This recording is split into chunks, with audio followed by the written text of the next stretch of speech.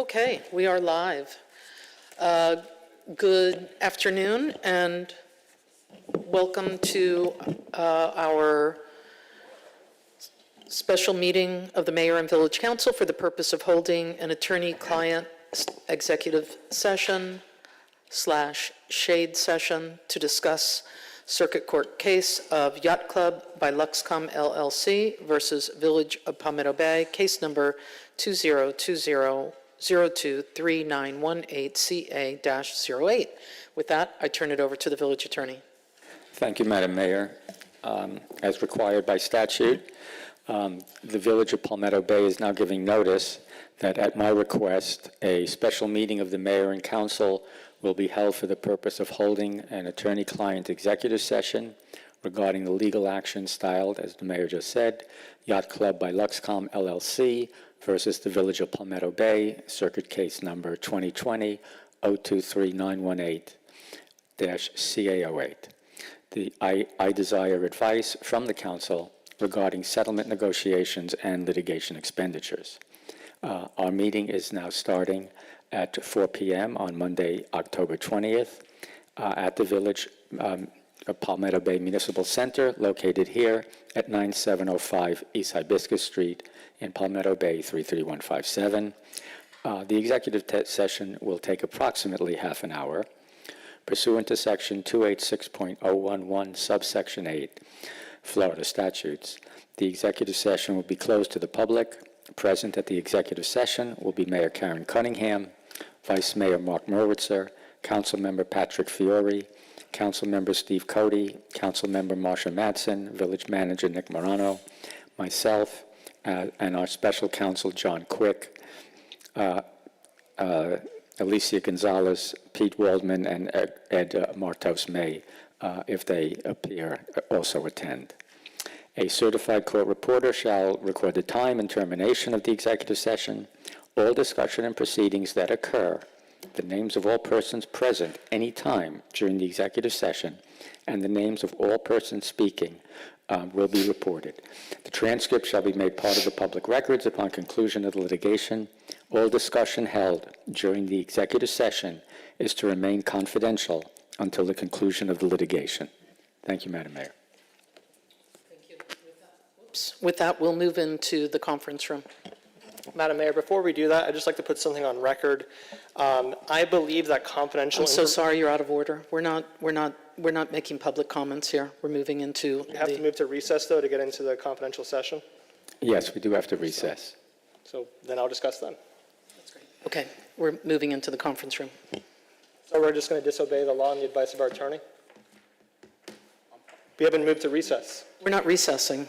We have to move. My understanding is I just asked. We're not adjourning, we're recessing. Yeah. Okay, motion to recess. Is there a second? All those in favor? Aye. Anyone opposed? Thank you.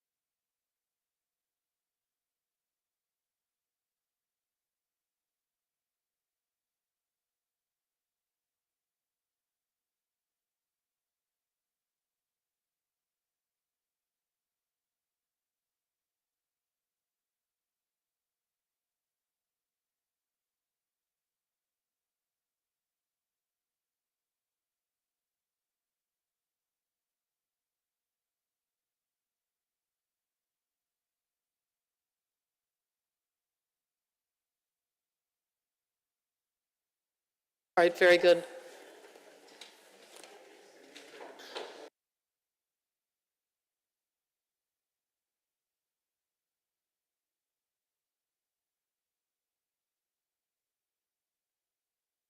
Recess.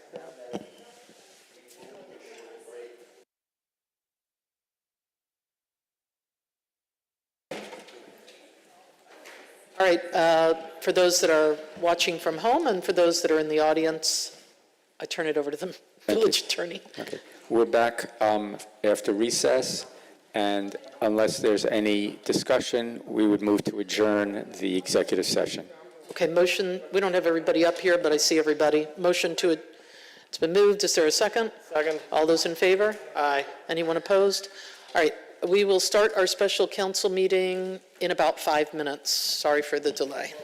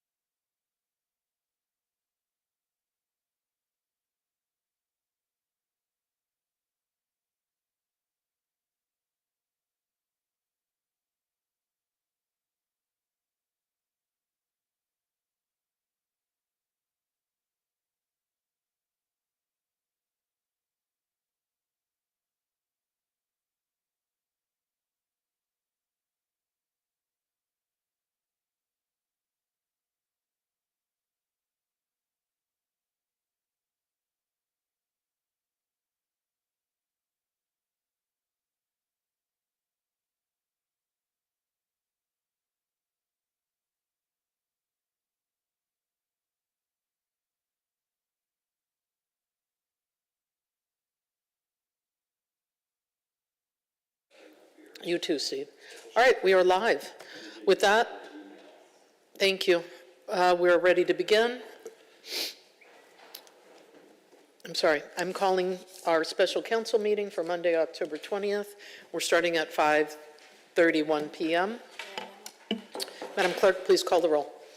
Mayor Karen Cunningham. Present. Vice Mayor Mark Meritzer. Councilmember Patrick Fiore. Present.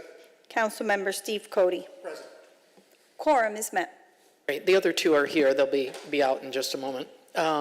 With that, if everybody could bow their heads, and I will turn it over to Councilmember Fiore for invocation. Thank you, Madam Mayor. Again, as the mayor said, everybody can bow their heads in prayer. Tonight's reading is from Galatians 3:29, chapter 6. Those who believe are justified, even as Abraham believed God, and it was accounted to him for righteousness. Know ye therefore that which are of faith, the same are the children of Abraham. And the scripture, foreseeing that God would justify the heathen through faith, preached before the gospel unto Abraham, saying, in thee shall all nations be blessed. Amen. Amen. If I could get everybody to please stand, remove your caps, and Colonel Morano, could you lead us in the pledge? Thank you. I pledge allegiance to the flag of the United States of America and to the republic for which it stands, one nation, under God, indivisible, with liberty and justice for all. I'm not going to read the decorum statement, but I think everybody in the audience knows the drill.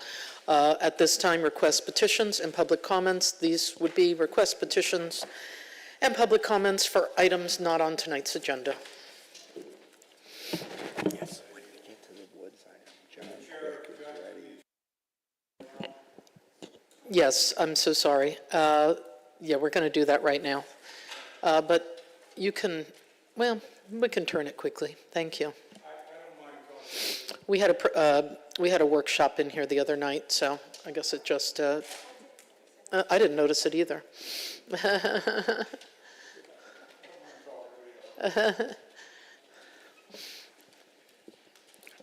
All right, sir, I'm ready. Your name and address, or I know your address. James Woodard, address exempt. I believe this to be the last meeting that Mr. Delagoria will officiate. It is difficult to keep one client happy. It is next to impossible to keep 6 happy, but he has largely succeeded. During his term, he has been a calm voice of authoritative reason on an endless range of subjects. I wish him a rewarding retirement. I know I have violated the never name anybody rule, but when the shoe fits, John, have a very good retirement. Thank you so much. Henry Clifford, 8875 Southwest 171st Street. Thank you, John. Thank you. Very kind. I see Gary giving you a wave and a thumbs up from the back, John. All right, thank you. I'm going to go ahead and close request petitions and public comments. Let's move into ordinances for first reading. Item 3A, would somebody move that? Move. Is there a second?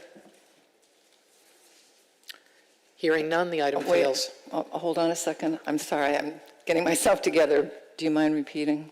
It's item 3A. Oh, second. Okay, Madam Clerk, please read the item. An ordinance of the Mayor and Village Council of the Village of Palmetto Bay, Florida, relating to procurement, reporting, and transparency, amending Section 2-175 of the Village Code to require 3 business day notice to council for service procurements between $1,000 and $25,000. Require an appendix of supporting documents in the manager's monthly report, and require equal access to professional services procured for an individual council member, providing for codification, severability, and an effective date. This ordinance on first reading is sponsored by Vice Mayor Mark Meritzer. Thank you. Public comment? Gary Pastorella, 6940 Southwest 142nd Terrace. I'm really trying to understand this because I also thought presently that the village manager had leeway to spend X amount of dollars without having to go through all of this. So I just think it adds an extra layer of that we don't really need given the latitude we've already given the manager. Thank you. I'm going to close public hearing. Madam Clerk, do you have any comments by form? Very good. Vice Mayor. Thank you. And just to clarify something before I start, I just want to be very clear that this item does not change any of his discretionary spending limits. The only thing that this item does is require reporting to this council and also provide each of us an equal opportunity to utilize the services that are spent with taxpayer funds. So to me, when we enter into contracts for professional services, whether it's media consultants, crisis communications, lobbyists, strategic advice, or any other contracts that would benefit this council, I think the burden is to ensure that each council member has an equal opportunity to access that same exact service. So I want to explain to each of you all why this matters. Because public records that I have obtained reveal a pattern that has raised serious questions. A couple of months ago, right around the time where I was being sworn in, the administration has hired a professional media consultant, and I've seen emails where the mayor has, in the past, criticized CBS News coverage and directed those concerns towards a contract consultant on Village's payroll. And weeks later, lo and behold, the mayor receives an exclusive interview on CBS regarding that same topic. So after this dais also terminated the Tanglewood application, the public records that we have show that the village retained Cynthia Damos. And I'm not making any allegations here. I'm not saying anything happened. I'm just stating a pattern of events that has happened. So for those who don't know, Cynthia Damos is someone who worked for CBS News, and that was the significance of both what I just discussed a second ago and what I'm about to discuss now. At the exact same time, we hired Cynthia Damos in February. After, again, we rescinded the Tanglewood item, residents and I started receiving calls from a CBS reporter pushing a narrative. Madam Mayor, respectfully, we have a resolution on the dais, on our record that says we cannot use cell phones. I'd appreciate we Thank you. follow that. Please stop. Go ahead and continue. But it's the rule. I would just prefer that we follow the rule. I'm going to use my cell phone. Thank you. So is there any consequence to doing that, Mr. Attorney? I don't have the resolution in front of me to see if there's any penalty for using a cell phone. Clerk will get it to you in just a few moments. Go ahead, Vice thank you. Mayor. Thank you. I just want to put that on record. But my point is this. After, in February, we hired this media consultant, residents, again, with ties to CBS, residents and I both started receiving calls from a reporter from CBS pushing a narrative. And that was simply that neighbors wanted to expand their backyard versus others wanting a park. To me, that was a textbook narrative from this reporter that was deeply unfavorable to residents. And it completely ignored the real story, which was, to me, the improper lobbyist expenditures and the grave concerns about how this village circumvented the proper process to acquire that land. Again, I'm not criticizing CBS, but my concern is about who was providing those leads and why. When our village retains a consultant with CBS connections and suddenly CBS is pushing a particular narrative, the problem isn't the press doing their job. The problem is our administration potentially using taxpayer dollars to manipulate that process without transparency or accountability before this full council. And then came my most recent experience, where again, Cynthia Damos was also assisting the mayor. I don't know if it was in an official capacity or not, but to me, it was very interesting, the timing of all of that. So to me, the point of this item is very simple. If we're going to have an item or an expenditure that is within the discretion of the village manager, we should all get a heads up, and also we should all equally have that same access to that same consultant, which I think is a fair standard if we're going to be spending taxpayer dollars, and with that, I would hope to have your support. Thank you. Very good. Questions? Yeah. Councilmember Fiore. Yeah, so my question is to the city manager. So is everything that the Vice Mayor Merowitzer just stated, do you have documentation for all of these expenditures, whatever he just stated?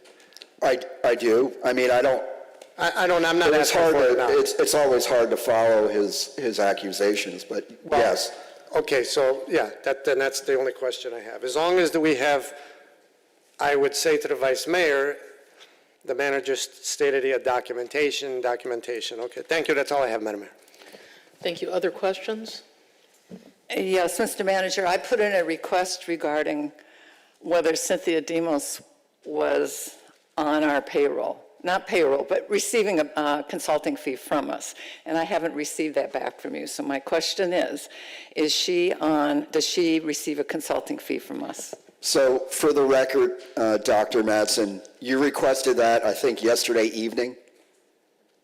Is that I correct? don't know, I don't Yes, know you when, I did. started working Yes, on this ma'am, you stuff did. on Thursday, and I Yes, ma'am. continue through the weekend. Again, there are accusations that get thrown around very casually up here. It was not an And I think- accusation, Mr. Manager, it Excuse was me a to both of question. you. It Hold was a on. question. Everybody hold up. Okay, just let's take a big breath. You have a question? I have a question. I've heard the question. And it's not an We've heard- accusation. We've heard the question. Mr. Manager, please, we're not going to get into screaming matches up here. Yes, ma'am. What were the two questions again? The question was, is Cynthia Demos receiving a consulting fee from the village? No, she is not. Is she in any way employed as a consultant or any other way by the village? In no way. Okay. Thank you. Question for the Vice Mayor.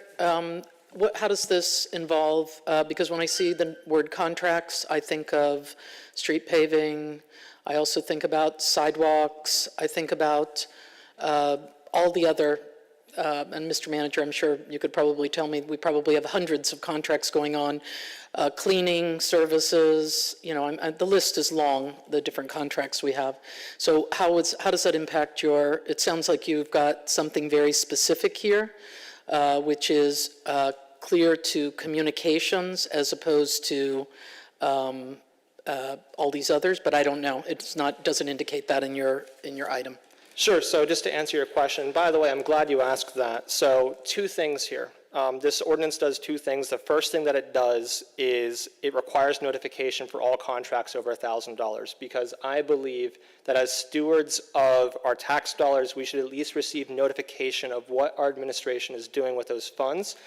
To another council member's question earlier, I would just say that unfortunately, we don't actually have the scope of that contract before us. Yes, those expenditures are reported, but to me as an oversight body to this administration and also to our taxpayer funds, what's important is we at least receive that notification as to what those contracts contain and what those scopes are. For example, if the manager wishes to enter into a contract about a sidewalk repair, I think it would be really good information for us to know about that immediately, so that we can communicate with those residents in case they have questions. And to another point that we had during our last meeting, there was a discussion about public records. It would make my job a lot easier, and also probably the clerk's job a lot easier, to have an automatic copy, just through an email, by the way. All this is asking is that we get an email of saying, hey, I entered into this contract, here's what it says, here's what's in it, FYI. That's all I'm asking here. And then in the specific terms of that agreement, if, to your point, if it's a lobbyist, if it's a media consultant or anything else, we all have access equitably if those services are offered to one council member, and that's the intent here of what I'm trying to do, so thank you. Also, we'll just say, I'm not just one council member, I'm the mayor, and I speak the voice of the council. Mr. Manager, did you have something? Yes, ma'am, if I could be recognized, a question for the Vice Mayor, because you do differentiate between services in here. For example, if the village employed a traffic consultant for under $25,000, would you have the authority under this ordinance to demand equal time for yourself for traffic consultant work and queries? Because the way that the ordinance is written, you would. And if you really want to focus on communications, then I would recommend that you kind of narrow it down as to really what you're looking for here. Because all of the consultants, we bring in someone to analyze healthcare plans. Would you want to have equal time for that consultant, and so on? Yeah, so and actually that's very good feedback. So what I would just say is, my intent here is that if a consultant makes time available to solicit input or direction from this council, that consultant also reaches out to the rest of us. I don't know if that could be by contract or by just courtesy, but from what I've seen, I have public record documents showing that courtesy unfortunately has not been afforded to this council, particularly with Cynthia Demos in the past. So I would just seek, again, that we have that ability. I'm not saying, by the way, for the passes in the last month, but a couple months ago. My point is, I would just like us to have that ability to be able to interface with those consultants if one council member has that opportunity. So if you see something in particular that you want to change here to clarify that, I'm all ears. But again, my intention here is notification and equal access, not, again, to put an administrative burden on you. All I'm asking is that you all send us an email saying what the scope of a contract is. Well, I mean, there's also quite a bit more contained in here that we would have to, for anything be over 1,000 and under 25,000. There's actually quite a bit in here. You know, if you're amenable to it, I would prefer to meet with you before you go for a vote here on first reading. We can look at how you can narrow it down to what you're really looking for here. It really looks like you have something very specific in mind, right? Do you need a detailed appendix for every contract over $1,000? If so, just take the authority away. You have that authority.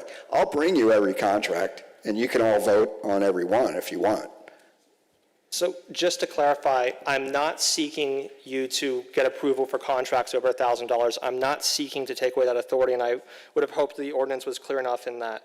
What I'm hoping to, again, point out is that all this seeks is notification. And for contracts over $1,000, all we're looking for is a council notice within, I believe, 3 business days of that execution. And then also, once you present our manager's report, it just lowers that threshold from $12,500 to $1,000 so that the public is more aware of what is actually being executed. And in the appendix of your manager's report, you just attach a copy of what those contracts are. So again, we don't have to deal with the overflow of public records for these contracts, for example. And those are all just available to members of the public transparently as part of our meeting agenda for people to access. And that's the intent here. So Again, not to be argumentative, Vice Mayor, but if I may, just to quote from your ordinance, the appendix that you're referring to shall include a written description of the services performed to date, and I would assume that would be a continuing requirement on a monthly basis. The authorization or work order relied upon, the not to exceed amount or estimate, and the reason services began before contract execution. So, I mean, there's quite a bit that you've also included in here. Again, if you're looking at one thing specifically, then I would recommend you focus on that one thing specifically. You know, just firing a big bazooka at the wall, I think is, the way that this ordinance is written, I think is very problematic. That's all. respectfully, sir, I think there's a misinterpretation or I guess misunderstanding, and I'm happy to clarify this for you. The only provision or the only time it would kick in where you describe that arduous process is if you began services before a contract was signed, but services have commenced. That is the only time that would kick in, and I would believe, or I'd hope, the vast majority of our contracts or the services that were provided, services begin after things have commenced. I would not classify it that way. If we have a plumbing problem in the building, we're going to get a plumber here, and the plumber is going to fix it. And that type of process happens frequently, and you're just setting the village administration up for running afoul of an ordinance that you're not really trying. It's not really achieving what it sounds like your desired effect is, which is communications. I mean, that's my point. Are there other questions? I have a follow-up question. Go ahead. And this is for the manager. When I asked you the question before, I praised it, I put it in present tense, so I would like to ask it in past tense. Has Cynthia Demos ever been paid as a consultant or otherwise through another consultant by the village? Yes, ma'am. When was that? Last fiscal year, and Cynthia Demos has been a superb consultant, media consultant for the village. Municipalities, I want to be very clear, employing former news personnel is very common. And it's something that if any other member of the village council were the mayor, would be important to him or her on a complex issue where the village has to get its stated position across. And again, per the charter, that is the function and the privilege of the mayor, is to communicate that position through the media and very clearly. So, I mean, I think, I'm not an attorney, but we're getting very close to libeling a very good consultant the village has had and a longtime resident of the village as well. She's not involved in any of the political fights in the village. And I would just respectfully put that out there. I would like a follow-up question, please. I do just want to make a point of clarification because the manager may not have heard, and maybe I misunderstood, because you said, has she ever been paid as a consultant or paid through another consultant, which goes back to this dialogue of another individual whose name's been brought up many times, who was doing lobbying work. So I just wanted to clarify the question for you, because that's the way I heard it. Yes. I do have a follow-up question. He's going to clarify the question. No, she's only been a village consultant. She's also done superb media training for the communication staff, video. She's done extensive video training as well for the communication staff here. She's been a good and a loyal consultant for the village, irrespective of political battles. Okay, so I have another follow-up question on this, and that is Go ahead. that I'm just asking questions, asking factual questions. I haven't said anything pro or con about anything. There's no libel involved, and I do resent your saying that. The next question I have is, was she paid by the village to be involved with communications during the Charlie Kirk situation? She still had hours on the books that we had paid for under the previous fiscal year, and she did provide media support during that, yes. Madam Mayor, may I? Are you asking questions of your own item? No, I actually have a Okay. question to the manager, actually to our attorney, if you don't mind. Go ahead. To our village attorney, I'm struggling here because the manager made a point, and I would like to ask a question to the attorney. Can you identify the specific section of our charter that grants the mayor to speak on behalf of the village? I cannot find that charter provision. It doesn't dawn on me either, but I'd like to just check the charter. Thank you. To clarify, my understanding of the charter and my read of it is the mayor has the ability to represent the village with other governmental entities, but I don't think that extends to the public. As I say, I would just take a moment, if you would, to have me review the charter. Thank you. Thank you.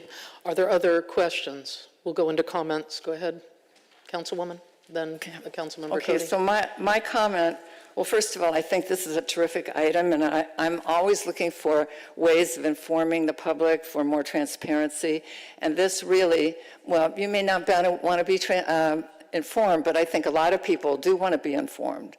So I'm always interested in doing that. And from my reading of this is something that would only involve the manager in listing it. And he's already doing this for $25,000 and over in the manager's report, and I really do appreciate that. I go over that very thoroughly every month when I get the manager's report in the agenda. So I don't think it would be anything different. It would just be more, but not anything different in my view.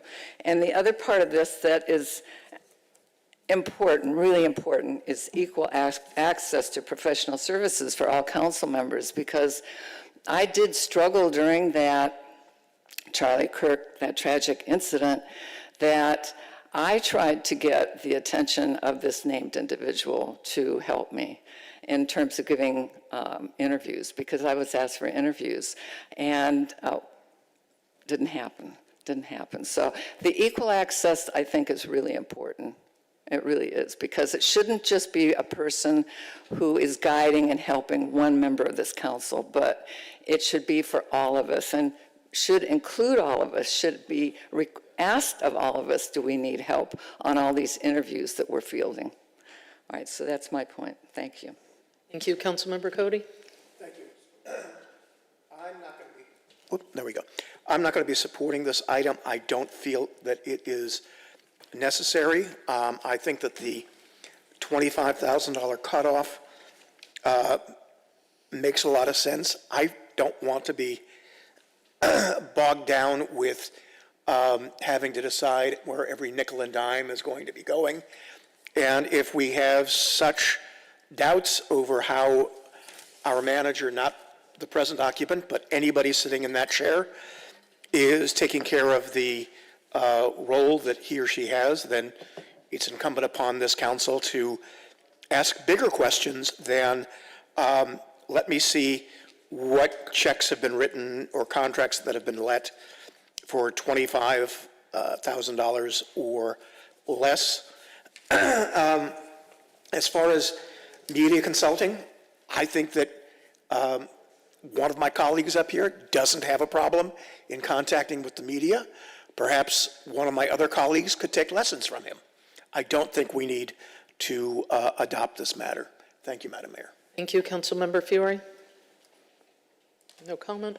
I'm not going to support the item. I thank you for bringing the item. I actually would say, I mean, the manager made an offer to you to go back and sit and look, and I think this, to me, it's not just confusion on the manager's part. I know you said he was confused with what the item was. I was confused with what the item was. The only person I had to ask was the manager.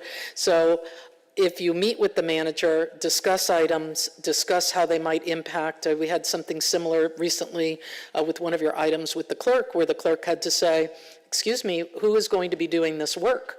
So, you know, I think having conversations with charter officers, especially if it impacts or hog ties their ability to do their work. I understand better now that this is only about media relations. I did not read that in any part of your item, though. It sounds like you want equal access just to media relations, and you want the manager to report out every nickel, dime, $1,000 to $25,000. At one time, not that long ago, a few months back, I had actually recommended that we increase to match other cities, the $25,000 to $50,000, because if you follow the check register, you will see that there are regular maintenance items, everyday maintenance items. Forget this, I want to be on TV or I want to have equal access to communications. There's regular everyday contracts that we have with this city, I mean with vendors in our city, and there's a very long list of vendors. Cynthia Demos happens to be on our vendor list. She's provided services for the city. So in my opinion, you know, I don't personally want to be involved in every bit of the day-to-day. We are policymakers. This is policy. I'm not going to support it. Thank you. Anyone else? Go ahead, close. I got closed. Thank you. The attorney did say he was checking on that charter provision. I just wanted that clarification on record, please. The exact language of the charter does not state that the mayor speaks on any subject other than what's listed, but as the head of the village, as the titular head of the village, certainly she would be able to, or in fact anybody on the council would have the ability to speak to the press about any issue. So I'm not trying to be Switzerland on this issue, but no, the exact language of the charter does not say that, but I still believe it's the mayor's prerogative to act in that capacity. Thank you. And I just want to put on record, I believe over the past couple of months, many different norms have been shattered here. And I appreciate that the administration is still following one regarding the mayor and giving her access to advisors. But my point is this. I would like to see a situation or a world where if we're going to be spending taxpayer funds, one, the council should know about it, and number two, I believe we should all have equal access to media consultants, advisors, or whatever else the administration decides to hire for the benefit of one council member, and that's all this is trying to do. So while I understand the concern about, from the manager, especially about the contracts issue, again, that only applies to contracts that do not, where work has started but have not been signed yet. So, and to your point about the plumbing issue, all you would really have to do under this ordinance is, hey, we had a plumbing issue over at Village Hall. We engaged a contractor to fix this issue. Here's why we did it. thank you. That's pretty much, from my understanding of how I wrote this and my intention here, of how I would hope this would apply. So again, I would just seek support from my colleagues here to bring more transparency to the public and also equal access to your funds to make sure that we're all performing the absolute best we can for our residents. So thank you. Thank you. Anyone else? All right, this is an ordinance. Madam Clerk, call the roll. Vice Mayor Mark Meritzer. Yes. Councilmember Marsha Matson. Yes. Mayor Karen Cunningham. No. Councilmember Patrick Fiore. No. Councilmember Steve Cody. No. Item fails 3-2. All right, moving to item 3B. Would somebody move it? Move it. Is there a second? Second. Madam Clerk, please read the item. An ordinance of the Mayor and Village Council of the Village of Palmetto Bay, Florida relating to parks and recreation, amending the fee schedules in Chapter 20, Article 1, Sections 20-1 and 20-2 of the Code of Ordinances, providing for conflict, codification, severability, and an effective date. This ordinance on first reading is sponsored by administration and prepared by Parks and Recreation Director Fanny Carmona. Public comment? No. Any comment by form? No? Very good. Good evening. Good evening, Mayor and Council. Fanny Carmona, Parks and Recreation Director.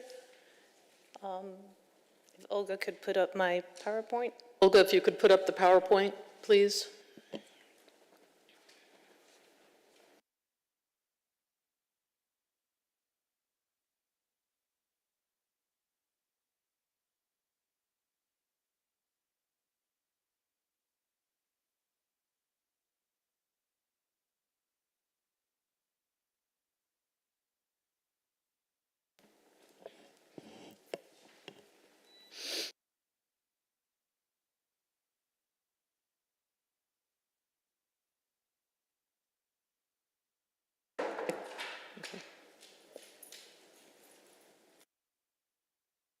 Is there any way you could start before the presentation? I can start, Yeah, thank you. and everybody has the package in front of them. So the Village of Palmetto Bay Parks and Recreation takes great pride in providing high-quality, family-friendly parks, programs, and community spaces.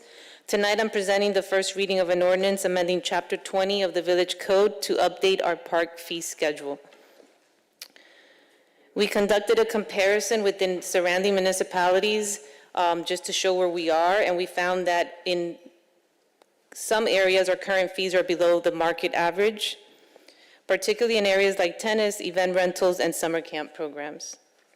By updating these fees, we'll be more aligned with neighboring cities such as Pinecrest, Cutler Bay, and South Miami, while still offering high-quality facilities, programs at a great value.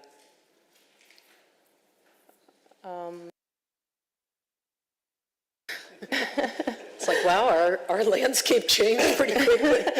That's what happens when you enter fall in Palmetto Bay. First time. All right, there we go. Okay, here we go. That's all right. So this is a comparison, and I know I apologize, it's small on the screen, but everyone has a copy in front of them. I'm just going to point out, we compared it to Pinecrest, Cutler Bay, South Miami, and Coral Gables. And then on the last column to the right of the screen, you'll see the proposed new fees.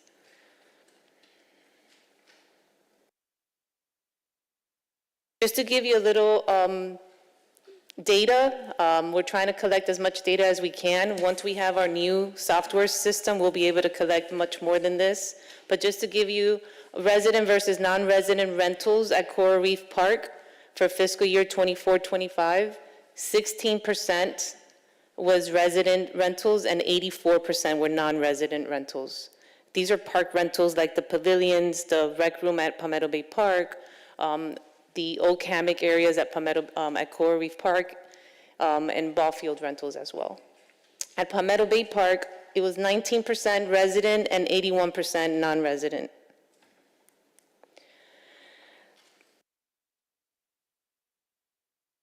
So our tennis fees, in our comparison, we found that we are also under the average. We're proposing to update our fee by $1. We're also proposing a new student rate for under 21 years old.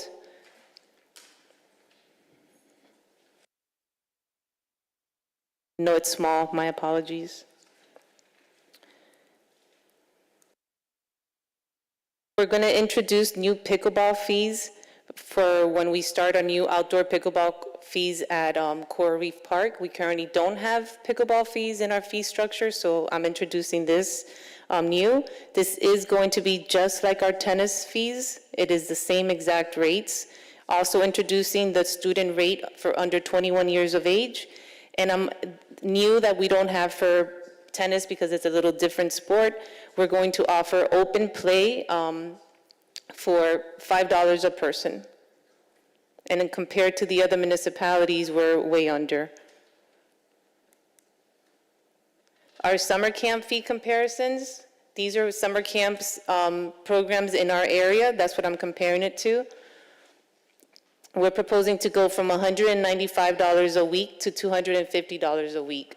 Our regular camp includes, our fee includes the registration, includes a camp t-shirt, daily snack, and a weekly field trip.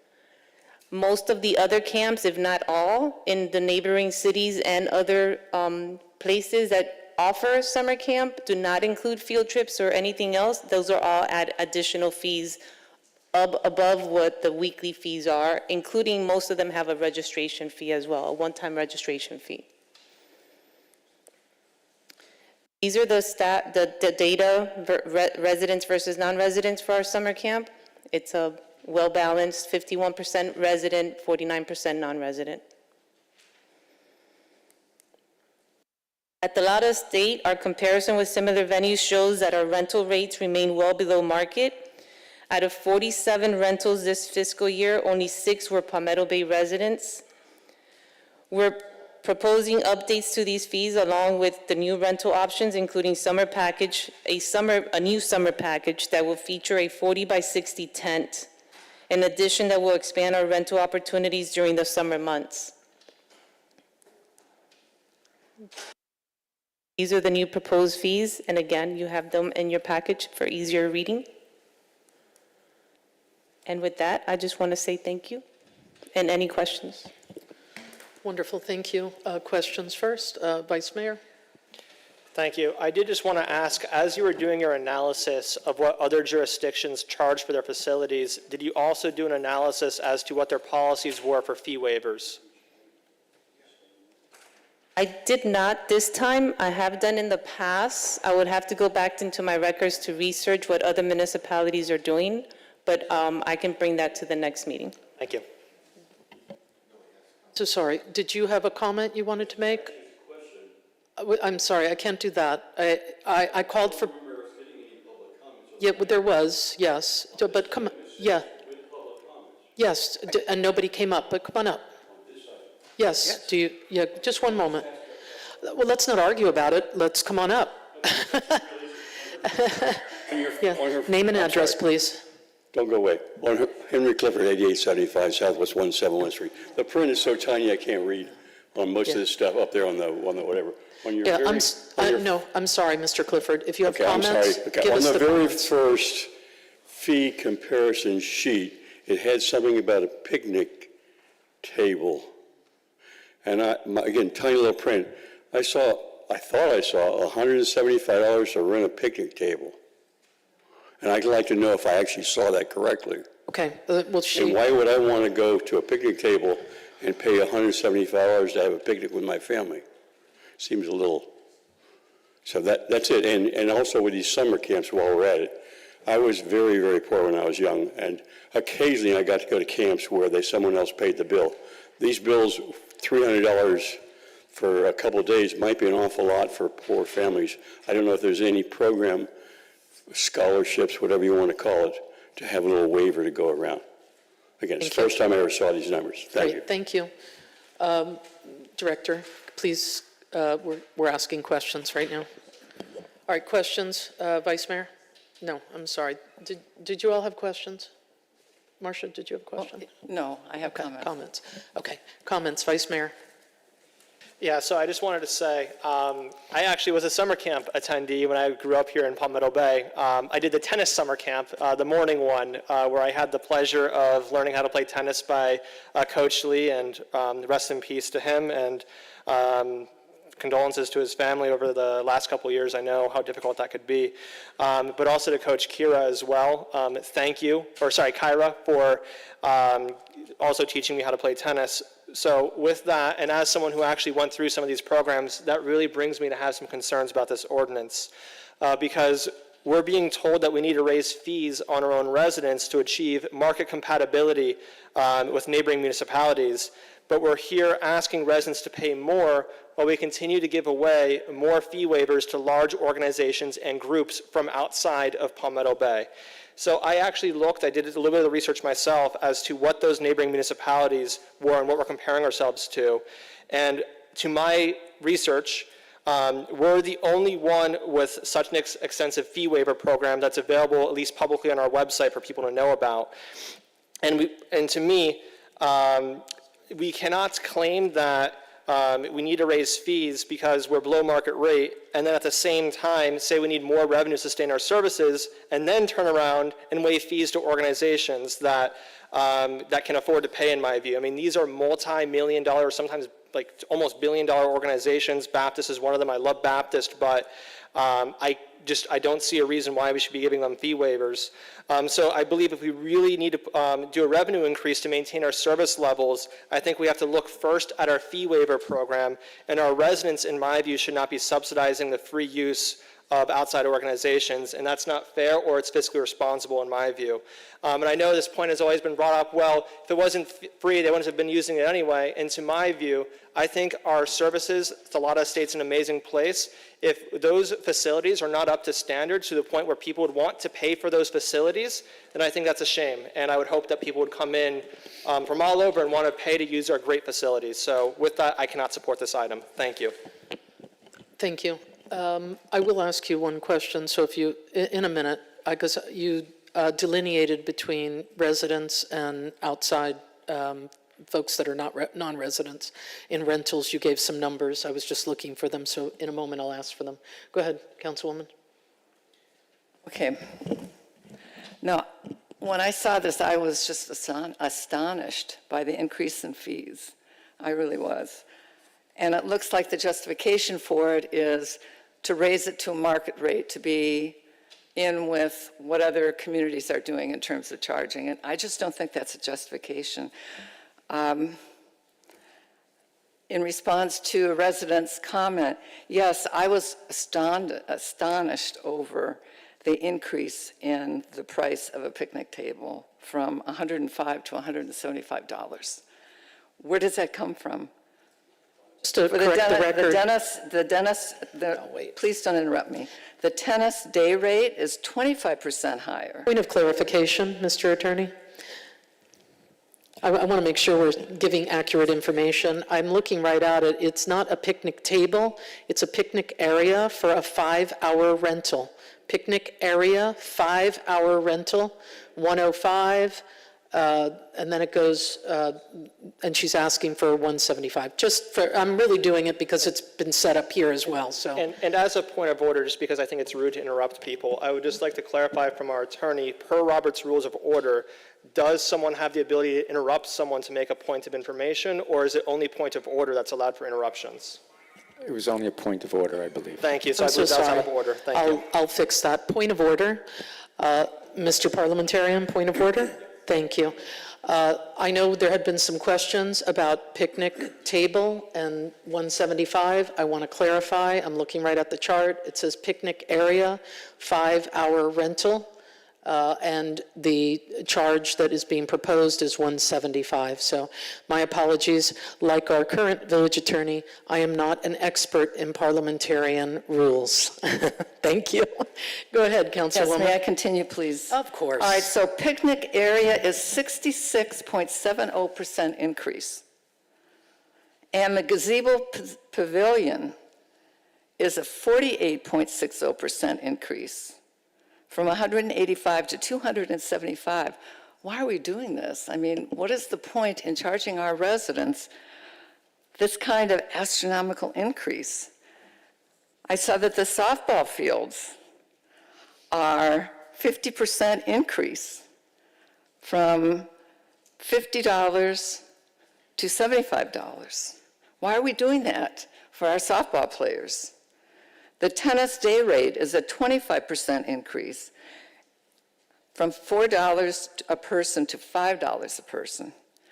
The pickleball is, interestingly enough, it's $5, but I just want to point out that for the future, when people go over to Diadem, it's a court charge of $48. So per person, it would be $48, or depending on how many people played, it would come down, but it would still be $14 per person to play over a Diadem, just to point that out, instead of $5 in an open air over at Coral Reef Park.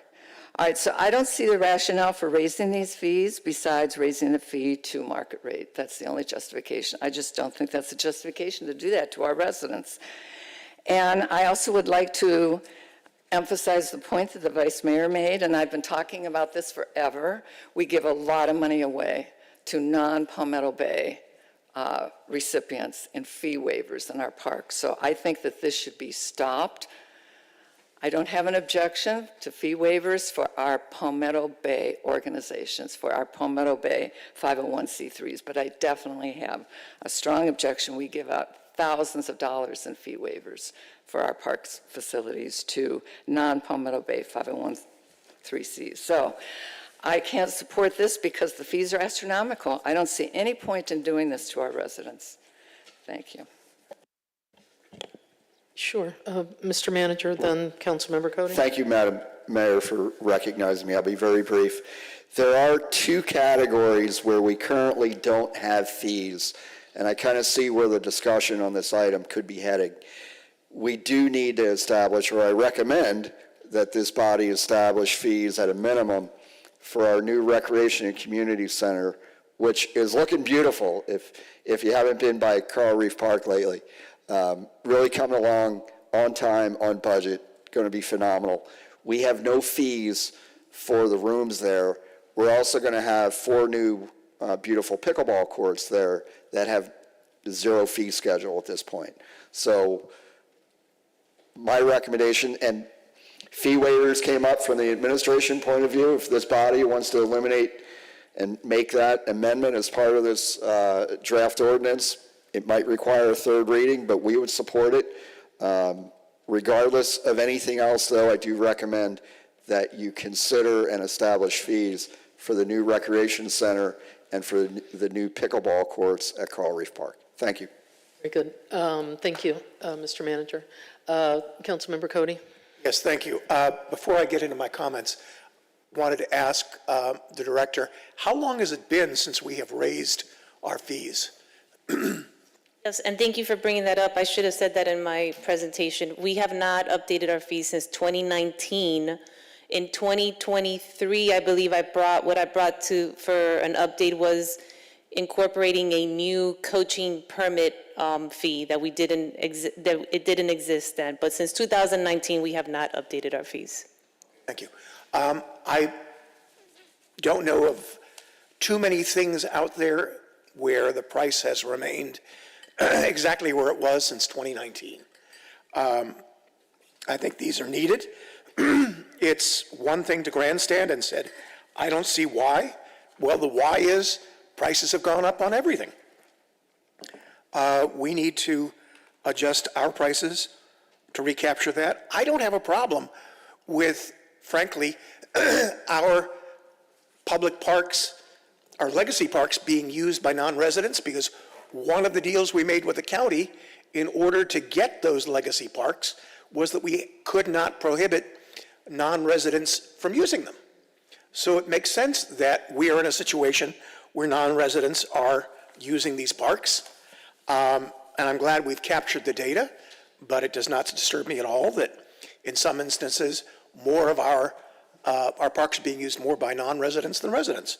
As I said, I intend to fully support this, and I hope that we can move this along as soon as we all have made our comments. Thank you. Councilmember Fiore, the pragmatic one. Yeah, thank you, Madam Mayor. You're welcome. For the most part, and I did discuss this with our parks manager, most of the fees are nominal, especially the tennis. I didn't have an issue with that. But as someone who, my very first piece of legislation in 2011 was to lower the skate park fee from $5 to $3, and surprisingly, all my colleagues supported me, and I didn't get this on my hand. So I was very happy about that. But I will say, I'm going to have to take two things out of here, because if I don't, it's not going to pass anyway, right, Mr. Manager? So you come up with the numbers, Mr. Manager, but Dr. Mattson does have a good, and the gazebo's used a lot, and so is the softball fields. So the number, I'm not going to support it at this number, so you have to give me a rate reduction here. You're not giving it to me. Let me correct myself, to the residents and the non-residents alike. I'm good with everything else, especially the tennis. I discussed that with Ms. Carmona, so I'm waiting. Yeah, I'm going to make some comments while you're We're going to discuss very briefly. I don't know what it is exactly we're discussing. The gazebo and the softball fields. Okay. And then Correct. I would say, and so I would say this, just while we're waiting, while they're coming up with a new number, I guess.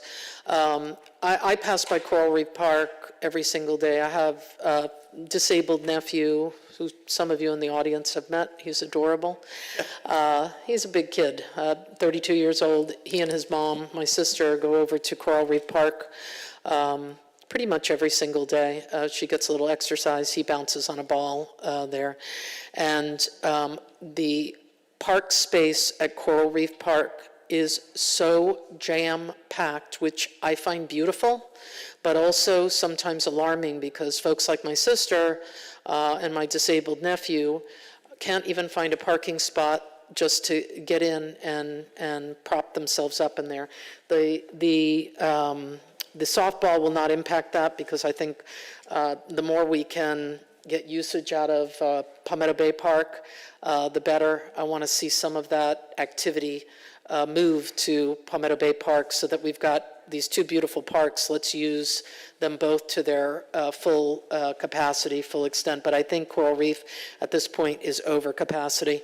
But I don't have an issue either with, and not because you are the third vote, but because I don't have an issue with lowering prices on gazebo or taking a look at the softball. The more folks we can get over here to Palmetto Bay Park, the better.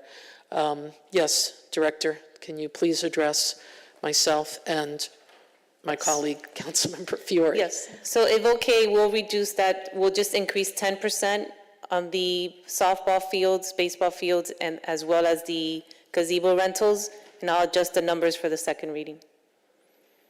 Fair enough. Very good. Anything else? Go ahead. I just actually wanted to ask the attorney, because someone reminded me of something that was a good point.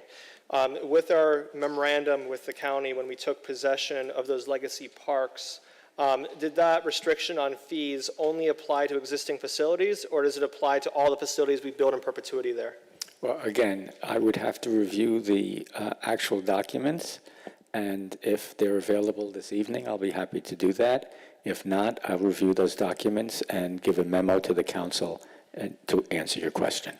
Thank you. And the reason why I would just bring that up is, to the director's point, a lot of our revenue is coming from non-residents, and I'm wondering, for these new facilities, since they were not present when we took possession of these legacy parks, if there's a way to split those fees between residents and non-residents for those new facilities. And if that's the case, especially for the pickleball or our new facility, maybe that could be a route we could take to subsidize residents in those new facilities that we're investing in. But again, it depends if it's legally possible. Thank you. Anything else? Great. Madam Clerk, call the roll. I'd just like to respond to that. I remember going through all the documents of the parks, and the county did say that you couldn't treat residents or non-residents any differently. Correct. However, on the facilities that are not under those agreements, like each park had an agreement with the county, for example, the pickleball courts, there was no agreement like that. The village bought the property, and the county did not sell it to us. There was no county stipulation on it. Now, So I think it would destroy the business model for Diadem because they're planning on charging more money for non-residents than residents. That was their presentation. But before you comment, the question I wanted to ask the attorney is, that property that the pickleball center is being built on was purchased with some county money. And I would really appreciate it if you would look at the contract and see what stipulation was in there in terms of whether on that property we could treat non-residents differently than residents. I'll review that along with the legacy. Okay, thank you. docs. Thank you. And I'm going to go ahead and call the question. Madam Clerk, call the roll. Mayor, for a point of clarity, just so that the votes are reflected correct in the minutes, the council reached a consensus, and please correct me if it's incorrect, that the softball and baseball fees Thank will... you. Yeah, go ahead. We need to vote on it. Go ahead. Okay, that the softball and baseball fields will have an increase of 10%. However, the gazebo and pavilions all will remain 10%? Okay, 10%. So only the softball, baseball, gazebo, and pavilions will have a 10%. Everything else will remain the same. Yep. I have a question for the attorney. Is that your motion? I have a question Yeah, for the that's my attorney. motion. And I'll second it. Thank you. Questions on the motion? Okay, doesn't there have to be an amendment? Need a motion? Yeah, I'm going to make an Yeah. amendment, Dr. Mattson, on what was just stated by the clerk on the, Oh, okay, all thanks. right, on the increase for those three areas. Isn't that the motion you just made? Yes, ma'am. And you seconded. Okay. Now we have questions on the amendment. Anything? I have discussion. Discussion. Go ahead. All right, so I'm going to ask directly to the commissioner if he wouldn't consider also lowering other fees that are these astronomical fees. Because, for example, people do come to the park to go in the picnic area, and that's being raised, what did I say, 60%. That's for the picnic Well, area, and there are other ones that are up too. I mean, these are just two things, but people come for... Well, it really can't be totally incumbent on me to tear apart everything here every night. However, valid point, and on second reading, I will, I'd like to revisit maybe a couple more of these, but I'm good with just the 10% increase for the three items for now. And I'm glad you brought that to my attention. Okay, because I wanted to praise you. I always support your reduction in permit fees and so on, and this is really just the same, except it's on residents directly and they're playing in the park. Okay. Thank you, Mr. Attorney. I just wanted to point out that any amendments made this evening would never require a third reading. All right. Other discussion, Vice Mayor? Go ahead. Yeah, I'm also just wondering if there's a way we can also lower, by any chance, the tennis summer camp and also the tennis fees as well. Because to me, that's personal, because I went through those programs. I know how important those programs are, and I know that a lot of residents really appreciate those programs. So I'm wondering if there's a way we can work within this ordinance to not raise them as much as we are, if you'd be amendable to that. Thank you. Okay. There was a question to the sponsor of the amendment. Yeah, but he's not saying anything. I'm looking No, right at him. again, I would I really, the tennis itself is nominal, and I've discussed that with, not the camp, with Director Carmona, but I would appreciate everybody's support on this amendment for now, and it would be good to revisit, and I will get with the manager and Director Carmona in response to what you stated, Mr. Vice Mayor. At second reading, I'm sorry. Thank you. All right, let's vote on the motion. I have a point. Wait, Go ahead. please. And I would appreciate a justification for raising the fees at all, frankly. I would appreciate a justification other than market rate. I mean, how much more have expenses gone up? I think inflation is 2.7, at least this year. CPI is 2.7. We're on 10% discussion and more. of a motion. I know. Okay. I'm just saying I would appreciate a justification for the raising of these fees. They seem astronomical and without justification. Thank you. All right, calling the question. Madam Clerk, can you call the roll? This is on the motion. Councilmember Marsha Matson, No. Councilmember Steve Cody, Yes. Councilmember Patrick Fiore, Yes? Mayor Karen Cunningham, Yes. Vice Mayor Mark Meritzer. Yes. Okay, now we're back on the item as amended. Madam Clerk, Councilmember Steve Cody, Yes. Councilmember Patrick Fiore, Yes. Mayor Karen Cunningham, Yes. Councilmember Marsha Matson, No. Vice Mayor Mark Merzer. No. All right, the item passes 3-2. Moving into resolutions with public comments. Item 4A. Madam Clerk, oh, I'm so sorry. Would someone move it? I'll move it. Is there a second? Second. Madam Clerk, please read the item. Item 4A, a resolution of the Mayor and Village Council of the Village of Palmetto Bay, Florida, relating to the Shop Palmetto Bay initiative, directing the manager to develop and implement a plan in which the village prioritizes Palmetto Bay businesses, including but not limited to village purchasing of supplies and services, encourages residents to shop locally, and promotes Palmetto Bay businesses through the village media and events, providing for an effective date. This resolution is sponsored by Councilmember Marsha Matson. Thank you. Public comment? Mr. Pastorella, your name and address, please. Gary Pastorella, 6940 Southwest 142nd Terrace.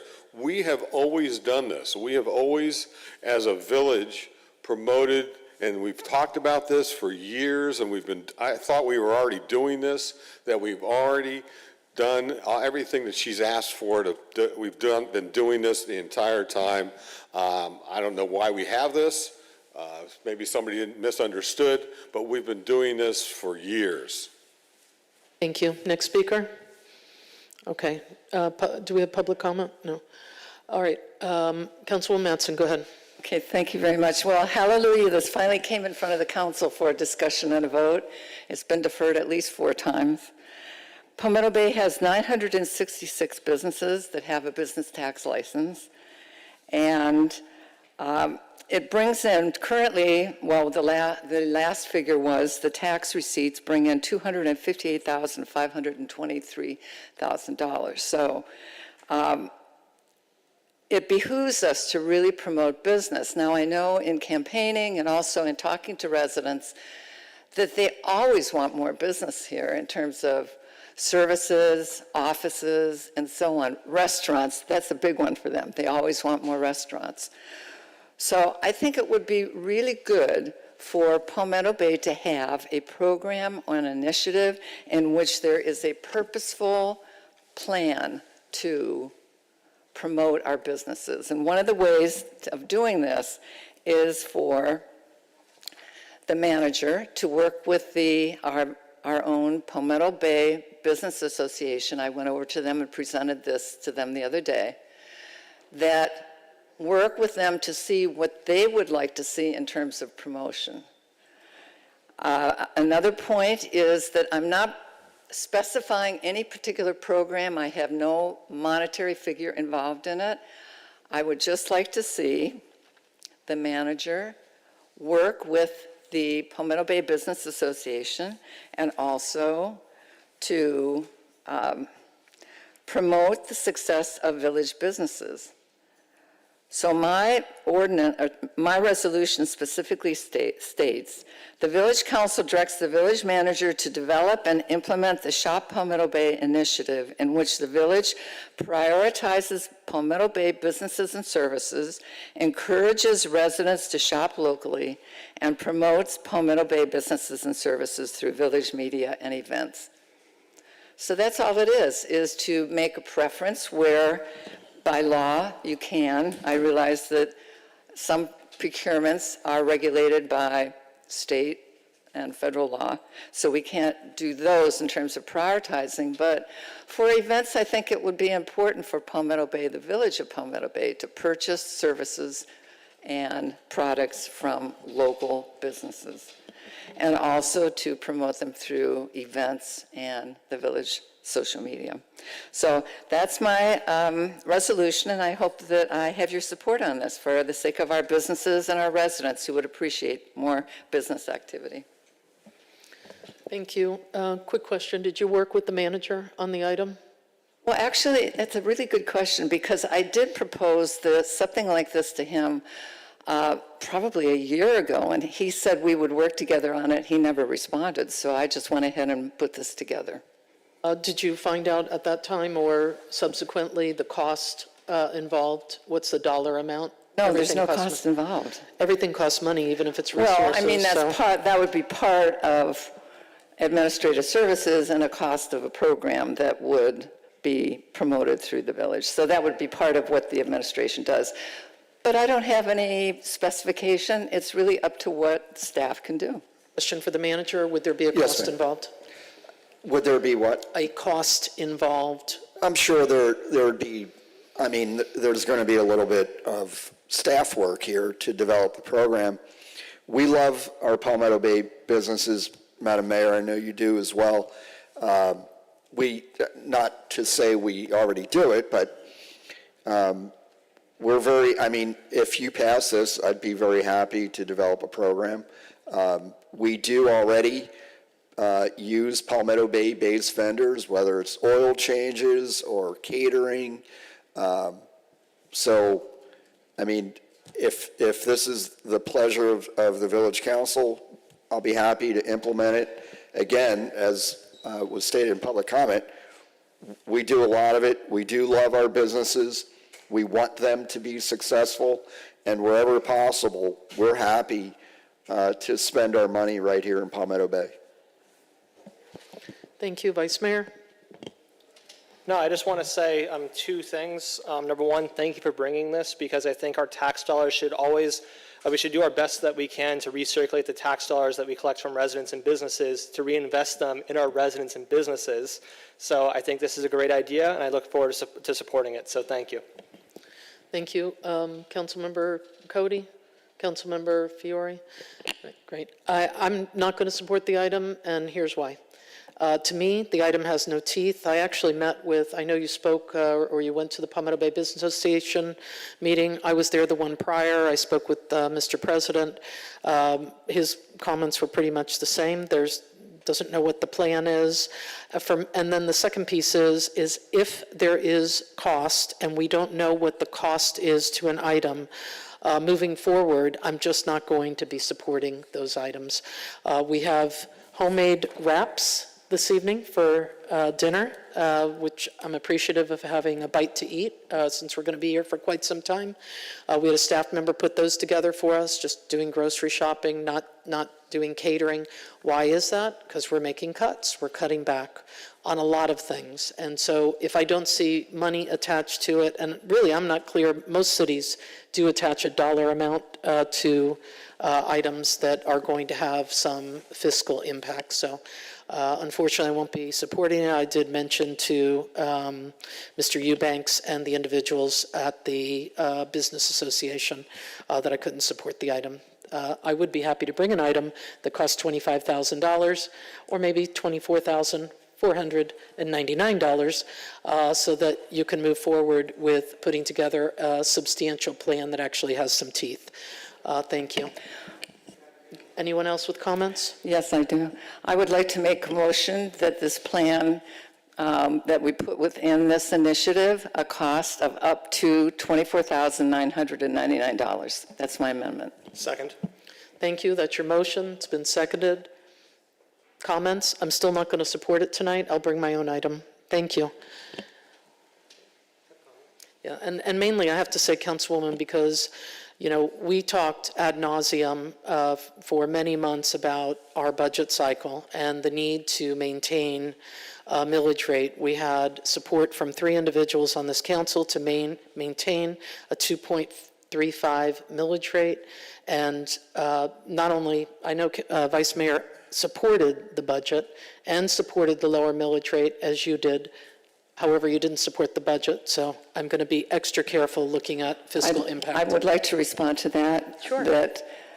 That's a catch-22 you just did, because you just said you would support a program like this for a certain amount of money. So I made an amendment so that this could pass. This would be tailored to your amount, and now you're not going to support it unless you do your own. Because So, that's a catch-22. That's not very responsive to cooperation within the council. Well, okay, I'm not going to rebut you. I'm just going to say the item that I have planned actually has teeth. It actually outlines a plan. It eliminates the manager from having to create an entire plan on his own.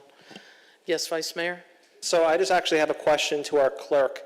When was this, do you have an approximate date as to when this item was filed? And actually, you know what, I'll ask this question. When was the agenda deadline for our June 2nd meeting? I assume it's 15 days before the June 2nd meeting? Yeah, I can verify through the calendar. So- If you give me a moment. But it's 15 days before the actual meeting date. Thank you. So this item was submitted back in May.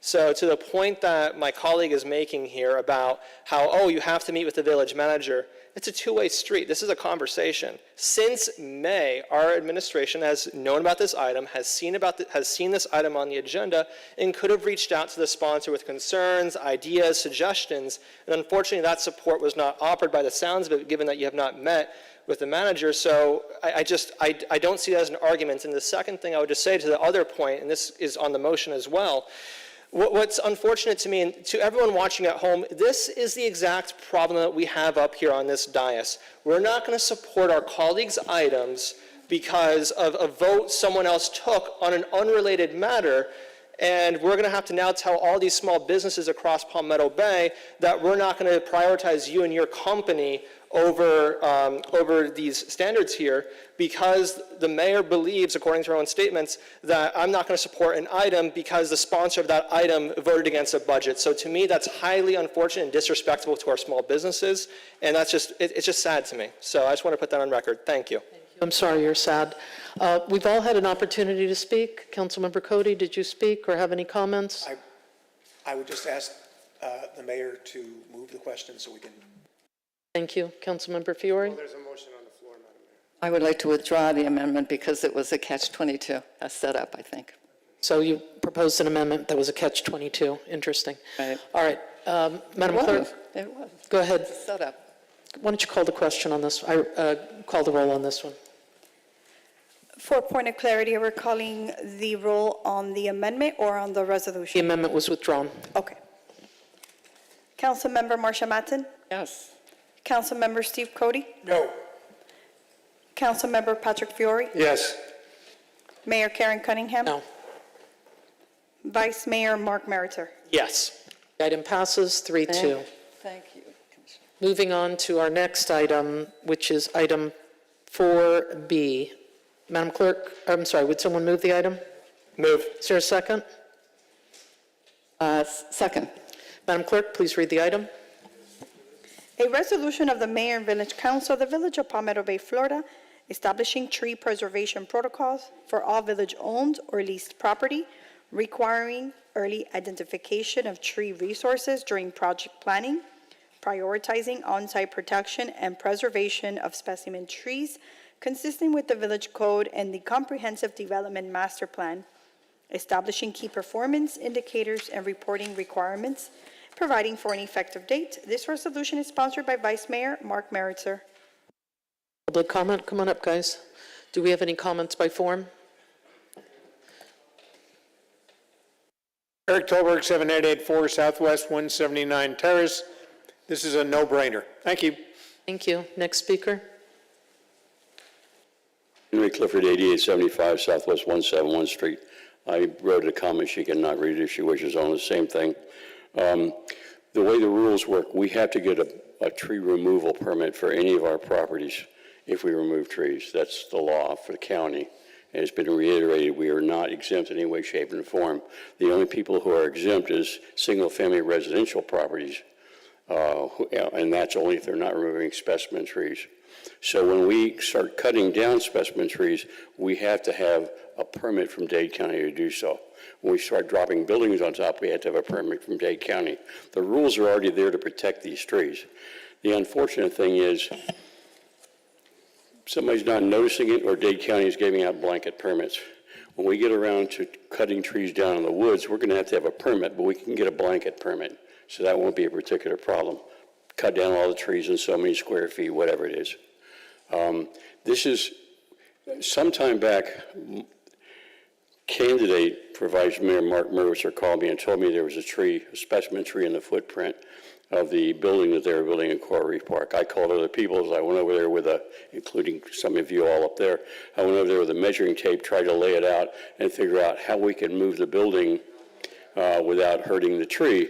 And actually, I could not come up with a way, and Vice Mayor Tellem, his opponent, actually watched me do it and came up with a plan where I could rotate the whole thing and move it a few feet, and it worked. The mayor, the manager called a meeting with the contractor measured it again, agreed, everybody was happy.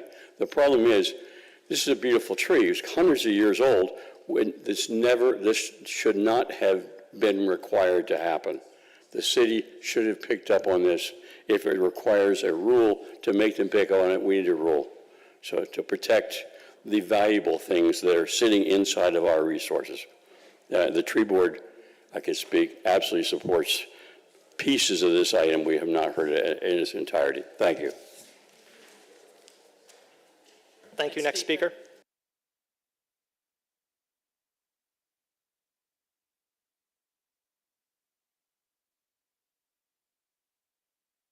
James Woodard, address exempt. I'm going to save time. I agree totally with what Henry said. Thank you. And Eric. Thank you. Vice Mayor, go ahead. Thank you. So first of all, I just want to personally thank every single member of the tree board for their unanimous support of this item. And it has been an absolute honor and privilege to have worked with them over the past couple of months to perfect this item, especially you, Henry, and also Craig. I know he's not here, but he was instrumental in helping me draft this, and I just want to give my heartfelt thanks to all of them. So I'm pleased to present this because I'm coming at this from a place where government has unfortunately too often, instead of being proactive towards a situation, has unfortunately been reactive towards being stewards of our environment. So the logic behind this resolution is that when we undertake village projects, in my view, the cost of replacing trees after they're removed is oftentimes significantly higher, both monetarily, environmentally, than just preserving them in the first place. A mature tree sometimes takes decades to grow and mature, and mature trees provide shade, stormwater management, habitats, and also, most importantly, in my view, community beauty to our parks and to our public rights-of-ways. So this resolution puts a practical process in place to address that reality. And with this item, Madam Mayor, there's this crosstalk, and I would appreciate having the floor. Thank you. I'm not talking. No, Go there's ahead. this crosstalk on my left. Thank you. And I would appreciate it. Thank Yeah. you. Mine too. We're trying to Thank you. sort out, because we have a 7 o'clock zoning hearing. So just FYI, we're going to recess at 7, have our LPA zoning hearing, and then we'll come back to the remainder of the items. Thank you. I thank you both. I appreciate your courtesy. So going back to the item, this just puts a practical process to address that reality that trees are very important to our community. And with this item, it would essentially need to identify and assess the tree resources early in the planning phase of every project so that we're not having to make last-minute changes like we have historically had to do. And just as importantly, this item establishes training requirements for our staff and our contractors to understand what it is they have to navigate with this new policy here. And it also creates, again, monitoring through key performance indicators so we can track our progress with adherence to this ordinance, and we can all be better stewards of our environment. So with that, I hope to have your support with this critical item that will make the green infrastructure in Palmetto Bay even better. Thank you. Questions? No questions? Comments? Yeah. Thank you, Madam Mayor. Go ahead. Yeah, this came up before, right, Mr. Manager? We had discussion on this?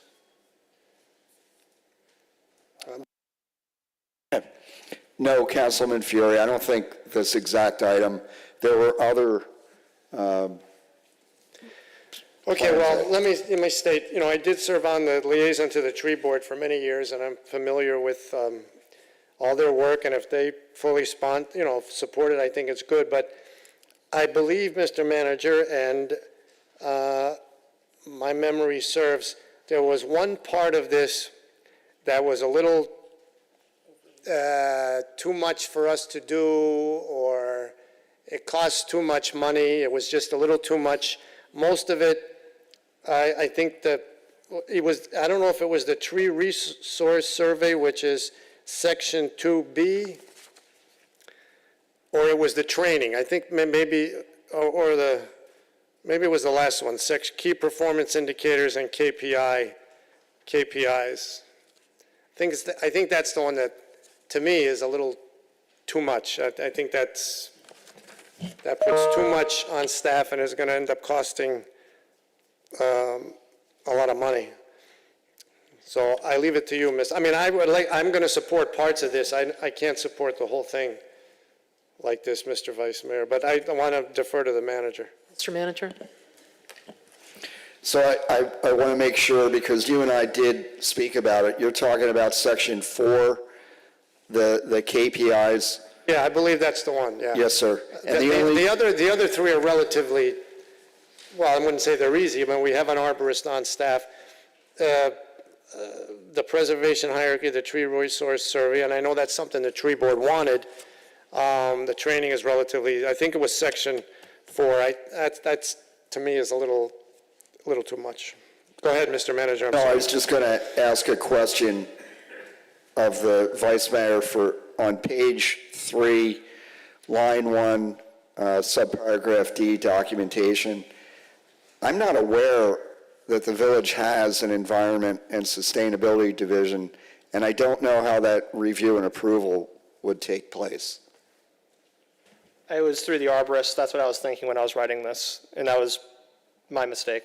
I'm happy to make that correction through amendment. And also, just while I have the floor, to my colleague's point, I do appreciate the feedback of the village manager, and also I just want to put on record that the administration, I believe, had staff at that tree advisory board meeting to work directly with the tree advisory board in drafting this policy, and at that time, I cannot recall a single objection raised to this policy during that discussion from the tree board.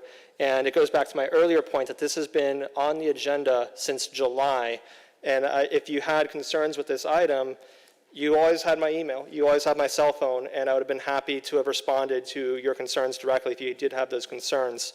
So I just want to put that on record. And to my councilman, or sorry, to the commissioner, regarding section 4, if you're comfortable with this, I'm happy to separate out section 2 as its own item, and then we can come back and work on section 3 and 4 with the tree board as a separate situation, since to me it doesn't sound like you have a problem with section 2, which is the main meats of this item, and is what is personally most important to me. So, State that again, Mr. Merwitzer. so my preference is tonight we just pass section 2, and then I go back to tree board and work hand in hand with the administration on the rest of this item, because to me it sounded like section 3 and 4 were the challenging things that you wanted to work through, and I'm happy to work with the tree board on those sections to refine that. Yes, I'm fine with that. I know my time on the tree board, that was the most, the section 2 was the most important thing to them. So I'm good with that. Thank you. So I move to strike section 3 and 4 from the item. Is there a second? Second. And I would also just add strike in subsection D from Village Environmental Sustainability Division to Village Public Works Department through the arborist, and replace that if you would also be amendable to that too. Replace it with what? The Village's Public Works Division arborist would be the person to run that through. Is that correct, Mr. Manager? That would be fine, Madam Mayor. Can I ask a question of the Vice Mayor? Yes. For section 2, subparagraph B for the tree resource survey, is it your intent that the village will have to go out and contract, i.e. pay for an arborist when we have a certified arborist on staff? I think it would be best for the taxpayer if the village arborist could do this tree resource survey. I'm amendable to that, and I can include that as part of the motion. Okay, so let's get thanks, Mr. Manager. That's why it's always beneficial to work together. Could you clear with the clerk what the motion is? Because it's very mixed up now. So, and by the way, I had a discussion with a member of the tree board who also suggested further changes, which I'll make in a separate motion. But just for this, I move to strike section 3 and 4 of this motion, of this item entirely. And then section 2 on subsection B, strike after assessment by Florida licensed landscape architect and ISA certified arborist or equivalent professional, when appropriate, a certified biologist. Strike that section and replace it with the village's arborist. And then in subsection D, to clarify for my colleagues, strike Village Environmental and Sustainability Division with the village arborist. And that is my motion. Wow, that really cuts it down. It's great. No pun intended. Did you get all of it? Great. Okay, motion. Is there a second? Second. Discussion on the motion? Yes, I think this is wonderful. Congratulations. I mean, the commissioner and I have both been chairs or the liaisons to the tree board, and it's been a hard struggle getting to this point, so I have to congratulate you, Vice Mayor, as the liaison for being able to do this, and I'm supporting it. Anyone else? For All right. point of clarity, there are two section 4s on this resolution. Governor's error. It would be section 3, section 4. Yeah, just section 3 and 4, the first section 4.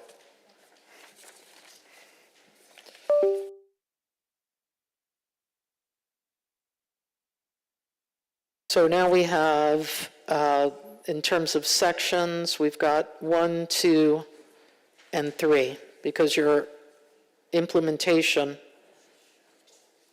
which will only deal with section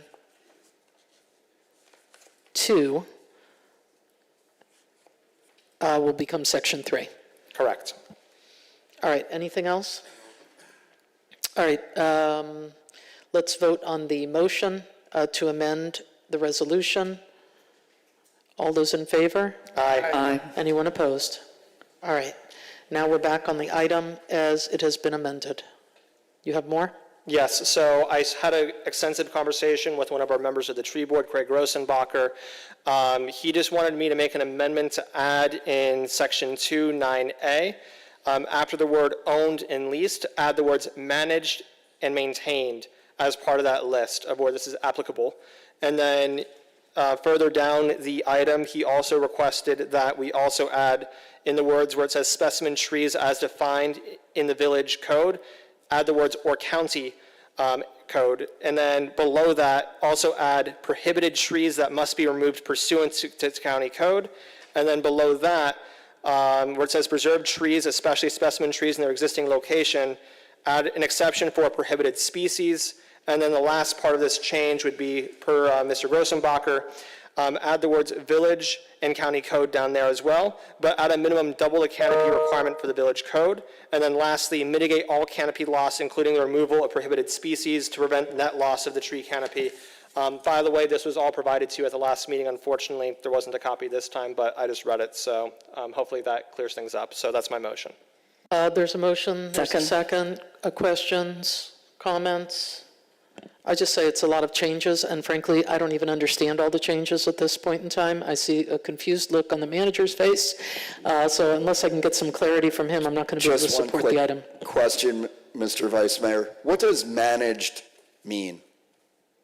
If it's within our property. What's the definition? Manage as in if we maintain the tree. Like if we regularly have maintenance on the tree from our Public Works Division. Does it include every right-of-way in the village? By definition, it would. Okay, I think you've got a big problem there. In what Unless way? you're going to provide considerable additional resources to actually accomplish all this, I think that's a massive problem. And respectfully, just kind of sliding it in here, that changes your entire resolution. So to clarify two things, and I'd like the clerk to clarify this. When did I email this amendment to the council? Do you have that date by any chance? I have to go I think back. what's important, I mean, you either want to call us out for not understanding the amendment, or you have the manager who's just made a statement that if it includes county trees, if it includes every swale, it's a massive problem. That's what he just said. So first of all, I would just say this. Y'all, I personally made sure the clerk would If have... I could, I'm so sorry. Did we get a second on that? Did you second it? Go ahead. And I would also just point this out. When a member has the floor, and I'd like to ask the parliamentarian for clarification, the chair does not have the right to interrupt someone unless they're out of order. And I just wanted to get that clarification. Is that the case? No one has the right to do that. Thank you. I just wanted that clarification because this has been unfortunately happening. I feel so naughty now. Okay. That was out of hand, Madam Mayor. That was unprofessional, but I would just get back to the substance here because to me what's important here is that this was a change that was strongly suggested by a member of this tree board who has decades of experience in this field, and I'm just trying to put forward what he put forward here. And to me what's important is this was communicated with all the members of this council weeks ago, and again, the manager also received a copy of this and has had knowledge of it, and now all of a sudden there's an issue here. So my concern, again, is I would just like to have your support for this because this is something that's important to the members of the tree board. And also, number two, to the manager's question, all this impacts is if we're doing a project where we have to decide to, for example, do any kind of tree trimming or anything, we just need to go through this process here. It's not saying that we're going to do a giant tree survey of the entire village. And I just wanted to clarify that for you. Respectfully, Vice Mayor, it brings that in by stealth, I would respectfully submit.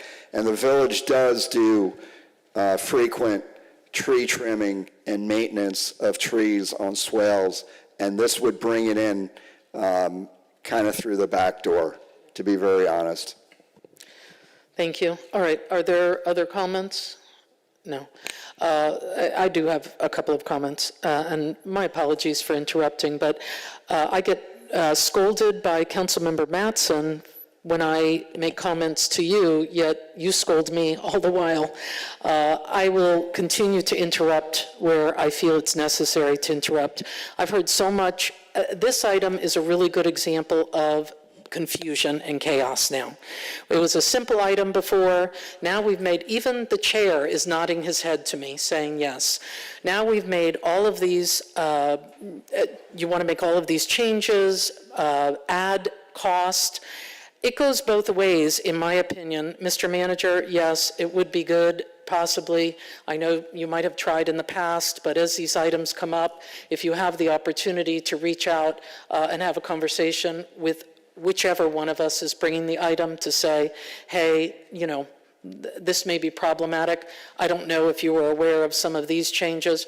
It also is incumbent upon us, if we have an item, every single item I bring to the council, I make sure that I've had conversations with the manager, the attorney, and staff. And I think it just eliminates a lot of conversation.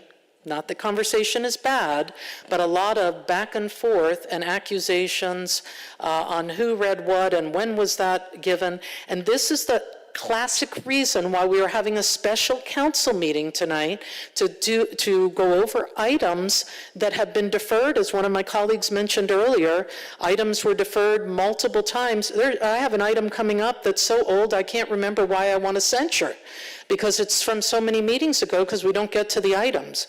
So I'm not going to be supporting it with the amount of changes that are being made. I would, and this is out of deference and respect to the tree board, and I too, regardless of differences on other items, trees are important in the village of Palmetto Bay. But when I see the tree board chair himself nodding that this seems very confusing at this point, then that makes me wonder, is this a good idea for me to pass something tonight as it relates to this? So I am thinking that maybe perhaps you withdraw the item, get with, as you said, you were going to do item 2, sections 2, 3, and 4, and see about these additional items that you want to put in and find out what the cost might be.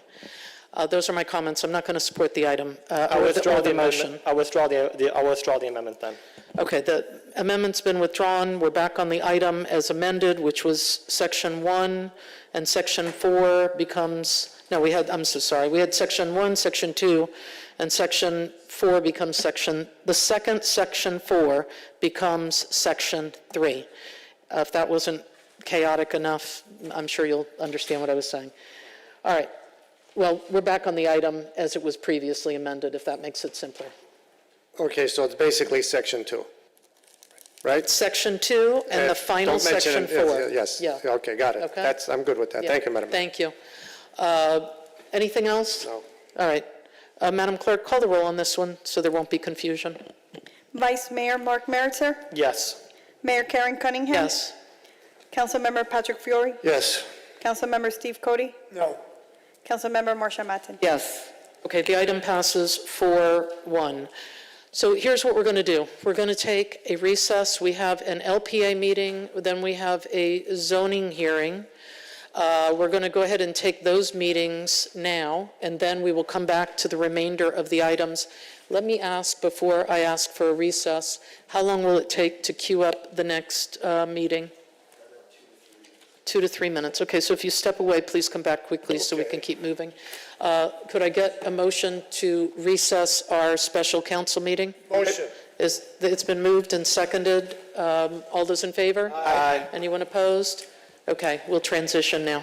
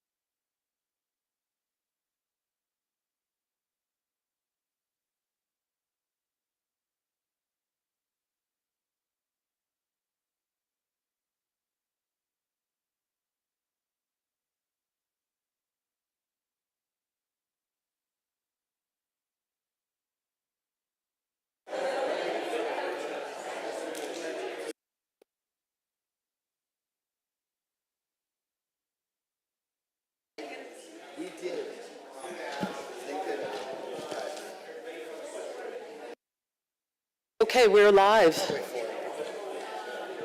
Hey, good evening, everybody.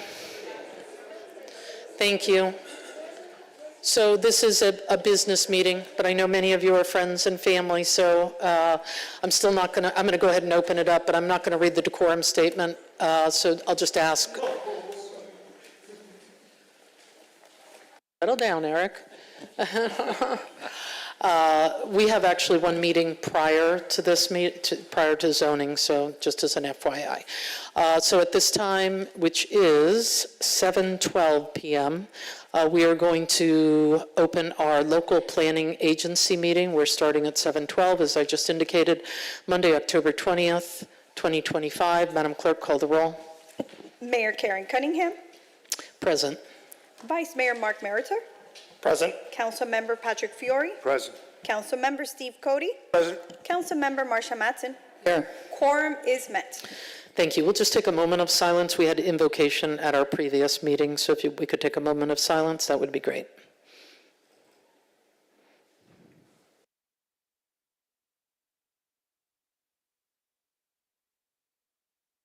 I could ask everybody to please stand, and Colonel Morano, could you lead us in the pledge again? Yes, ma'am.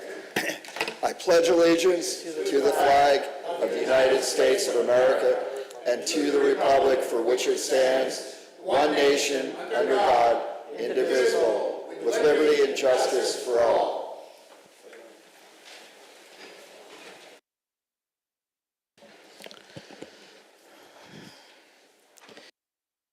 Very good. At this time, we're going to take requests, petitions, and public comments. These are comments for items not on tonight's agenda.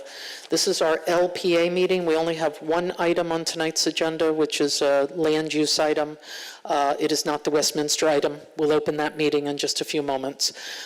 So seeing no requests, petitions, or public comments, I'm going to close that portion of the meeting and ask if we could move item 3A. Move it. Is there a second? Madam Clerk, can you please read the item? A resolution of the Mayor and Village Council of the Village of Palmetto Bay, Florida, sitting as the local planning agency, recommending a change to the future land use map designation for the property generally located south of Southwest 168th Street between Southwest 88th Avenue, Southwest 88th Court, known as The Woods, from estate density residential to parks and recreation, and providing for an effective date. This resolution is sponsored by Mayor Karen Cunningham.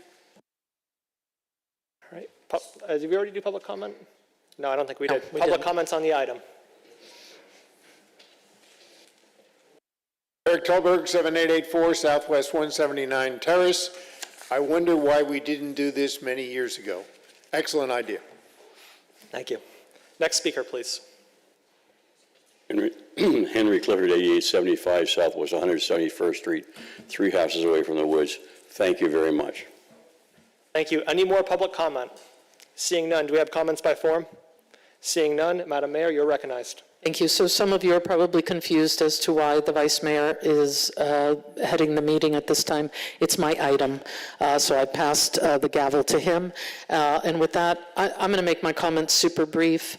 Thank you to the folks that came out to support the item. Eric, I know, I have no idea.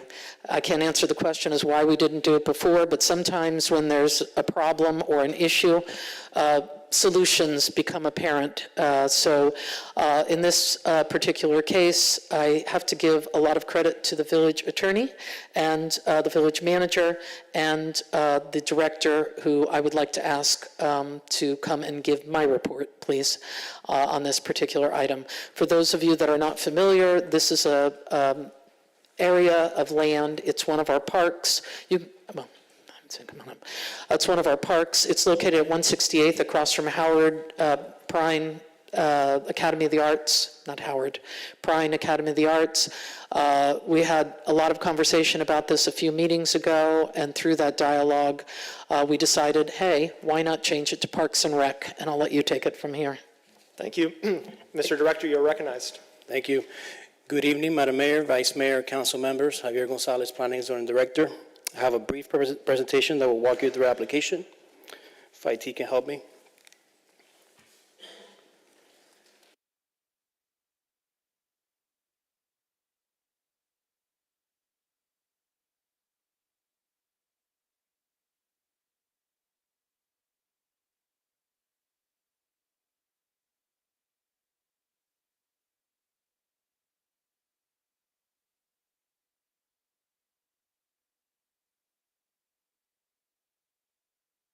Okay, just for a brief introduction, the applicant on this application is the Village of Palmetto Bay. The property location is the southwest corner of the Southwest 168th Street and Southwest 88th Avenue intersection. The property is approximately 8.69 acres. Its current zoning designation is agricultural, and current future land use designation is estate density residential. The proposed future land use designation is Parks and Recreation. For some background on this property, the property consists of two parcels identified by those two folio numbers that you see on the screen. The current designation is intended for residential development, allowing up to 2.5 units per acre, and specifically for single-family homes. The designation does not align with the village's goal for the property's use and Miami-Dade County's mandated status through Resolution R 968-19, declared our surplus land and restricted its use exclusively for a passive park. This amendment is critical to achieving the village's widely supported vision of being a village of parks and ensuring that the parcels are permanently protected and dedicated to public passive recreation and ecological restoration. For some property context and surrounding area, the property is currently undeveloped and densely vegetated. To the north, we have a school, Dr. Henry E. Perrine Academy of the Arts, and it's surrounded by single-family residential to the east, west, and south. Bottom left is the image of the proposed and existing future land use map designation, and to the right, some street views of the surrounding area. Moving along to consistency with the comprehensive plan, this proposal achieves consistency. The current estate density residential is inconsistent with the legally dedicated public park status. It is compatible with the village's comprehensive plan and aligns with the goals of the comprehensive plan and a vision for the Village of Parks. Lastly, the Parks and Recreation category prohibits institutional uses like schools and ensures that the site is permanently dedicated for a public park. The report that is in your packet has each criteria and staff's analysis. If you'd like, I can get into those. And lastly, the staff is recommending that the local planning agency recommends to the village, the mayor and village council approval of this application based on the fact that the application is compatible with surrounding area, is consistent with the comprehensive plan goals and policies, and it's necessary to align the future land use map with the binding terms of the Miami-Dade County lease. That concludes my presentation. Happy to answer any questions. Thank you. And before we get into that, I just wanted to clarify something with our attorney. We have a companion item to this later on in our zoning agenda, correct? That's correct. So I would just ask my colleagues, if we want to have discussion about it, we just be cognizant of the fact that we have a lot of residents here who are wishing to speak on another item, and that if we want to have a conversation on this item, that we try and keep it brief, and we have further conversation about this when the second item comes up for further discussion. And I would just make that request to my colleagues. So with that, anyone have questions for the sponsor or the director? Seeing none. Any comments for the sponsor or any comments? Any comments? Seeing none, Madam Clerk, please call the roll. Mayor Karen Cunningham? Yes. Vice Mayor Mark Meritzer? Yes. Councilmember Patrick Fiore? Yes. Councilmember Steve Cody? Yes. Councilmember Marcia Matson? Yes. Thank you. Item passes 5-0. Great. We're going to forego council comments. Could I get someone to adjourn the LPA? Move. Is there a second? All those in favor? Aye. Okay, we're going to move right into the zoning hearing. The zoning hearing, we're starting at 7:21 p.m. On October 20th. Madam Clerk, can you call the roll? Mayor Karen Cunningham? Hold on, I'm so sorry. Does the staff need time? Is there a separate link for this, Mr. Manager? Okay, very good. All right. Yes, I'm here. Vice Mayor Mark Meritzer? Yes. Oh, sorry, here. I'm so Council- sorry. They need 2 minutes, so Okay. my apologies. There's another link. I'm not sure why, but At this time, you can chat with your friends. If you could stay near your seats for just a couple of minutes, they're going to switch it up, and we'll start anew in 2 minutes.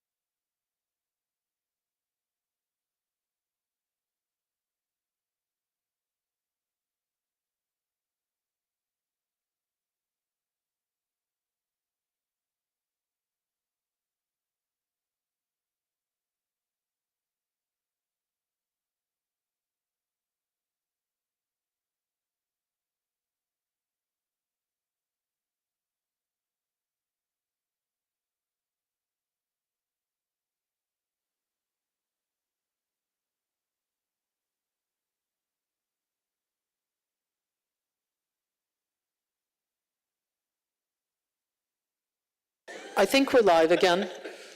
If I could, thank you. We're good? Thank you so much. I'm going to run through this again. If I could get everybody quiet. Thank you so much. I'm going to open the zoning hearing for Monday, October 20th, 2025. We're starting at 7:24 p.m. Madam Clerk, can you call the roll? Mayor Karen Cunningham. Here. Vice Mayor Mark Meritor. Here. Councilmember Patrick Fiore. Present. Councilmember Steve Cody. Here. Councilmember Marsha Madsen. Here. Quorum is met. Thank you. If I could get everyone to take a moment of silence in lieu of invocation.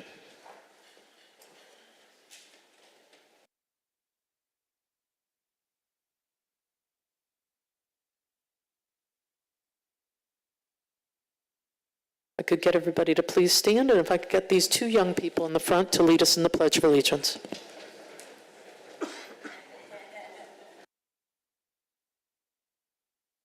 To the flag of the United States of America and to the republic for which it stands, one nation, under God, indivisible, with liberty and justice for all.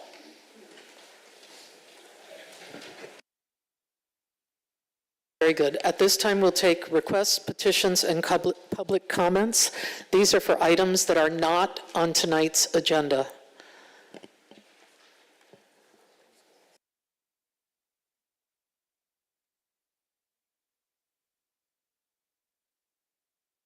Hi, Village Council. My name is Karen Baez-Wallace. I live at 7380 Southwest 141st Terrace. I'm actually here representing not just myself, but my daughter, Catherine. It's been quite some time since we've talked about Tanglewood, and I'm so happy to see your dedication to our green spaces as that passed unanimously. But I'm really asking for an update and some transparency as to what's been going on since the resolution passed. Our petition has well over 700 signatures that support the idea of preserving that land as a linear passive park. Additionally, it would not be part of a private backyard, and it would be a shared benefit for the entire of Palmetto Bay and our District 1. So thank you for Councilmember Cody and for Mr. Fiore for really supporting this in the past. But yet, as of today, there's been no clear public update as to what's going on with the county approving the conveyance, what our timeline is looking like, or if, quite frankly, it just has quietly stalled. So I'd like an update from the council. Additionally, the property owner that was the biggest push for the opposition of Tanglewood has put their property up for sale. So, I really would like the council to revisit the purchase of Tanglewood, make this a linear park in the area, and just so that update you that that property is now up for sale of the primary I would call them a homeowner, but not a resident of Palmetto Bay that was opposing Tanglewood. Thank you so much for your time. I really appreciate it.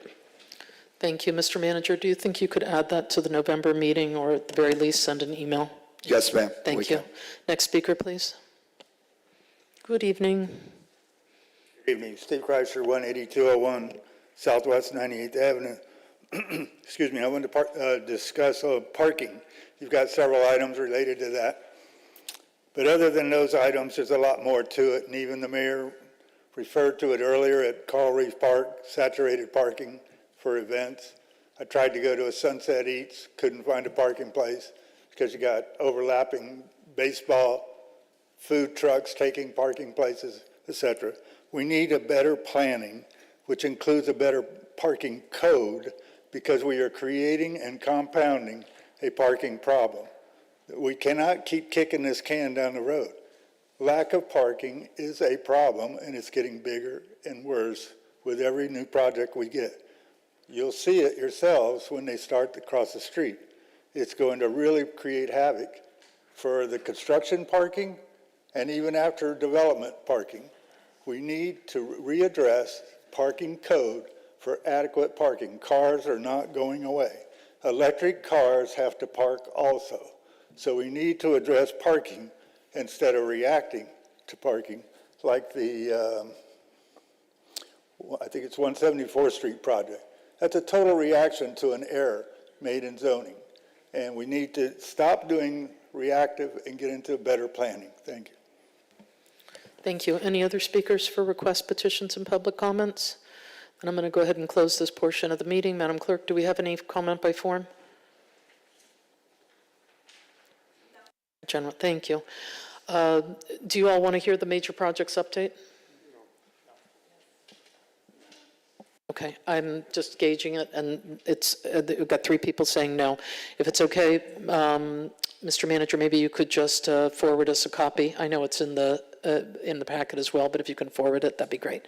All right, let's move. Item 4A, would somebody move that?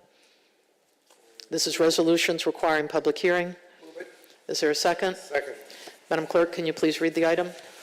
Item 4A, a resolution of the Mayor and Village Council of the Village of Palmetto Bay, Florida, relating to zoning pursuant to Section 30-30.6 variances, Section 30-50.4 EM zoning district to permit a front pool setback of 59 feet and 2 inches where 75 feet is required, and the setback for the pool interior side setback is 15 feet, 11 inches, where 20 feet is required for the property located at 14540 Southwest 75th Avenue.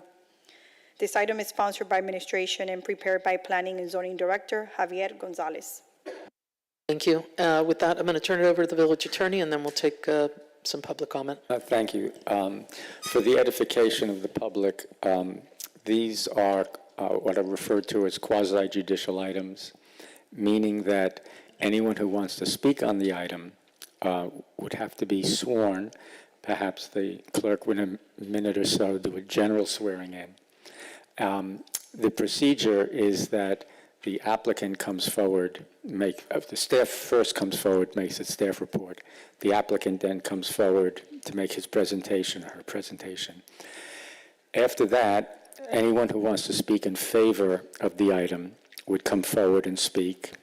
After that, anyone who is opposed to the item would come up and speak. Then the applicant would have the ability to finish the item by rebuttal or whatever he wants to say. That's part one. Part two is that I have to ask the council, as this is a quasi-judicial hearing, as to whether there has been any discussion with either the applicant or the applicant's representatives. Councilwoman Mattson? No. Councilman Cody? No. Councilman Fiore? Is it on this item, the rest, this one? Yes, sir. No, on this one. Yes. Mayor? No. Vice Mayor? No. Okay, thank you. Okay, very good. Could I get, we're going to do a staff report first. Is the applicant here? Javier, is the applicant here as well? Madam Mayor and council members, the variance application, staff is requesting a deferral of the item. The public notice was posted on September 25th, 2025, which fell short of the 30-day period. Therefore, by moving it to the November 3rd, 2025 regular council hearing, that item will be appropriate for you to consider at that time. Vice Mayor? Yeah, I just have two questions. One to our clerk. When I had a sunshine meeting with Councilwoman Mattson, I was told that there isn't a zoning hearing in November. My understanding is most likely because of Thanksgiving. Is that the case, or is there a zoning hearing in November? There is no zoning hearing in the month of November, hence the reason why Director Gonzalez is making the request that council consider this item to the November 3rd regular council meeting. Got it. Thank you. So moved. Is there a second? Second. Any discussion on that? All those in favor? Aye. Anyone opposed? Okay, so item 4A will move to our regular council meeting on November 3rd. All right, here we go. 4B, would somebody move it? Moved. Is there a second? Second. Madam Clerk, can you please read the item? A resolution of the Mayor and Village Council of the Village of Palmetto Bay, Florida, to amend a previously approved master site plan for Westminster Christian Private School located at 6855 Southwest 152nd Street, pursuant to Section 30-30.5 of the Village Land Development Code and providing for an effective date. This item is sponsored by administration and prepared by Planning and Zoning Director Javier Gonzalez. Thank you, Mr. Attorney. Again, anyone who wants to speak on this item would have to be sworn, as it would be group swearing in, I think, would be satisfactory. Apart from that, have there been any discussions with representatives or the applicant, Councilman Mattson? No. Councilman Cody? Yes. Would you please put that on the record? I could not make out what you said. Could you please put the your discussions Just complete the on form. the record? Yes. Okay, thank you. You'll complete the form, and it will be placed with the minutes within the next 15 days. Councilman Fiore? Yes, and I'll complete the form. Thank you. Thank you. Mayor? Thank you. Yes, I'll complete the form, but just for clarification, I met with head of school, the attorney, I met with the applicant, and the applicant's folks came in. The only two items that I discussed were directly dealing with traffic. So, and we discussed those at that meeting. I don't think it, And you'll 100%, I'll complete the You'll form as well. delineate that on the form. I will. Thank Yep. you. Thank Vice you. Mayor? I assume shaking hands with them in the audience doesn't count, so no. It depends, but for now, no. No, there was no discussion. All right, very good. At this time, we'll take the staff report.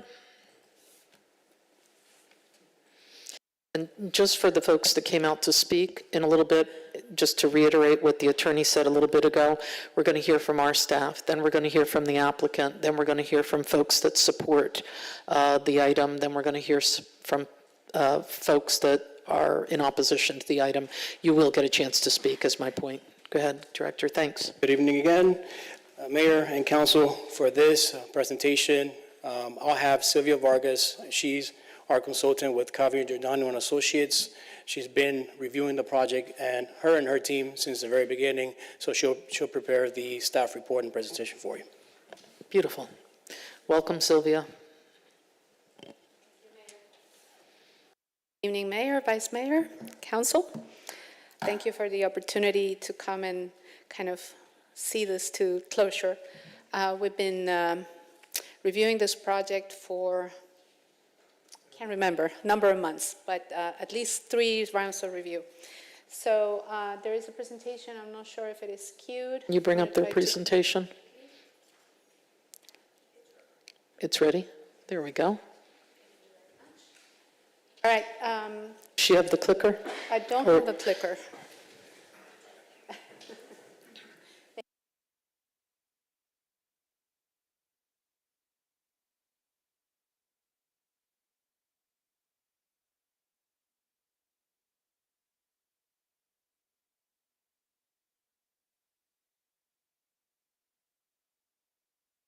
There we go.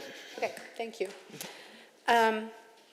By way of a little bit of an overview, the applicant here is Westminster Christian Private School, Inc. The property address officially, there's large property, but it's 6855 Southwest 152nd Street. Zoning of this property is E1, which is your estate, single-family residential district. This property consists of 4 parcels, which are identified in this graphic that you see on the screen. And the original, or the most recent configuration, has been 3 parcels, which encompass approximately a little bit less than 30 acres. Part of the request for this modification of their existing master plan, master site plan, is to add. Welcome to the webinar. You have entered as an organizer and may now. Okay. To add the approximately 5 acre parcel of land that was previously owned by the Christian Congregational Church, which is highlighted in red and by the number 4 on the screen that you can see on the slide. So the request officially is to approve a master site plan amendment to incorporate this parcel and to modify the existing approved master plan. The proposal is for the redistribution of square footage from previously approved buildings, demolition of some existing structures, and the construction of several new educational and athletic facilities consistent with a phased master plan. It is important to emphasize that this request does not include increasing the student population of the school. Next, please. Oh, no, I guess I got it. Thank you. Just a little summary of the approval history of this property. The construction of the school goes all the way back to the late 1950s. And the first master site plan was approved by what was then Dade County in 1968. There have been several modifications of that master site plan since then. In addition to which, the Zoning Appeals Board of Dade County approved a modification of the Christian Congregational Church site to include a new sanctuary, a school, nursery, and youth center with the support of several non-use variances. That was in 1994. In 2002, obviously, you know this history, the village incorporated, and at that point, all the future site plan approvals for this plan shifted to the village and were in the council's hands. The first such decisions happened in 2007 when the council via resolution 0796 approved revisions to the 1993 master site plan for the replacement and construction of several buildings and adopted a 15-year phasing plan. Then in 2013, via resolution 2013-14, council approved the modification of the phasing plan and a redistribution of square footage among several buildings. Then in 2015, council again approved a resolution, that one is number 2015-115, that further revised the site plan, the phasing plan, and again redistributed some of the square footage, and also added approximately 5 acres at the southwest corner of what is now the site, southwest 152nd Street and southwest 67th Avenue. Okay, let's see.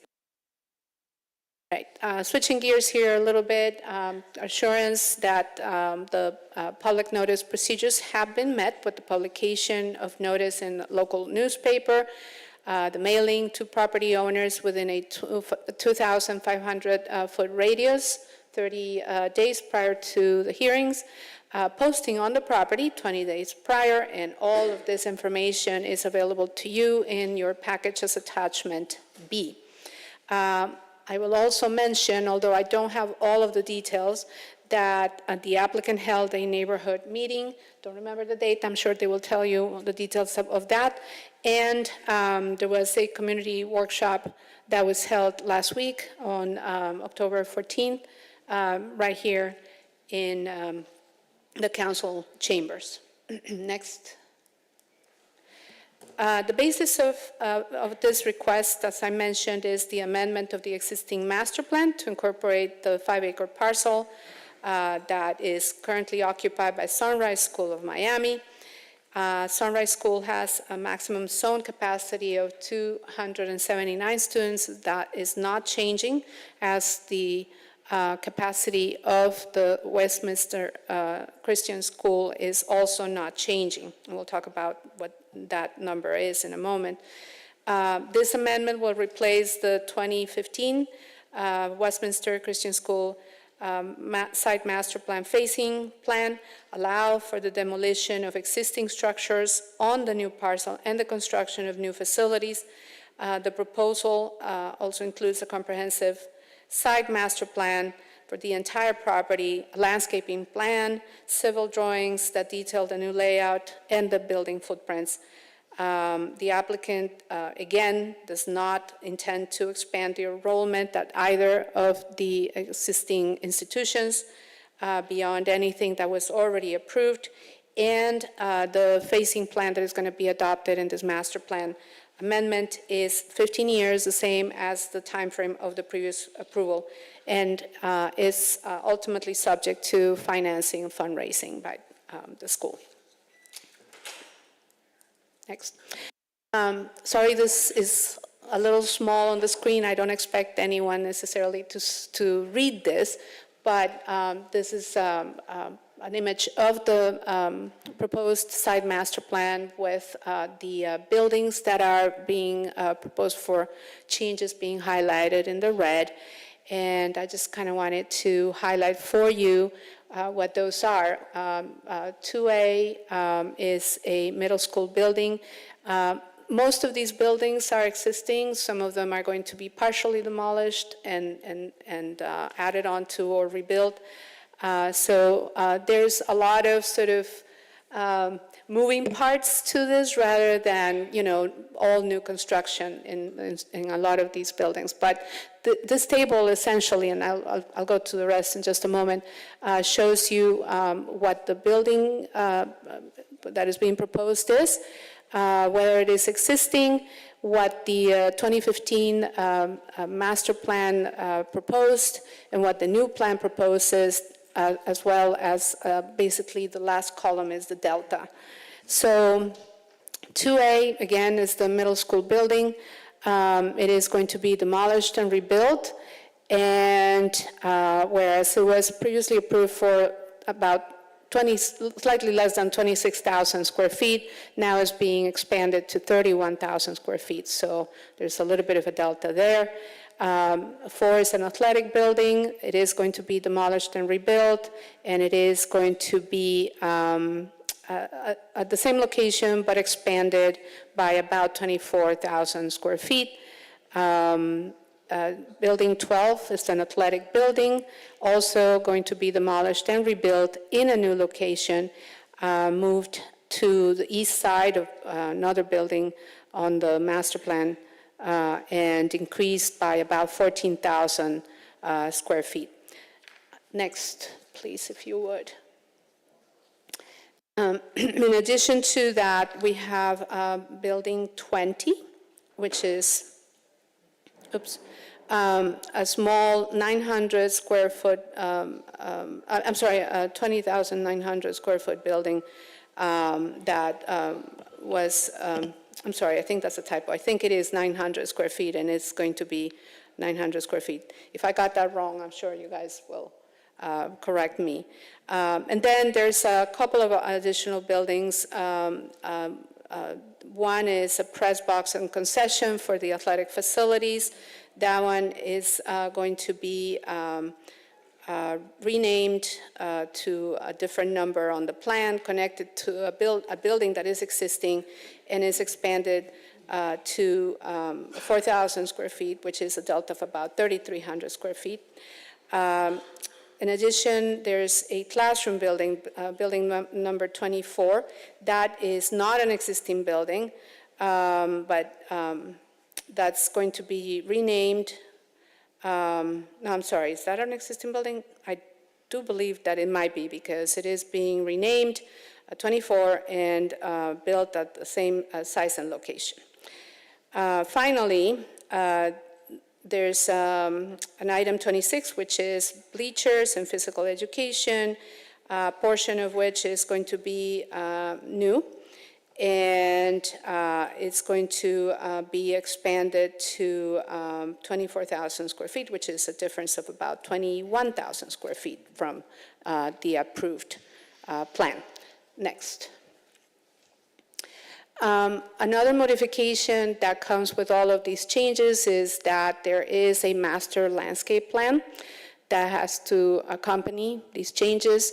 And the only thing I'm going to say about it is that you can, I'm trying to focus sort of on the western edge, which abuts residential with significant buffering on that side, and all the compliance of the landscape master plan with requirements of your code as well as Miami-Dade County.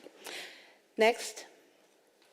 So to summarize our evaluation, we conducted it very thoroughly. As I said, I think it was actually 3.5 rounds of reviews of the master plan, working with the applicants to ensure compliance, both with the criteria for private schools, which is in section 30-110 of your village land development code, as well as the the site plan criteria in section 30-30.5, which you all as the council have to take into consideration when you are reviewing applications for site plan. And so we went through all of those and have found that the master plan at this point meets fully all of those requirements and those criteria. Detailed descriptions are in the staff report. If you have any questions, you can ask me or the planning director. But our recommendation is for approval, if you would go to the next slide, please, with a number of conditions. One is that all the previous applicable conditions, approvals, and resolutions remain in effect unless otherwise altered in this approval and request or by any of the conditions that are included in this recommendation. The second one is that the proposed phasing plan, which is included in Exhibit A of your package, replaces the previous phasing plan that was adopted in 2015. Number 3 is that the approval of this master plan shall not authorize any expansion of the student count beyond the previously approved maximum, which is 1,559 students. Additionally, the applicant has to record a unity of title at this time for all subject lots with Miami-Dade County and must submit a certified copy of the recorded document to the Planning and Zoning Director prior to the issuance of the first building permit for the implementation of any part of this master plan. Next, please. The applicant is required to ensure that all development is constructed in full compliance with the approved master site plan, the landscaping plan, the civil drawings that are included in the application package and are included in your package as Exhibit B. And there can be no substantial modification without prior written consent of the council. All the development and operations on the property must be executed in strict conformance with the approved plans, shall comply with all other applicable sections of the Land Development Code. Number 7, I'm sure that I know that traffic has been a focus here, so now we're getting into a lot of the conditions that impact traffic. But that's number 7, all school-related drop-offs and pickups has to be fully contained on-site during the drop-off and pickup periods, and no drop-off or pickup shall be permitted on public rights-of-way, including Southwest 152nd Street and Southwest 67. In addition to which, the applicant is required to implement staggered dismissal periods operating between the hours of 1:45 p.m. and 3:45 p.m. Next. I'm sorry for, there's a lot of conditions, but in addition to the fact that we reviewed the application package for compliance, we want to make sure that a lot of these things are memorialized as conditions of approval. So number 9 is that the applicant is required to coordinate with Miami-Dade County Department of Transportation and Public Works to optimize traffic signal timings at the intersections of Old Cutler Road at Southwest 144th Street during the AM and PM peak periods. And the applicant is required to submit formal request for signal timing optimization to Miami-Dade County Department of Transportation and Public Works within 60 days of the issuance of the first building permit for the project. This proof of this optimization must be provided to the Planning and Zoning Director prior to the issuance of a temporary certificate of occupancy or certificate of occupancy for the first new building. Number 10, the applicant is going to be required to conduct a sign inventory along the property's frontages on Southwest 152nd Street and Southwest 67th Avenue to identify any signs that are deficient, which may require upgrading or replacement due to deterioration.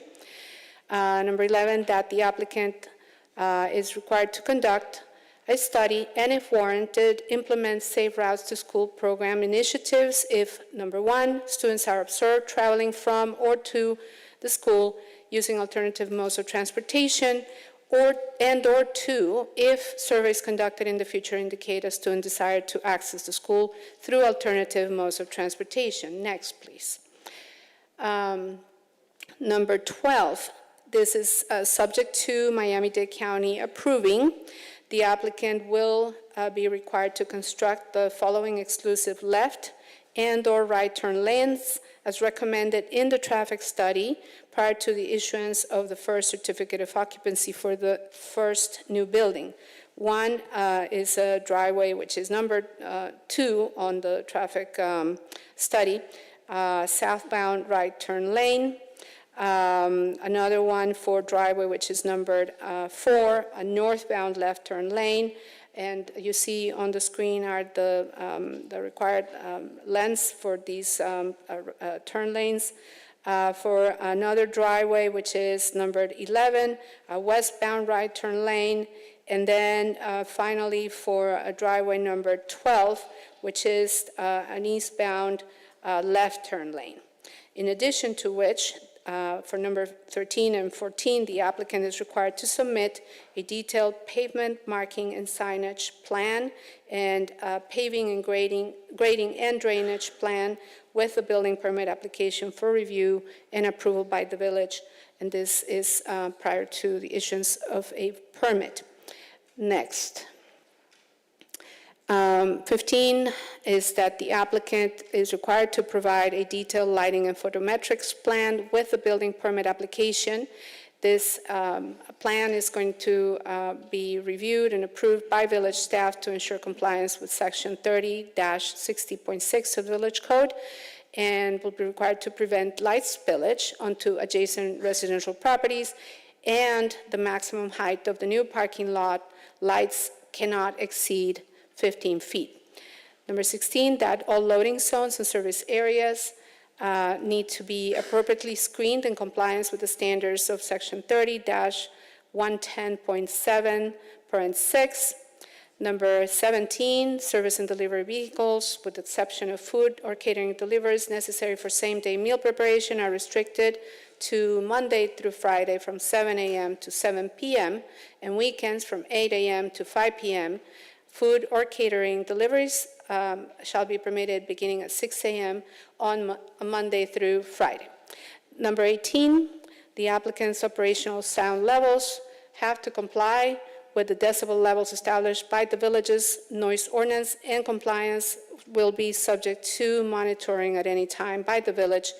And finally, if you would go to the last slide, please, that individual projects, as they come in through the phasing plan, have to comply with all the requirements of the Florida Building Code, Miami-Dade County Fire Department, Miami-Dade County Division of Environmental and Resource Management, and any applicable federal or state regulations at the time of application for a building permit for that particular building.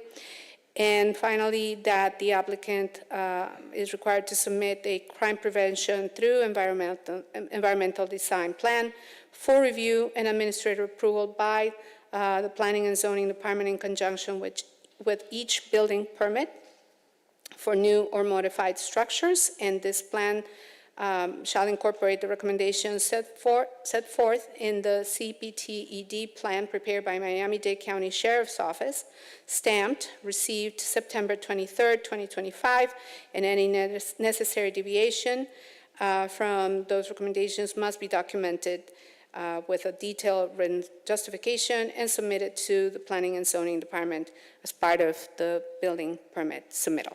So that concludes the list of conditions. And if you have any questions for me, I'm happy to answer them. Otherwise, we'll turn it over to, I guess, the applicant. I wouldn't say go too far. Don't go too far. I'm sure there are questions. Councilwoman? Now, you said that, or in your proposal, that the maximum approved number of students is 1,559. That is correct. Okay. And what is the current enrollment of Westminster? I don't have that number handy, but that it would be like, that's for Westminster, or is that for Westminster minus the Sunshine? Because I do believe the site. Head Jones, can you come on up? Yes, Yeah, that's, thank you. yeah. Give us your name and address, and then you can share the stage there. My name is Scott Jones, head of school at Westminster, Palmetto Bay resident at 16220 Southwest 88th Avenue Road. Westminster currently has 1,280 students enrolled, and then the Sunrise School, which is leasing space on the former Christ Congregational Church property. I do not have their exact enrollment number. Right, Next question. Yes, and according to your document, it's 279 from Sunrise School. I'm not sure if that represents the current enrollment, but that's the zoned approved maximum enrollment. Right, it says Sunrise School has a maximum zone capacity of 279. Correct. Okay, so I just wanted to make sure about the numbers, because you said there was going to be no increase in the number of students. No increase in the approved number, maximum approved number of students. So the current maximum approved is 1,559, and that's still going to be the maximum. All right, and then are you adding the 279, that's the approved maximum number for Sunrise School, on top of that? I do not believe that that is added onto it. That's including the number. So my last question is, what is happening to Sunrise School? Is it going to be incorporated into Westminster, or what is the situation? Question for the applicant, because I do not know the answer to that. I'm sorry. So just to make sure that I have this right, so we're not having then a total of 1,858. No. We're having a total of 1,559. Yes. Okay, thank you. That's it for your questions? Good. Councilmember Cody? No? Councilmember Fiore? Vice Mayor? Yeah, I just wanted to ask one very brief question. This is an amendment to an existing site plan, just to clarify for the record, yes? Correct. Thank you. And that's 2015. No other questions? All right, so at this time, we'll take folks from the audience. Is that correct? Yes, that is correct. Thank you. In favor of the item, but whether you're speaking in favor or against, you have to be sworn by the clerk. If you're going to speak, if you could please stand, raise your right hand, and the clerk will swear you in. Whether you're going to speak in support, opposition, whatever the case may be, if you come up to the podium, you have to be sworn in. So if you're going to speak, please raise your hand. Go ahead. As the mayor mentioned, if you're speaking, raise your hand, and you will testify as follows. That includes you, Javier. We messed up on this before. But Before testifying, each witness shall declare that he or she will testify truthfully by taking an oath in the following form.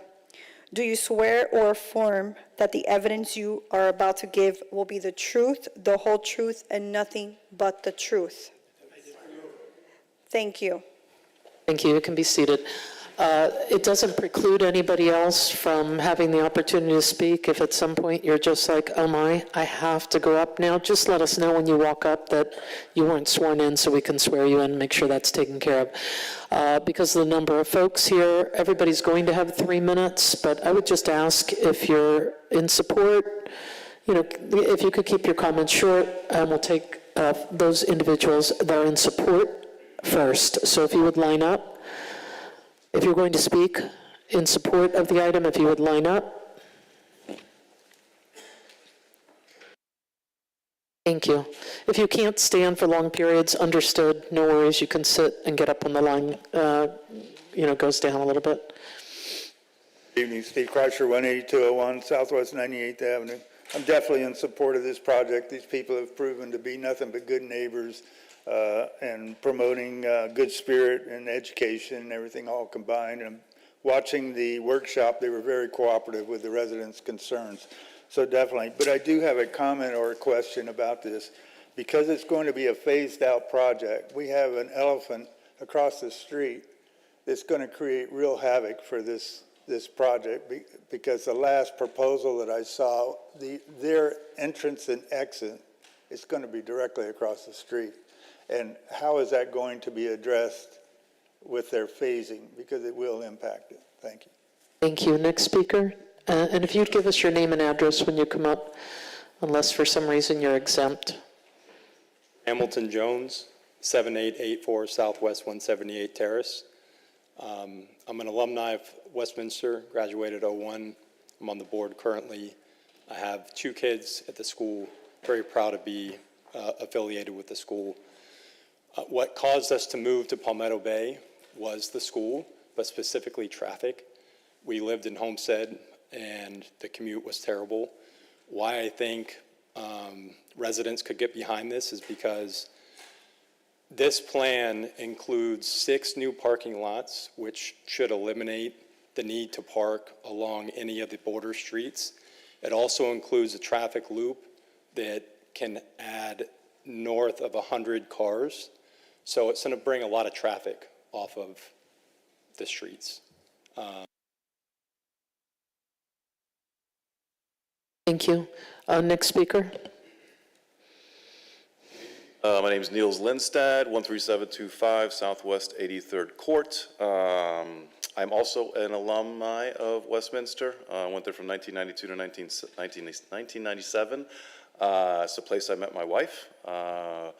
We are born and raised in Palmetto Bay, even before it was incorporated as Palmetto Bay. We moved back to the area in 2019. Big reason to take our boys to Westminster. So I have a 6th grader and a 5th grader there.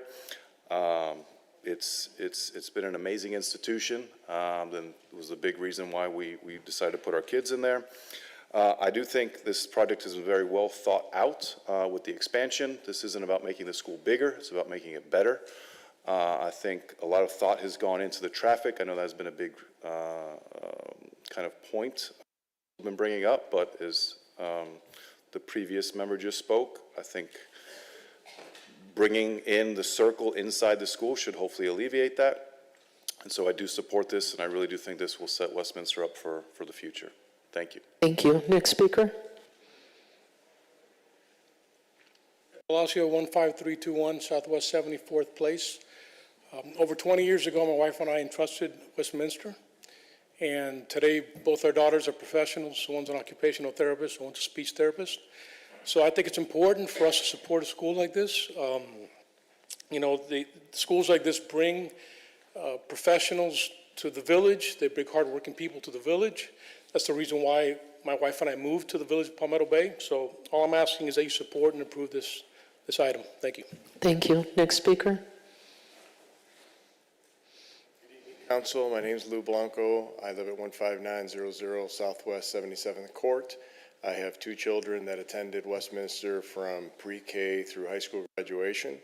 And I'm just here to ask that you support the request for this evening to continue to provide a sound and healthy environment and education. Thank you. Thank you. Next speaker. James Hannon. I live at 15001 Southwest 71st Court. I put two kids through Westminster also, from kindergarten through high school graduation.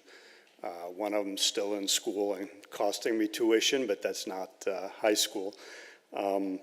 The school has always been good neighbors. We've been in Palmetto Bay for 23 years, and they've always been very intentional about being good neighbors. And I love the fact that this plan is actually going to alleviate some of the traffic in the area instead of make it worse like a lot of plans.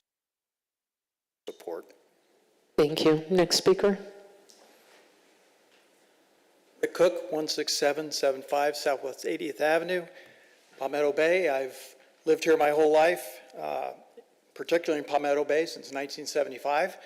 I had one child that went to Westminster, and I'm on the board at Westminster, and I think Westminster has been a beacon for the Christian community, for people that want to go to school in a Christian school in Miami-Dade County. However, as you saw the building plans, some of the buildings, the athletic building and the middle school building, were built in the 60s, and they're no longer really functional for what we're trying to do. And we want to make this the greatest school in South Florida. We want to make it where kids can learn, where everything is up to date, all the codes, everything like that. And it's just a wonderful place. And I would ask you to vote for this, and thank you very much for your time. Thank you. Next speaker. Robert Conley, 6229 Paradise Point Drive. I just wanted to support what some of the other members of the community have said already and suggest that you approve this plan. I believe that as a parent to a student in the school, it's going to improve the facility. I also believe it's going to improve the community. I happen to live in a neighborhood adjacent in Paradise Point that has ingress and egress along the perimeter of Westminster, so I have to drive it every day to leave or come back to my home. And I know at certain times that's very difficult because of the amount of cars that line up around the schools. So the fact that they're taking north of 100 cars off of the road during school hours is a gift to the whole community, in addition to the gifts that Westminster gives the community at large, and also the well thought out plan that they're presenting tonight looks beautiful, and I can't wait to be a part of it. So thank you. Thank you. Next speaker. Gary Pasquarella, 6940 Southwest 142nd Terrace. I'm in the circle within the 2,500 feet. I also support the school, but my concern is the construction that's going to be taking place, the quality of life. And when I looked at the presentation that they put forward, I looked at the times for trucks and deliveries both on the weekends and during the week. And you have trucks delivering, you need to take a look at all the times for deliveries, and you have to, because they have trucks starting deliveries at 6 a.m. in the morning. It's a residential neighborhood. Some of the restrictions you put in place for Palmo Trinity, and also the restrictions you put in place for the fire stations that's next to my house, is the times for delivery. Times can't be before 0800 during the week at the fire station next to my house. So, and you have construction happening at this particular site through the weekend, and they didn't separate Saturday or Sunday. They just started deliveries during the week at 6 o'clock, but they started work at the site or during the school, once the school was built, starting at 8 o'clock in the morning, but they didn't have, they had things going on both Saturday and Sunday. So if you're going to look at the construction and the school hours and things such as that, they need to go back to the drawing board and take into consideration that it is a residential residential neighborhood, and the trucks movement, especially at 0600 in the morning, deliveries in a residential neighborhood is completely unacceptable. The second problem you're going to have is the construction that's going to be across the street. You're going to have all this going on at the same time. So Palmetto Bay has to take, and Steve has grew up, well, he had the major problem with all the building that was going on in his neighborhood right here in the triangle. So everything that needs to be taken into consideration, they need to go back to the drawing board, look at the hours of operation, deliveries for weekends and Saturdays and Sundays, no deliveries or anything going on as far as it's a commercial property for that matter, on Sundays, and the restrictions for drivers and trucks and things such as that during the week. All of that has to be looked at, and the construction that's going to be going on across the street, and who's going to coordinate all of that. It's a big major project. You got two major projects that's going to be going on, and they need to give consideration to all the above, including you. Thank you. Next speaker. These were comments for those that are in support. So if you're in support, if not, I'm going to get opposition in just a minute. Go ahead. Hi, Catalina Edwards, and I'm at 7301 Southwest 162nd Street. So I am also an alumni, and I'm super honored to be in front of all of you all today. I have the privilege of watching my children grow at Westminster as well as myself. It's a place that was such a pivotal for me on my journey with Christ, and it is for my children. When I experienced love and affection there, it was just an amazing place to be. And that's the desire for my children and for others in this community as well. We've been at Cornerstone, this community, for so many years, right? We saw that in the presentation, 160 since 1961. It's pretty awesome, providing excellent Christian care in our community. So that's grateful for that. Tonight we're gathered really to talk about a project that's going to shape Westminster and our community. And it's just to ensure that our children have a safe and thriving environment. The acquisition of the church is crucial to a step in reducing our traffic and congestion and drop-off times, right? By connecting this property to our campus, we aim to increase safety and efficiency, not only just benefiting our school, but really benefiting our community. We're also proposing updates to our athletic building, and the middle school are essential, right? We've replaced outdated facilities. We're investing in the future of our students and providing them with modern classroom and athletic resources that reflect our commitment to excellence. Actually, I was a former athlete in this school. Just thinking about it just makes me smile, and that is something that I want to bring to everyone here in the community. So our Westminster Warrior Pride is evident, obviously. So many people here to support, and so thankful for that. So we remain committed, and we ask that you please allow us to go forth in this avenue. Thank you. Thank you. And your smile is contagious as well. So next speaker, please. Hi, my name is Natalia Mas, 7625 Southwest 173rd Street. Good evening, council members. My name is Natalia Mas, and I stand before you tonight as a Palmetto Bay resident, an alumna as well of Westminster Christian School, and a current parent with children enrolled in both elementary and middle school programs. Like everyone has said, I'm just echoing that Westminster is just providing not just academic excellence, but faith-based education that has shaped generations of students, including myself. It's truly a beacon of God's light in Palmetto Bay, a place where faith, family, and education come together to strengthen the entire community. This proposed campus improvement is, again, just about making it better. The plan will replace aging facilities and bring our athletic and academic spaces up to standards seen in other leading schools in the neighborhood.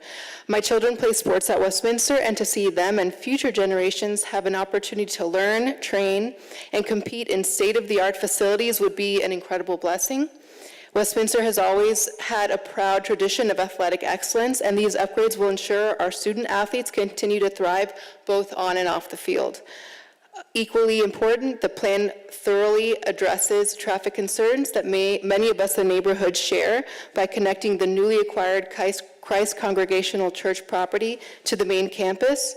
Westminster will be able to internalize pickup and drop-off traffic. In short, Westminster's proposal enhances the safety, strengthens education, supports athletics, and invests in the moral and spiritual heart of our community. I respectfully ask you to approve these campus improvements, not only for our children and families, but for the betterment of Palmetto Bay. Thank you for your support. And it looks like our last speaker. Come on up. Linda Aberman, 7480 Southwest 162nd Street. I've got 3 sons attending Westminster in 2nd, 6th, and 8th grade. And I just want to say really quickly that I love the traffic circle at 152nd. It's been a blessing to us in the mornings. Getting these 3 boys out the door has been tough, but we're getting there to school quicker. And so, you know, I am not an alumni. As you can see, there's a lot of alumni representation, but the love that we have for the school, I mean, I know that my boys are going to want to come back just like all these families have to come and raise their kids at this school. So I just want to ask you to please support this project. We love this school. We love the boys that we're raising to love God and their community and people. Thank you very much. Thank you. Okay, seeing no other speakers that are speaking in support, at this time, we'll take any speakers that are speaking in opposition. Eric Tilburg, 7884 Southwest 179 Terrace. I support the school, but one of the things that they mentioned was they were looking at ways they can get students to use other than motor vehicles to get to school. And one of the things that you need, which is sometimes lacking in some parts of the area, is sidewalks along the entire perimeter. You've got to have sidewalks on the side of the street if you expect kids to go to school. Now, I ride on the roads. I'm sure you know I'm a reasonably experienced cyclist, but you can't expect children to ride on the road. You've got to have a sidewalk, and you got to have a sidewalk on both sides of the street. You've got to have a way for them to safely get there. If they come up Old Cutler Path or something, they've got to have a way to get to the school. So what I'm suggesting is that the planning groups should ask that they have 6-foot sidewalks on the entire perimeter of the school. Thank you. Thank you. Anyone else speak? Come on up. Good evening. Julie Westridge, 15111 Southwest 69th Court. I am for it, but I'm also opposed to it, along with some other neighbors in reference to some of the concerns and prior conversations that we've been having with the school already in reference to the traffic issues that we have in the cut through on 148th and 69th Court. One of the recommendations and proposed, I should say, that they are going to be putting in place approximately projection 12 to 6 months is a traffic camera in front of the dean's, Master Dean's current, well, soon-to-be residence at the end of 69th Court. And there is going to be monitoring that is going to be done. I would like to get the details of the standard operating procedures, the SOPs or playbook, or how they plan to monitor the difference between students' vehicles and also parents' vehicles, and the outline detail on the citations that they will be giving, well, technically not citations, but from the school, and holding them accountable to make sure that they do not cut through during those school hours. The other thing that was a concern of the residences is that the lighting. And I saw that on number 15 of the presentation. So I'm not sure exactly what the lighting and photometric plans entail. I would like for you all to really look at those. From our last meeting that we had with them, they were not adding any more stadium lighting. It's just the 2 lighting that's in the back football field that's there, that they would be replacing those lights with the spillover, more state-of-the-art lighting. I did see that they did note in the PowerPoint presentation that they are not going to have the parking lot exceed 15 feet.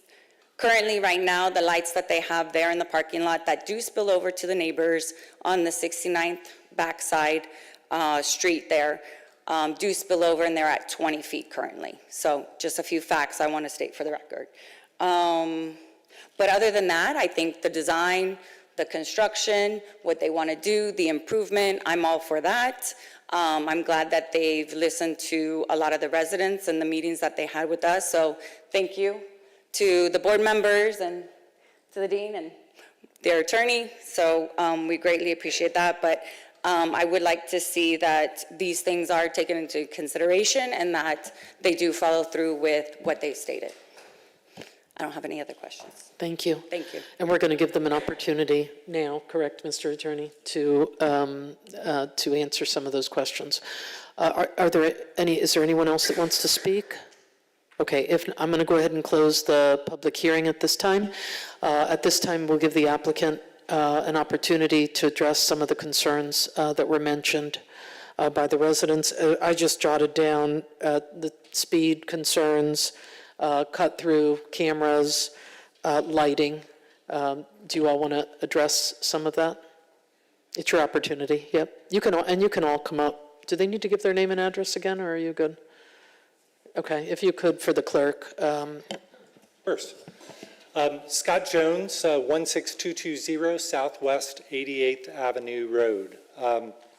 Let me, again, just start by saying thank you, esteemed mayor, council members, village staff, for considering this application for an update to a previously approved master plan, which was approved, as you saw, back about 10 years ago.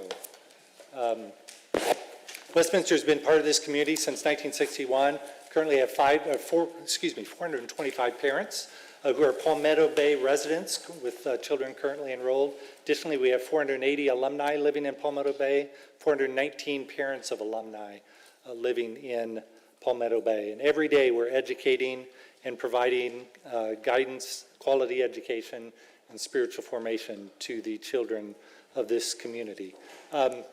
You put up, do you have a presentation?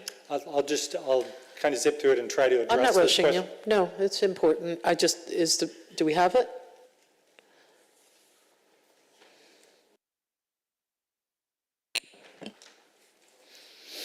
I think we need your tech support. Mr. Omar.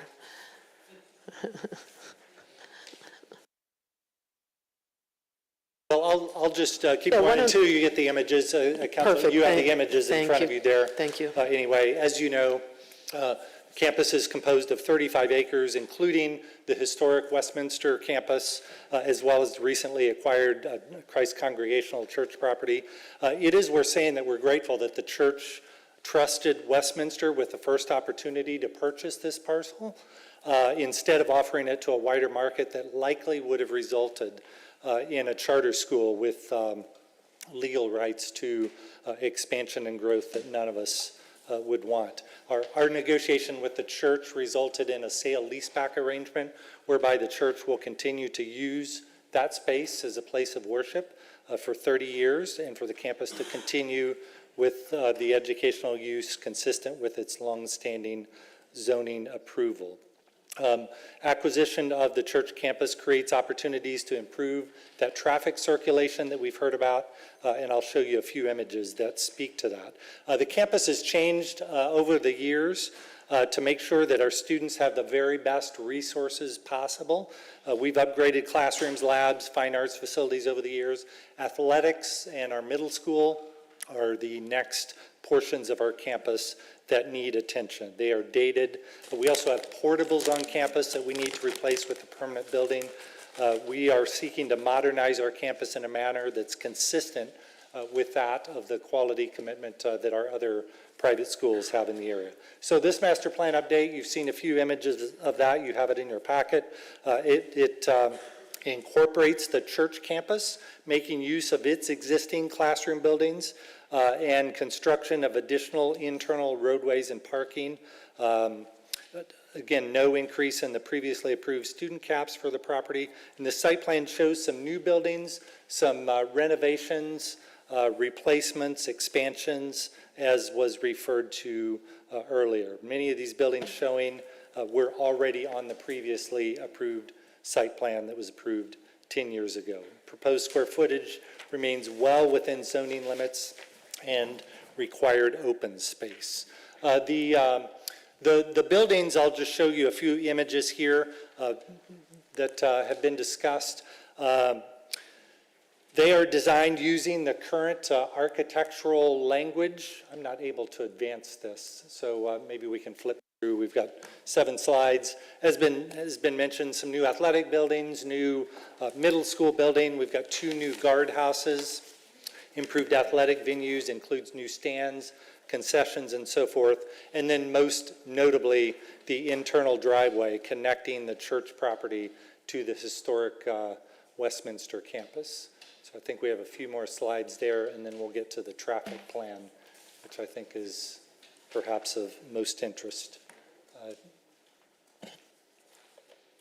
So traffic circulation and internalization capacity needed for the future will be added by making that connection between the 2 properties, which were historically separated. So allows for better internal circulation, increased parking, more queuing, and so I think, as you can see in this image, the queuing space, or the merger of these parcels, allows us to increase the number of vehicles that can queue on campus, decreasing the possibility of traffic backing up into the right-of-way. So specifically, this merger allows us to increase queuing by 79 vehicles on the northeast side of the property, which is where the 2 parcels are merged, adjacent to Ludlam there, and an overall increase in queuing on campus from current capacity of 119 to a future capacity of 222. So that's a net increase of 103 vehicles on campus, which is quite significant. You also heard a little bit about turn lanes on the roadways. We think that the internal queuing is going to solve much of the problem, but should that not be adequate, a condition of approval is turn lanes on 152nd and 67th Avenue, as shown in this image. We think these lanes might not be necessary, but nonetheless, they're a condition and they're proposed, and we're going to advocate for them, all subject to county approval, again, further reducing backups on these roadways. So a summary of these improvements: additional drop-off and pickup zones, increased queuing capacity, turn lanes on public roadways, and then some internal improvements as well. We've had 2 formal meetings with neighbors, with specific attention being devoted to the neighborhood immediately adjacent to the campus west boundary, as you've heard about, 69th Court in particular. We have worked with them to implement some solutions to address cut-through traffic. That has been a concern for several years. Solutions that we've implemented have included school officials monitoring traffic, issuing consequences to students who cut through the neighborhood illegally. More recent ideas, which were actually offered by the neighbors, to which we've agreed to implement, include the installation of a camera on a school-owned residential property in that neighborhood to monitor school-related cut-through traffic, the integration of strong language in our enrollment contracts, and the introduction of fines to our families who illegally cut through that neighborhood. Specifically, after a warning, a $1,000 fine and then a $2,500 fine to our families who cut through that neighborhood. That language has already been written. It's going to be inserted into our enrollment contracts for this coming year. So we really do take this seriously, and we've really tried to make some efforts to address the needs of our neighbors to the west. So again, these are being rolled out. We're also specifically working with one neighbor to install a wall between his property and the school property. And then furthermore, with regard to respecting the neighbors on all sides of the Westminster property, we're confident that our acquisition of the church parcel will enable us to merge these properties, internalize traffic, specifically during the drop-off and pickup time, and that will significantly reduce the potential for backup in the public right-of-way. So our mission at Westminster is to continue to provide an quality academic education and spiritual formation to students who will ultimately serve and lead our community. These new proposed buildings and improvements to our campus are part of that mission. We've made an effort to make sure these improvements are compatible with the existing campus and the greater community. We've also made efforts to be good neighbors, including the significant investment in the church property to ward off a charter school scenario, which would have been negative for all concerned. We're confident that these improvements and the opportunities to further internalize traffic will lead to a better community for all of us. So we thank you for your consideration. We would ask for your support, and we're certainly happy to take any specific questions that you have. Thank you Sure, again. and thank you, Dean Jones. I did just want to, and thank you for your presentation as well, but I did want to just mention, and I'm sure you wrote them down, there were, what I heard were the lighting in the parking lot, currently 20 feet. What I heard previously, because I came to the community meeting, 15 feet for the parking lot. If you want to address that, that was one question. I'll wait, I'll do them one at a time. There were 4 things that residents mentioned. Good evening, Mayor and members of the council. My name is Mario Garcia Serra with offices at 600 Brickell Avenue. I'm the zoning attorney for Westminster Christian School.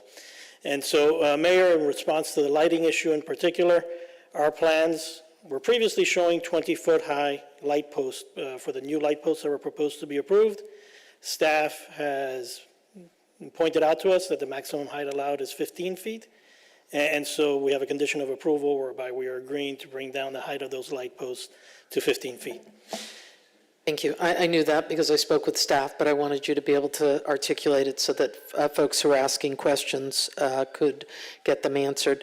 The other had to do, and one individual who's supportive also mentioned about deliveries to the school. I don't know if there's any way for you to address that. Correct. I think the comment was on the condition that has to do with delivery during standard operating hours of operation, when in reality, a member of the public, Mr. Pastorella, his concern was with construction. Construction is going to be governed by a separate section of the code that has restrictions on when you can be producing noise and doing construction activity. And during the week, you're prohibited from doing any sort of construction-related activity that causes noise between 6 p.m. and 7 a.m. And then on the weekends, the prohibited hours are between 5 p.m. and 9 a.m., as well as holidays. So we will abide by those restrictions, of course. We're also going to be required to prepare a construction staging plan as part of the building permitting process, indicating how vehicles are going to be accessing the property. This is, thankfully, a very large property at 35 acres, so all that construction staging is going to be able to be internalized. I don't see any need or anticipate any need for anything having to happen on a right-of-way or any other property. Thank you. And the last question that I heard or concern was, and I think it's, we spoke specifically about traffic. You talked about the fines that are going to be charged which is bold. I just want to tell you, I think it's kind of bold, but that was your plan. So for the students that are coming through the community, but the question was with the cameras, how is it going to be implemented? How are you going to discern between, a regular resident and a student or parent coming through the community?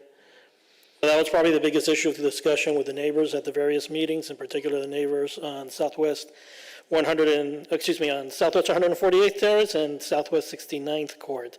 And what we have proposed and agreed to do is on the property where the future head of school house and residence is presently being built at 14841 Southwest 69th Court, we will install a camera with license plate reader.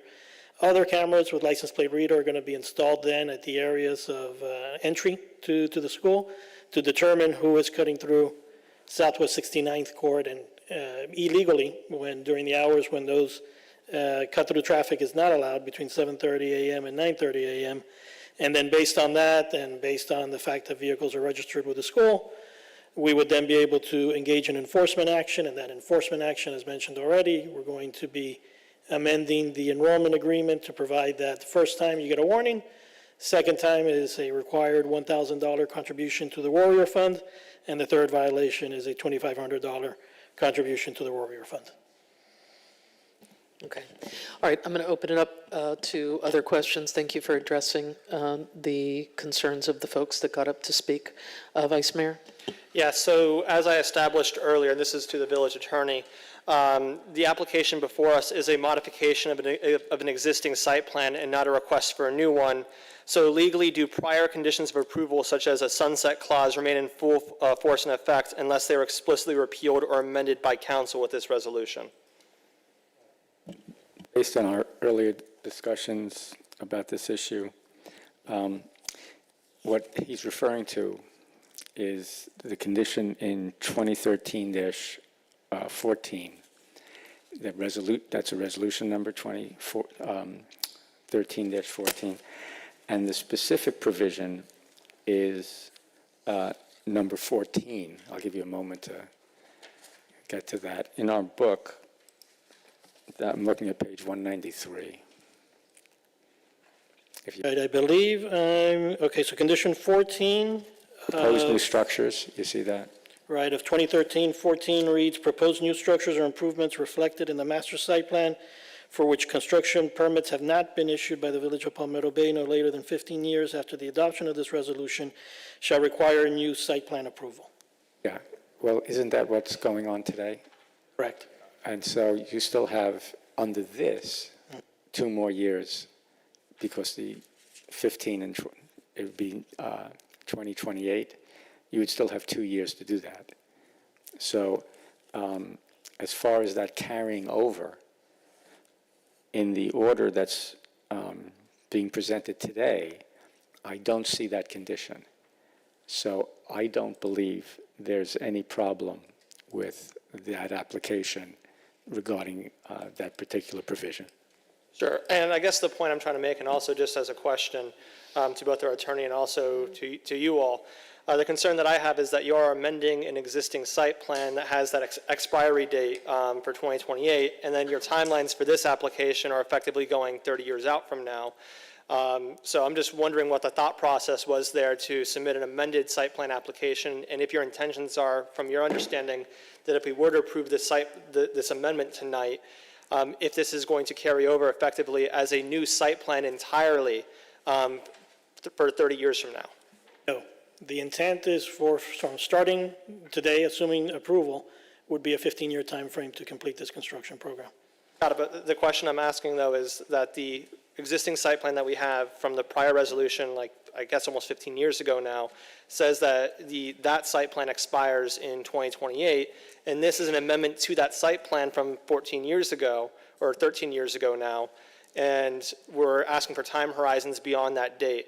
So I guess to my colleagues, what I would ask, and also to you all, and also to our attorney, would it make legal sense for us to make an amendment to that 15-year time frame either tonight, either affirming that in this order, or B, we give them that extension that they're seeking for the duration of this site plan, so they have the time to build out while the application from 2014 and that deadline stands. So I just wanted to ask the attorney that.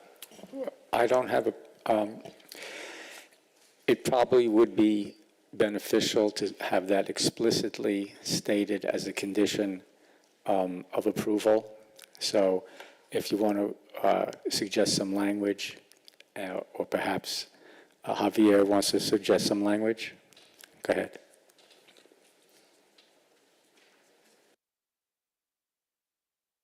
In the resolution, one of the conditions is that the phasing plan that was approved in 2015 be substituted with this submitted phasing plan. So it's a good point. I think the resolution covers the topic in the sense that once you approve this resolution and you tie the phasing plan to this approval, that takes effect. That's my opinion. Sure. You don't think there's a need for an amendment? I'll defer to you. No, I'm just asking. I'm asking you, you're the director. So no, you don't think so? You're pretty comfortable? I think we're good.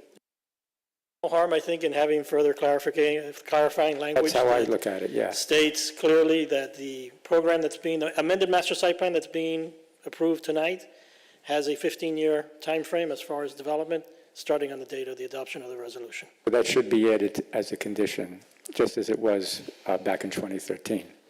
Okay. Can you repeat the language so that we can make a motion, and also the clerk can capture it, please? Additional condition of approval reflecting that the amended master site plan development program is approved for a 15-year timeframe, starting with the adoption of the resolution, commencing upon. Thank you. Is that your motion? I'll move it, sure. Is there a second? Second. Is there any discussion? I have discussion on it, yes. Go ahead. So the thing that's concerning me here is that we're essentially not really being requested to just add some new buildings to your existing site plan. We're being asked as a council, in my view, to go beyond what that current date is of that previous site plan where he gave you 15 years. And now you're coming back to us with that existing site plan and saying, no, we need 15 more years on that prior site plan. And you want that extension of development rights here for the whole thing. So what I'm hoping to do tonight is at least we have a conversation as to what that would look like. And I just want to clarify to the record and for everyone here tonight, I'm supporting this. I wholeheartedly think you are amazing community partners, and I'm here to support what it is that you want to do.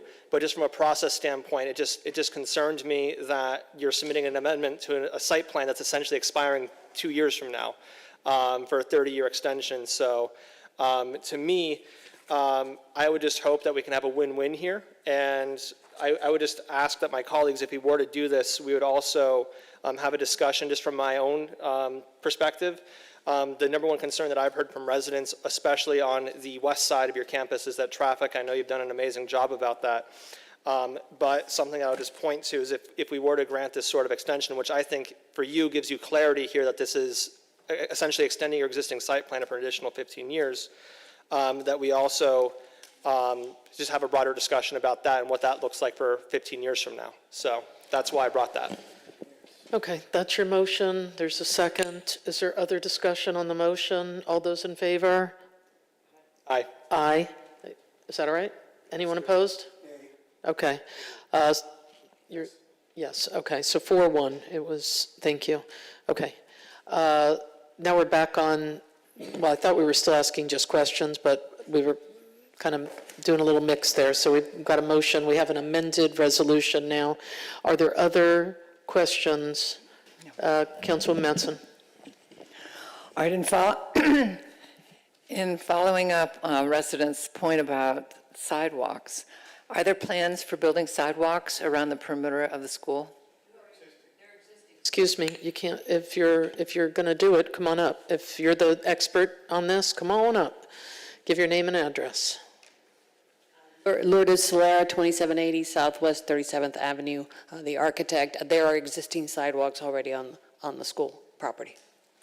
Talking about on the perimeter, on the street? Correct, on the perimeter, on the school property, there are sidewalks already. Now, beyond the school property, that's not their control. All right, so could you list the streets that the sidewalks On are on? 152nd and the avenue, which is 67th. Okay, any other questions? Yes. Yeah, thank you, Madam Mayor. Yeah, on just two concerns on, you talked about the light spillage that the resident actually stated. You lower that to 15 feet from the 20 feet? Or any new your light maximum? posts that are being installed. Yeah. Okay. And that would be the lights with the spill. We went over this years ago, so I'm assuming they're more state-of-the-art now. Right. And directly focused and not focused on the neighbors. Okay, so, and then the other question was, and I had brought this up when we met, during the first week of school is very difficult. And the mayor and I got a lot of phone calls, and I know Montessori is there also, and that pertains to 67th Avenue with, it's usually resolved after 3 or 4 days, and like it was, but we did get a lot of calls. And not that I'm saying it's one school's fault or the other, but in your traffic pattern, this would address a lot of that then on the 67th Avenue side? Yes, on both sides, but On especially both in the sides, but 67th. because the issue is I have residents who live in Royal Harbor Yacht Club trying to get in, then a lot of the parents wouldn't move over to the swale, but eventually it gets resolved. So if that's the case on this, that's good. And my other questions were asked by the mayor, so I'm good. Thank you, Madam Mayor. Thank you. Vice Mayor? Yeah, I'll just say, as I was reviewing this, my first impression of it was, oh boy, we're going to have another school expansion, and it's going to be a challenge for the community. But I would just say, as I was reading through this, I'm like, okay, did you address this? Yes. Did you address this? Yes. So like, as I was reading through it, basically all my personal objections to this were just thoroughly answered. So I greatly appreciate that work, and also the fact that you held 2 community meetings and also incorporated some of the suggestions of residents. I greatly appreciate that. So thank you for doing that. One of the things that I just wanted to ask is part of condition 11, and this is something that I'm personally passionate about, is the Safe Routes to School program. And a resident actually spoke about that, of trying to get kids to school safely.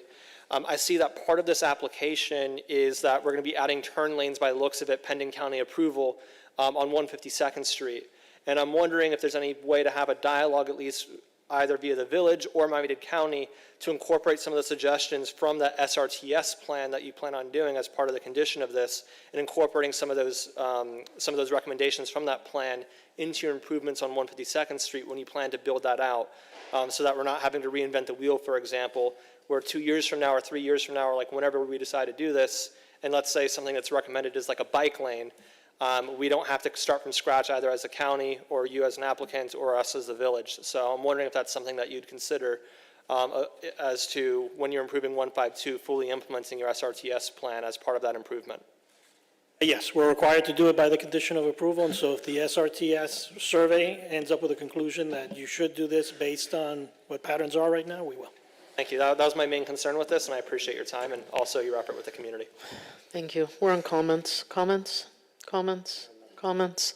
I just want to say thank you. Again, I came to the community meeting. It was obvious at that time, in addition to the brief meeting I had regarding traffic, that you had addressed and had conversations and implemented suggestions. Thank you for being such a good neighbor. Thank you for providing excellent care and education for our children here in the village of Palmetto Bay.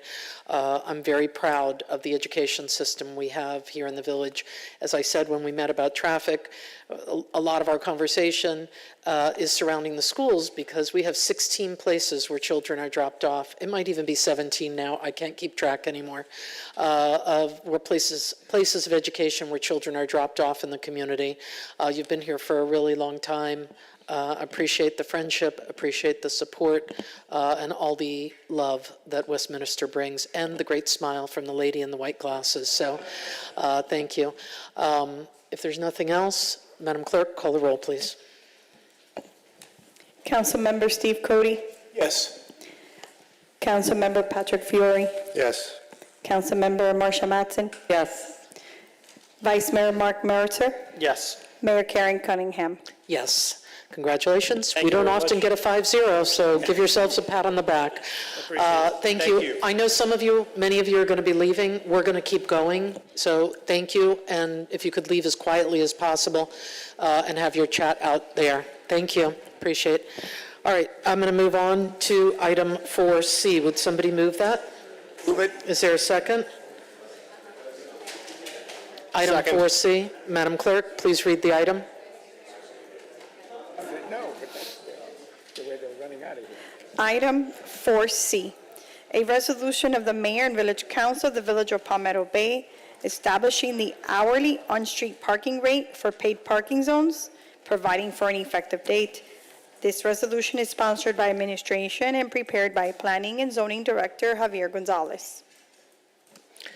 Thank you. At this time, we'll take public comment. Item 4C.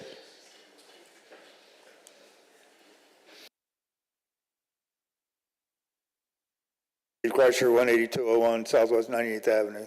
Technically, I think this item's out of order in more ways than one, but it's really a cart before the horse, because you have 5C for a second read to pass the parking ordinance. So you're already trying to do fees, and you haven't really passed the ordinance yet.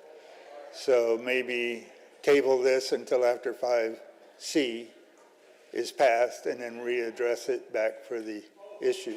But while I have your attention on it, this is another effort of trying to cover up a big mistake for parking. And this is a discrimination of parking that is created by improper usage passes on administrative approvals, Maxwell Brothers primarily, on top of the Isaac Building parking problems. So that's the compounding that I mentioned earlier. This is just going on and on and on, and asking people to pay to park is only adding cost to the customers of these facilities, which is counter to what you had earlier in the meeting where you want to promote businesses locally. So now you're making businesses, the customers of local businesses, pay more just to park because the code didn't give enough parking spaces to begin with. Thank you. Thank you. Next speaker. Eric Tolberg, 7884 Southwest 179 Terrace. Generally, people don't pay to park south of Dayland. You got free parking all over it. And if you're going to have a business district where people have to pay to park, that's going to be a problem. And one other thing that you may not have thought about, I don't have a smartphone, and if your parking system depends on smartphones to work, that's going to be a problem. But paying to park is a real problem for businesses. If you've got to pay for those things, and it's a real hassle. You should ensure that there's enough parking whenever a business builds their business. They should provide sufficient parking to handle all their customers. Thank you very much. Thank you. Next speaker. Ray Pastorella, 6940 Southwest 142nd Terrace. I'm going to piggyback the first two speakers. The last thing we need is pay to park. Then we need a meter maid or meter maids to walk around and give tickets and things such as that. And I concur with Mr. Tolberg in regards to pay to park being south of Dayland. It's not even in Pinecrest. So, and I don't think that if I had a business out front that I have to run out and put quarters in the meter or whatever I have to do to maintain my customers or to help them park. It's just something we don't need. We don't need the revenue, and we don't need meter maids. Thank you very much. I haven't heard that term in a while, meter maid. Next speaker, please. Good evening, Karen Baez, 7380 Southwest 141st Street. I'm concerned about paying for park. I think we should have, if you're really going to consider this, a modified fee scale for our handicapped that might be using those additional parking spaces. Also, I'm really concerned about removing police. Who's going to be monitoring our fees or those that are non-compliant? I don't think Miami-Dade Police should be doing that, or meter maids. And then finally, if we're going to be talking about additional parking, there's a lot of other municipalities that have dedicated spaces for veterans, and I think Palmetto Bay should be the leading here in the South and have dedicated spaces for our veterans that have more than paid for our parking. That's it. Thanks. Thank you. Anyone else? All right, I'm going to go ahead and close public hearing. Do we have any comments by form? No, ma'am. All right, then we'll take our staff report.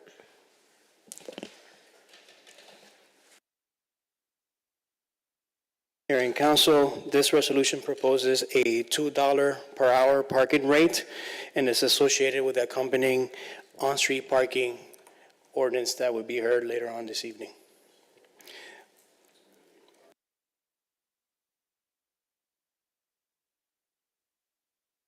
Is that it? That's it. Perfect. Thank you. Any questions for our director? I have questions. So just to clarify, the areas, and I watched the presentation, I also watched everything that happened last month with this item, or the ordinance related to this item. My understanding is that the only places where we're adding paid parking, for example, is on 174th, and there is a free lot that people can park in if they want to access those businesses there, correct? The initial paid parking zone, you're correct, that's the initial one. There may be one more near Palmetto Station, but that's correct. I'm not aware of the empty lot you're referring. Maybe you can clarify. I'm talking about the parking lot for, like, there's a parking lot to access Maxwell's. Correct, there is. So I just wanted to clarify that on record because I think there were some concerns from the residents about paid business parking, and I just wanted to get that cleared up.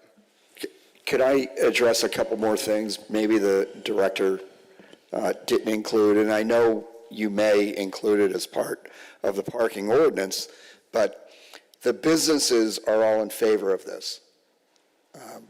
This is something that'll provide turnover of the parking spots to ensure that the businesses have clients who are able to park and frequent their business instead of having a resident at a nearby apartment complex just park there all day and all night, which is what this item is, and the companion item, the ordinance, are attempting to solve. $2 is a very minimal amount per hour. Again, if you're going to go out and have dinner for 3 hours, it's $6. There's plenty of paid parking throughout South Dade, throughout Homestead, county parks. I mean, there's paid parking everywhere south of Dadeland. This is a very nominal fee. It'll be enforced by the Miami Parking Authority. They may or may not have actual meter maids, but they will have parking enforcement officers. The only reason we're proposing this pay to park is so that we can afford the enforcement that will ensure that turnover of parking spots that will keep clients and customers going into the businesses as opposed to someone who may just park there for hours. Thank you for that clarification. Does that answer your question? Okay. Others? So I think, I think a parking plan is a good idea. When we get to the next item on parking, I do have an objection I'll raise then. But as far as 180th Street, which is a major problem, I think that might help resolve it. People double park on that street all the time, and you can't ever get a space because people don't want to pay for their extra car in the garage of Palmetto Station. Of course, this only addresses one aspect of the problem on 180th by Franjo, which is the delivery trucks, which are always parked out there, and they present a real safety obstacle. So I hope you can address that, figure out how to address the delivery problem. We have, Dr. Mattson, and it's something we need to follow up on. We did propose to them that we would carve out a few of those parking spots as being for delivery only during a certain number of hours. Now that we're going to have the ability to do enforcement, that's something we can revisit. The apartment management was good with doing that, restricting their delivery vehicles to some of the parking that's on 180th. So that is definitely something we can follow up with Miami Parking Authority on that. Anything else? Okay. Comments? Go ahead.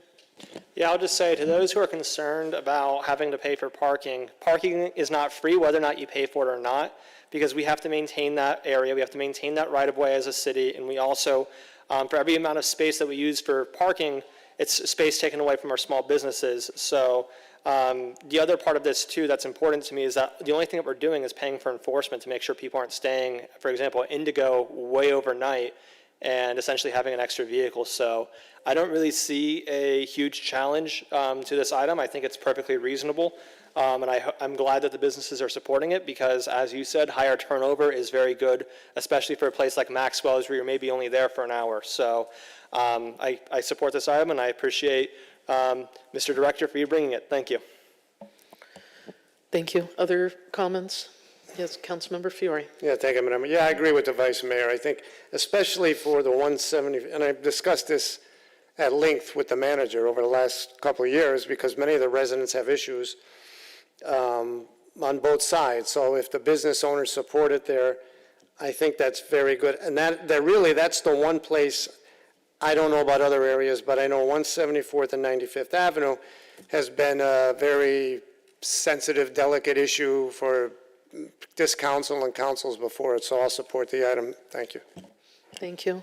Anything else?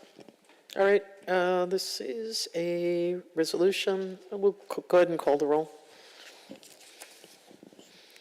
Councilmember Marsha Matson, Yes.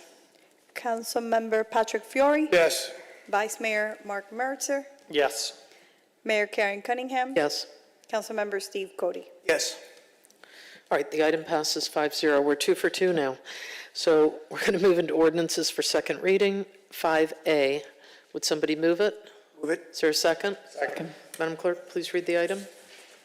An ordinance of the Mayor and Village Council of the Village of Palmetto Bay, Florida, relating to planning and zoning fees, amending Appendix A, the schedule of fees of the Code of Ordinances, reducing by 20% the amount of fees charged to single-family homeowners for variance hearings before the Village Council or for an administrative variance, providing for severability, conflicts, and an effective date. This ordinance is being heard on second reading, sponsored by Councilmember Patrick Fiore, and co-sponsored by Mayor Karen Cunningham and Councilmember Steve Cody, passed on first reading at the September 15 zoning hearing. Thank you. Public comments on the item? Seeing none, Madam Clerk, do you have a comment by form? Seeing none, Mr. Commissioner, you are recognized to present your item. Thank you, Mr. Chairman. Yeah, real simple, second reading. I thank all those that supported it at first reading. And I think we saw tonight earlier what can be done when we kind of work together. We actually had the fees lowered on a couple of the park items at earlier in the first or second meeting we had this evening. So this reduces it by 20%. It helps our homeowners, and it's basically family homeowners for variance hearings before the council. It's actually an item that the vice mayor had brought to our attention a while back, so I'd appreciate everybody's support on this one last time. Thank you, Mr. Chairman. Thank you. Questions for the sponsor? Seeing none, I just have one question, and it's to the sponsor and clerk. I'd like to also add my name as a co-sponsor to that, if you're amendable. Yes. Thank you. All right, discussion on the item. Councilwoman Mattson, you are recognized. Yes, I too would like to be a co-sponsor, if that's okay with the commissioner. I can't see you, but is that okay? Yes, yes, Okay. that's fine. All right, and yes, I think that this is a good thing for the homeowners, very good thing. And kind of off the topic, but still related to it, is when you're going over the fees for the parks, I hope you'll consider more to reduce the amount of money, okay? Thank you. Okay, are we on comments? We're done? Okay, one more? Yeah, I just wanted to say as well, I appreciate you bringing this. I really like the item. It's important that we reduce costs for our single-family homeowners to go through this process. The only thing I would just add is I'd like to also work with the rest of this council in the future to find ways to cut red tape so that they don't have to go through a major process, for example, to get a pool adjusted or a driveway adjusted. And finding more ways to make people not have to go through the process in the first place, I think, is an even better solution to lowering fees, but I'm not going to let perfect be the enemy of the good. So I appreciate you bringing this item, so thank you. Wonderful. All right, Madam Clerk, can you call the roll? Councilmember Patrick Fiore, Yes. Mayor Karen Cunningham. Yes. Councilmember Steve Cody, Yes. Vice Mayor Mark Meritzer, Yes. Councilmember Marsha Matson. Yes. Excellent. Item passes 5-0. Item 5B, somebody move? Is there a second? Second. Madam Clerk, can you please read the item? An ordinance of the Mayor and Village Council of the Village of Palmetto Bay, Florida, amending Division 3080, Platting and Subdivision of the Village Land Development Code to designate an administrative authority for plat and replat approvals in accordance with Senate Bill 784 in Section 177.01 of the Florida statutes, amending the plat approval process to provide for administrative approvals for qualifying plats, providing for severability, conflicts, and an effective date. This ordinance is being heard on second reading, sponsored by administration, prepared by Planning and Zoning Director Javier Gonzalez, passed on first reading at the September 15th, 2025 zoning hearing. Thank you. Public comment? Thank you. Eric Tolberg, 7884 Southwest 179 Terrace. I just want to be sure that we have a way to insist on things like sidewalks, et cetera, plans, when somebody comes up to make a plat, because you're actually changing something that was may have been an agricultural property or other use, and now you're making it into a house or some other thing. You should have the capability to insist on things like sidewalks, et cetera. Thank you. Thank you. Seeing no other speakers, I'm going to close the public hearing and turn it over to Director Gonzalez.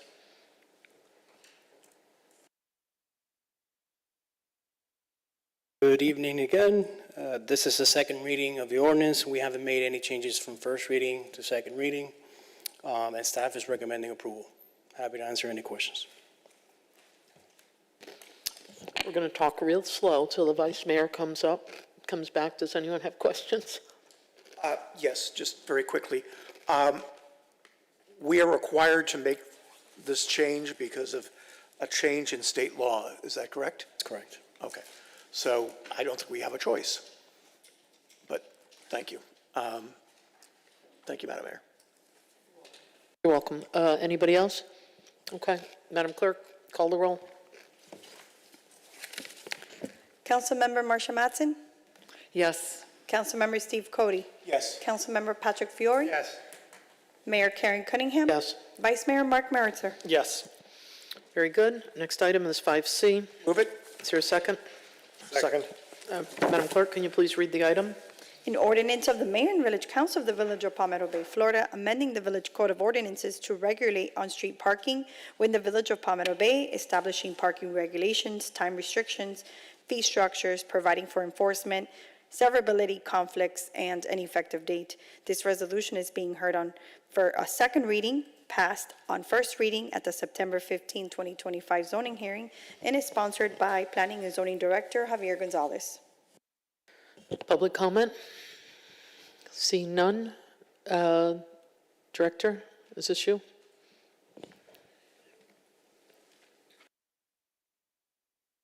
Mayor and Council, this is the second reading of the on-street parking ordinance. As you recall, the first reading was in July, got deferred due to a need for a public meeting. We did have that meeting on August 11th, where we took all the comments and feedback and we incorporated them into the ordinance. No changes have been made since September 15th, and staff is recommending approval. Thank you. Questions? Excuse me. All right. Councilmember Fiore, then Councilwoman Matson, and the Vice Mayor. 5C, right, the parking? Yes, sir. Thank you. Yeah, that was actually brought up by a resident too. I think it was brought up before, so do we have exemptions in this then for disabled veteran plate, Purple Heart plate, or handicap? Disabled, for disabled persons, yes. I'm sorry? Well, a disabled veteran has a plate that says disabled veteran. Handicap has a, yeah. Yes, it does. Okay, as long as both those- categories. Okay, thank you. That was the only question. Thank you, Madam Mayor.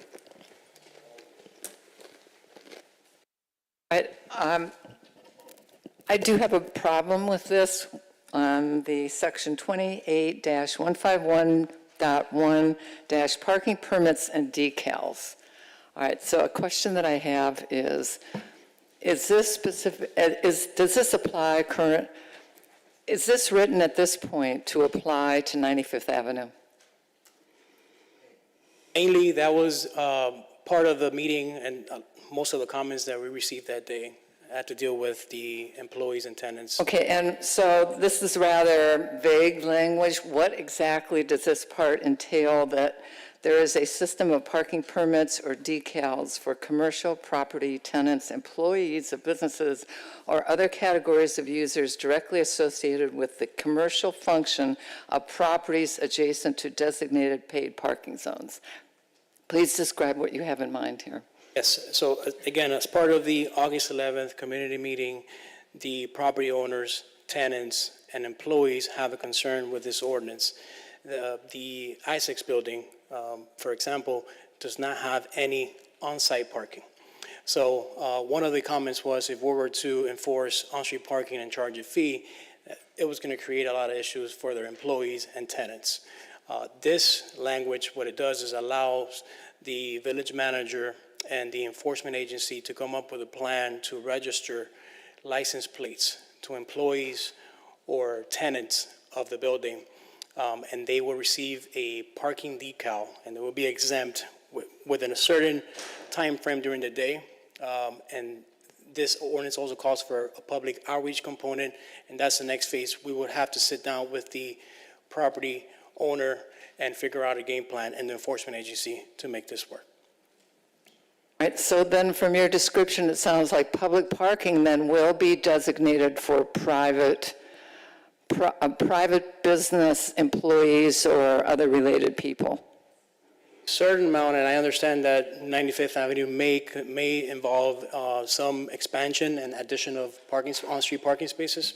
Well, not as part of the ordinance, but I think I put on the record last meeting, we are going to look, obviously, with council approval.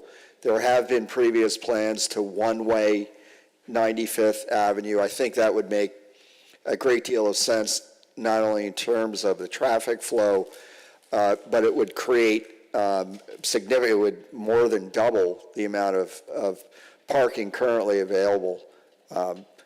Again, not part of the current ordinance, but I think it's something that we did commit to the businesses and the property owner that we would look at doing and presenting to the village council for your consideration. Is there a plan to charge these business owners for the private parking of a public space?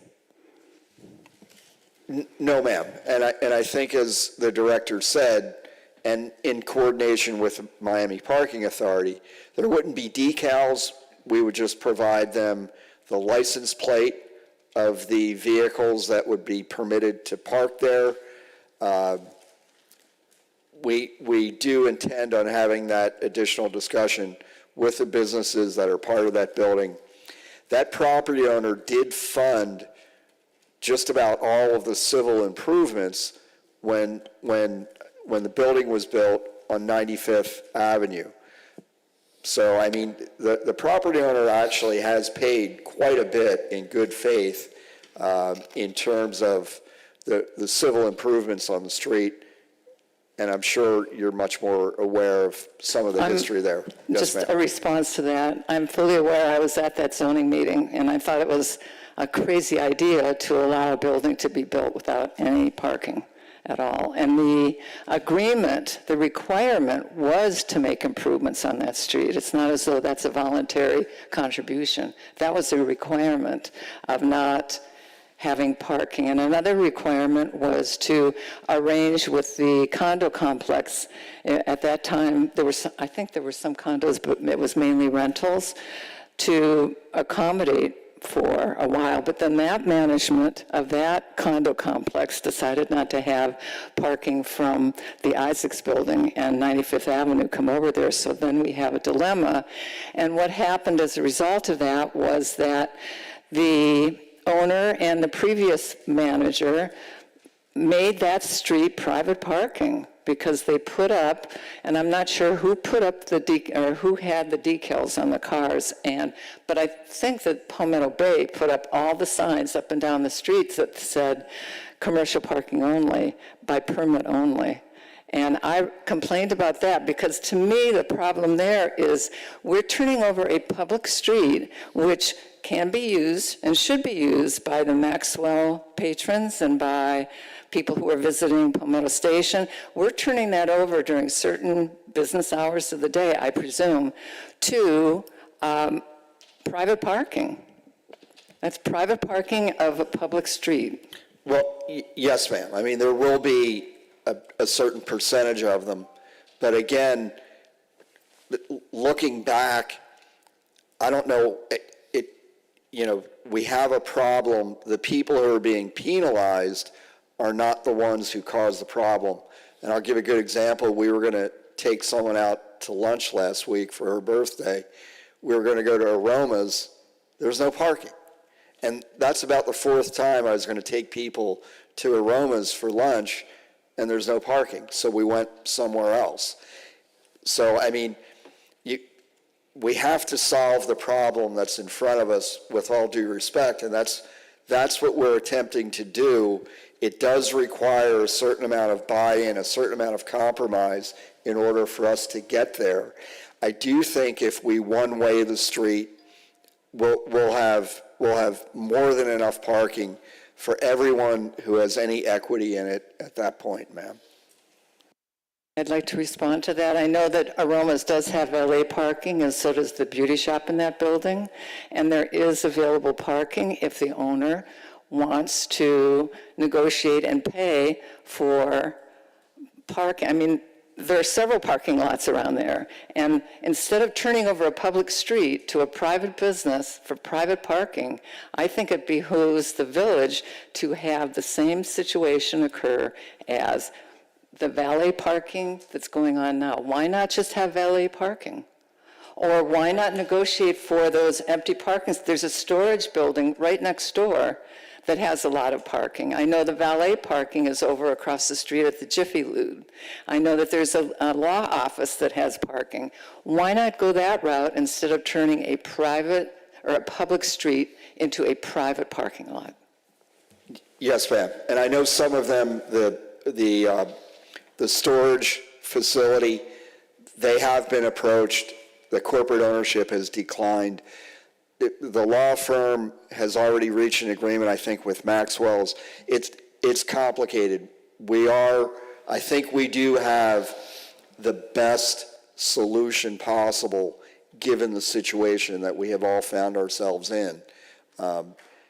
Again, not a perfect solution, but I think it does protect not only the customers who are trying to get to those businesses, it also provides employees and a place to park. Again, no fault of their own, a beautician just trying to park and work her job. So, I mean, again, I think it's about as good a compromise as we're going to come up with, and I hope you understand it in that context, ma'am. Well, just one more comment since we're having this discussion. Then why not charge for those parking spots? Instead of just letting that particular group of people, why not charge? And if it's going to be a private parking lot, but still owned by it's still a village street, then at least the people who park there are on the same basis as other pay for parking spots around the village. They're having to pay per hour or whatever it is. But why give this free to a certain group of people just because the parking is complex? And I know the whole history of it, and I've explained it, I've written it to you. The public should not be penalized for a bad mistake. How many years ago? 10 years ago. And we shouldn't be turning a public street into a private parking lot. But if that's the best compromise, then we should have pay for that, like on the other streets that we're talking about. Oh, you have something? Just one thing, and I don't think I mentioned it. So the parking for employees and tenants is going to be for the working hours. After 5, 6 p.m., after we have the meeting to get into the weeds of this, the parking enforcement will take into place. So in the evenings and mostly on the weekends, outside of those normal business hours for the employees. So it will still be enforced and it will still be public parking outside of those hours. All right, great. Vice Mayor? Yeah, just two questions. The first I have is either to the manager or attorney on subsection E on 28-154, and that's on page 658 of our agenda book, page 4, and that's where it is. The only concern that I have is if there's an event where we somehow have a surplus of funding, I think this is a little bit too restrictive as to what we can do with this money. So is there a way we can add a clause here that says that by resolution or some other way that we can also just transfer that parking fund into the general fund, and if there's ever a surplus, we can just use that funding if it becomes available? All right, then I move to make that motion, please. Is there a second? Yeah, I'll second. Questions? Discussion?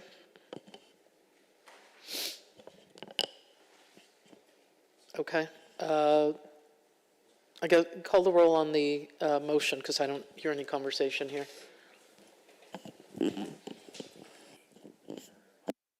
I'm sorry. Vice Mayor, would you repeat your Oh, motion? thank you. So I defer to the attorney. What specific language would you prefer for that subsection to give us that power that I'm describing? I have a question first, and it's to the manager. It's going to be, is this going to be an enterprise fund, or can it be used for anything else? Well, it's a special revenue fund. The way it's currently written, it's only for, any surplus is only for parking-related capital improvements. And I think the vice mayor, if I want to take a stab at language, or do you want to take it? No, go ahead. So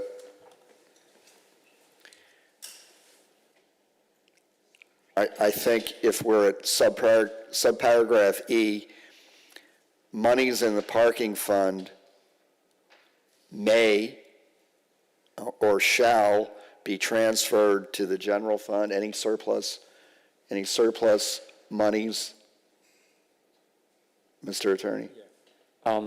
Getting back to something before we do that language, if this is going to be an enterprise fund, then it has to be used only for those purposes. So you may want to give me a few minutes to rework that language. Thank you, I'd appreciate it. And I just have one more comment that's unrelated to that. Something that I'm passionate about is enforcement. When people break the law, I'm generally more in favor, especially if it's traffic law. I think that there should be penalties for that. The fee is only $32, and the fee after 30 days is $42. Is that set by state law, or is that set by our ordinance here that is discretionary?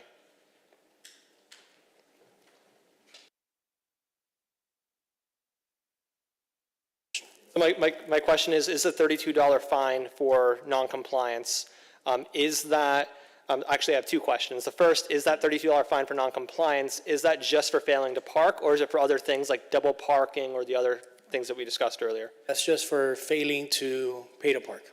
Got it. And is this fine here set by statute, or is it set by the council? That's Miami-Dade County ordinance, so we're just mirroring that.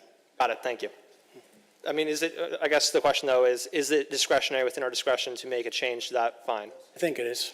Yeah, I mean, my thing is, when I've traveled, for example, to Coral Gables, I know people who play this game called the parking lottery, where sometimes they'll pay to park, sometimes they won't pay to park. And sometimes where if you have a situation where if you're parking somewhere and you don't pay to park, eventually, yeah, you will have to pay a fine. But what happens is you're in a situation where you actually profited by not paying for parking because the fine is less than your habitual not paying a fine. So what I'd hope to do is address that and maybe go up to $50 and $60 respectively, because that way we can avoid that situation where people just habitually don't pay to park and then they bank on the fact that it's more profitable for them to do that. So that would be my motion, is to change that for the initial fine to 50 and then the second part to 60. Okay, we already have a motion, right? That we do have a motion on the floor. So are you adding to that motion? I would withdraw that motion for now to let the attorney work on the specific language, and I'd remove this motion that I just made. All right, so we've withdrawn the original motion. Madam Clerk, let the record reflect that. And what's your motion? It is to change on 28-158, the initial fine from $32 to $50, and then fine after 30 days to $60. And again, that is to prevent people from doing the mental math of, is it more profitable for me to just not pay for parking ever and eventually get caught once? And this would I think, deter that practice. Okay, that is your motion. Is there a second? Second.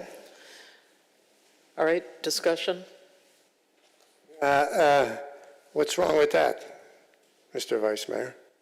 Of not paying Mental math, what's wrong with it? I don't see anything wrong with it at all. In your own words, I'm going to tell you, I have a philosophical difference with what you just said. So I'm not going to support it, but thank you. Fair enough. Anyone else? All right, call the roll on the motion, please. Vice Mayor Mark Meritzer? Yes. Mayor Karen Cunningham? No. Councilmember Patrick Fiori? No. Councilmember Steve Cody? Nope. Councilmember Marcia Matson? Yes, Okay, so we're back on the original item. I have an amendment to make. Okay, are you ready with yours? Okay, can we go back to this one first and then get to yours? Let's see if this language works. Paragraph E, we'd remove the word all, and so it would read, revenues, fees, and fines or other charges related to parking in or on village-owned parking facilities may be deposited into the parking fund or at the discretion of the manager into the general fund. Monies in the parking fund may be used, and we take out the word exclusively, for the operation of and capital improvements for the village's current and future parking facilities, including but not limited to maintenance, technology, upgrades, new parking infrastructure, and improvements to pedestrian access related to parking. That would be my suggested language. Move. Is there a second? Second? Discussion? Yeah, so this is, thank you, Madam Mayor. You're welcome. Sorry to jump in. No, do it. So fired up. Yeah, Yeah. you can. I've been up since 3:30. Go. So it is at the discretion, I have a question for our esteemed city attorney. He's In his- over there. In his last meeting. So it's at the discretion, you stated that that's getting away? Yes, discretion. Okay, yeah, I'm good with that. Thank you, Madam Mayor. Yeah. All right, anything? Madam Clerk, call the roll on the amendment on the motion. Councilmember Marcia Matson? Yes. Councilmember Steve Cody? No. Councilmember Patrick Fiori? Yes. Mayor Karen Cunningham? Yes. Vice Mayor Mark Meritzer? Yes. Okay, we're back on the item as it has been amended. Is there anything else? Yes, I have an amendment. Go ahead. I'm sorry, I forgot. The amendment, in terms of what I've been talking about, that is the problem of turning a public street into private parking. My amendment would be that the village shall charge a per parking space. The village shall charge a per parking space fee on 95th Avenue, the same as at other per parking spaces. That is your motion. I don't quite understand it, but I know you'll explain it. Is there a second? Okay.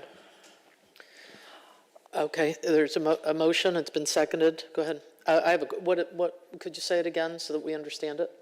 The village shall charge a per parking space fee on 95th Avenue, the same as at other per parking spaces in the village on public streets. We don't have any on other streets. Well, we're going to. Yeah. The same.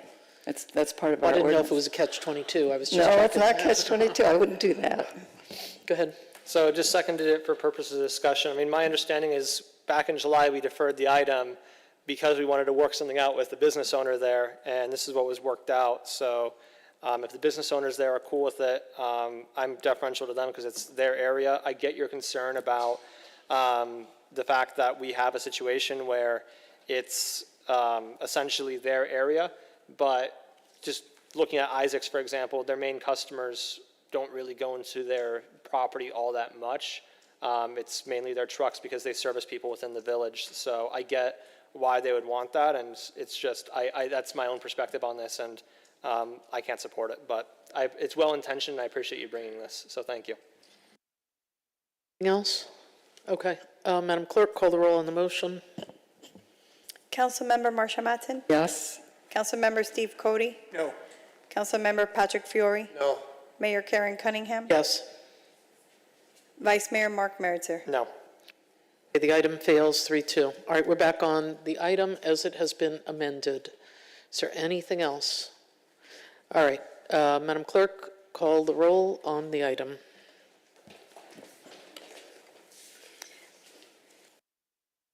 Vice Mayor Mark Meritzer? Yes. Mayor Karen Cunningham? Yes. Councilmember Patrick Fiori? Yes. Councilmember Steve Cody? Yes. Councilmember Marcia Matson? No. Okay, the item passes 4-1. Moving into ordinances for first reading, would somebody move item 6A? Move it. Is there a second? Second. Madam Clerk, I'm sorry, go ahead. Madam Clerk, please call the roll. No, please read the item. Read the item. It's 9:30 at night, so I appreciate it.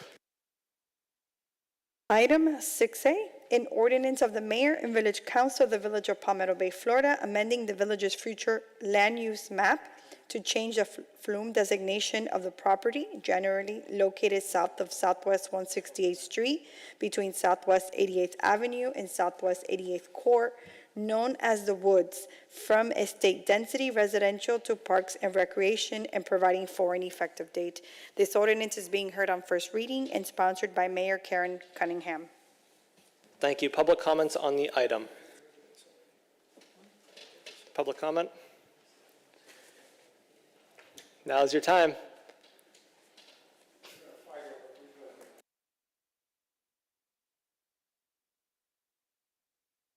Good evening, folks. James Woodard, address exempt. I would like to thank Mayor Cunningham for taking the first step in a long journey to protect the woods. Some have said that the amendment of the future land use map will protect the woods as a natural area in perpetuity. Many of my neighbors and I do not share that certainty. What can be done by this council can be undone by a future council. The property belongs to Dade, not Palmetto Bay. We can't lose sight of our obligation to complete well-defined minimal steps to comply with the lease regardless of the flume designation. The reality is that notwithstanding the fact that funds were set aside years ago, we are 7 years into the process with nothing done to date. Hopefully that will change. It would be helpful if there was communication with the neighbors before and during compliance. Further, a zoning category that will protect property of this type needs to be devised so that no ambiguity exists as to future use. Finally, Henry Clifford and I have been accused of being the reason that the basic lease provisions have not been met. Nothing could be further from the truth. We have been involved in this quest to save the woods since before there was a Palmetto Bay. Our position mirrors that of the majority of the neighbors. Preserve the green space and animal habitat value while complying with the minimal lease requirements as slowly and methodically as the lease permits. Anyone that says that our position is otherwise is detached from reality. I resent being scapegoated over the inaction of others. Possession of this property has been our obsession. I support this item, and thank you. Thank you. Next speaker. Mary Pastorella, 6940 Southwest 142nd Terrace, 6A, support. Thank you. Madam Clerk, are there any comments by form? No comments by form. Seeing that, anyone else want to speak? I saw you all getting up, or do you want to speak? Please come on up.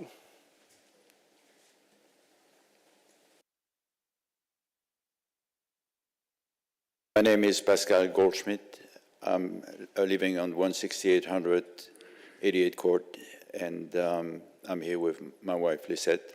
Can you repeat your address one more time, sir? Sorry? Can you just repeat your address one more time, sir, for the clerk? Repeat your address. Address. Oh, sorry, 16800 Southwest 88 Court, Palmetto Bay, Florida 33157. So, my viewpoint is the following, is, you know, a village, a city is known for the way it protects the health of the folks who are living in that area. Because if there's no health, there's no people. This sanctuary is a formidable opportunity for the village of Palmetto Bay to maintain a spirit of defense of health against a number of pressure points that are coming every day to make the life of of our neighbors across Palmetto Bay more difficult and more dangerous. I know that someone had the idea to create a pickleball park. I was just reading yesterday an article on all the injuries that are happening to people who are playing pickleball. And the last thing the last thing we can consider is pickleball as a health-promoting sport. The sanctuary, on the other hand, provide a spirituality to this area that is absolutely second to none. One that can be appreciated by children who are going to the school just next to it, can be appreciated by the children who accompany their parents to church every Sunday. And if we were to destroy that opportunity, I think that once forever, we would lose the quality of life of our wonderful village of Palmetto Bay, and we would end up on the wrong side of history. So thank you very much for your time. Thank you. Last chance, anyone wish to speak on this item? No, I was just asking the public if there's anyone else who wants to speak on the item. Seeing that there's no one getting up, Madam Mayor, you're recognized. Okay, thank you. I don't know if everyone was here for when we first heard it during the LPA. My comments are the same. Sometimes through problems you find solutions. You're right, Mr. Tolberg. I have no idea why we didn't think of it sooner, but we thought of it. So special thanks to the village attorney, the village manager, and the building director for coming up with the idea. And allowing me to sponsor it, so I'm grateful to that team. With that, I don't know if you need to hear I'm sorry. We have someone, Director, I don't know if you have more to say, but just in case anyone has questions. So, anyone have questions? All right, comments. I do have a couple of questions, if you'd like to come up through the manager or attorney on these. My question is, when was this, both for the plum and also this application before us tonight, or the ordinance before us tonight, when was that submitted to the village for consideration? Well, it's not an application that's submitted to the village because the village is submitting it. Therefore, there is no formal application that was submitted. When was it filed, is what I meant. There is no filing date for an application. This request came about perhaps maybe a couple of months ago, recently. Got it. Do you have like a specific time frame as to when this was first brought for consideration, or it was decided that this would be brought for consideration by the village administration? I believe it was as a result of the public comments and the fact that Miami-Dade County has a lease with the village for this property to be used as a public park. And also the estate density residential, which allows single-family residential development, doesn't align with the goals. The woods is part of the master plan, parks master plans for the village. So, combining all that, we decided to move forward with this. Yeah, what I'm trying to get at is I'm just trying to figure out how long it takes from, let's say we submit the item or decide like we want to act on this item, to where it gets before us tonight to the actual approval timeline. And I'm just wondering if you were aware of like what that timeline would look like in this case. The notice, you might want to tell the Vice Mayor about the notice requirements. The public notice requirements is a 30-day in advance. We have to coordinate with the community newspaper maybe 2 weeks before that. And a couple of weeks before that, we start working on the documents. This is not your traditional application for a flume change because it's a village initiative. But I'm just wondering, in general, for flume changes and also what we're considering tonight, do we have a timeline as to how long this sort of change takes in general? In general, it takes longer. You're looking at 6, 8 months, depending on the complexity. And also, this application, what it does is make it less intense in terms of what can be built on the property. Most applications that are submitted typically for a flume change are to increase the density or intensity of a property. This is the reverse. Got it. And once we submit, for example, the flume that we did at the prior meeting earlier today, how long is it expected for us to get a state agency to sign off on that amendment that we're requesting? This is a small-scale comprehensive plan amendment. We do not have to send it to any state agencies. And the levels of service in the comprehensive plan, that is what we gauge when we recommend approval on an application. That's in the staff report, and the application also meets all the criteria for a comp plan flume change. So from my understanding then, if it's the will of the council to make a flum change in generalities, let's say in the future there's a future council that decides they want to do a flum change either on this property or any other property, the process is essentially 6 to 8 months is what I'm hearing. Am I correct, or is that incorrect? 6 to 8 months for an outside application. For a village initiated application, we staff, depending on the staffing level and the workload and public notices, meeting schedule, you may be looking less than 6 months. Got it, thank you. So less than 6 months?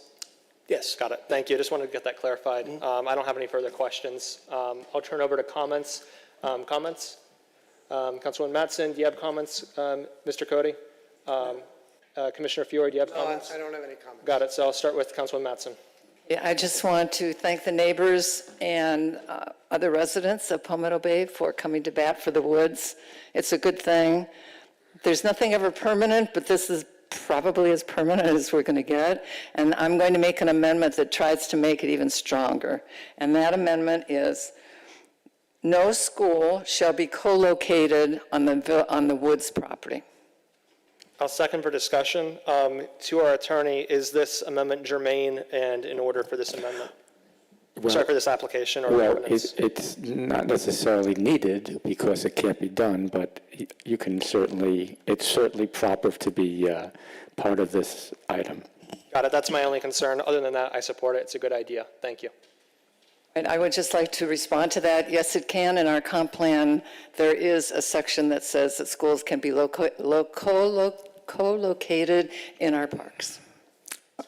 Well, if you'd like, we've already received a legal opinion on that from that guy over there, and if you want, I would be happy to distribute it to the council.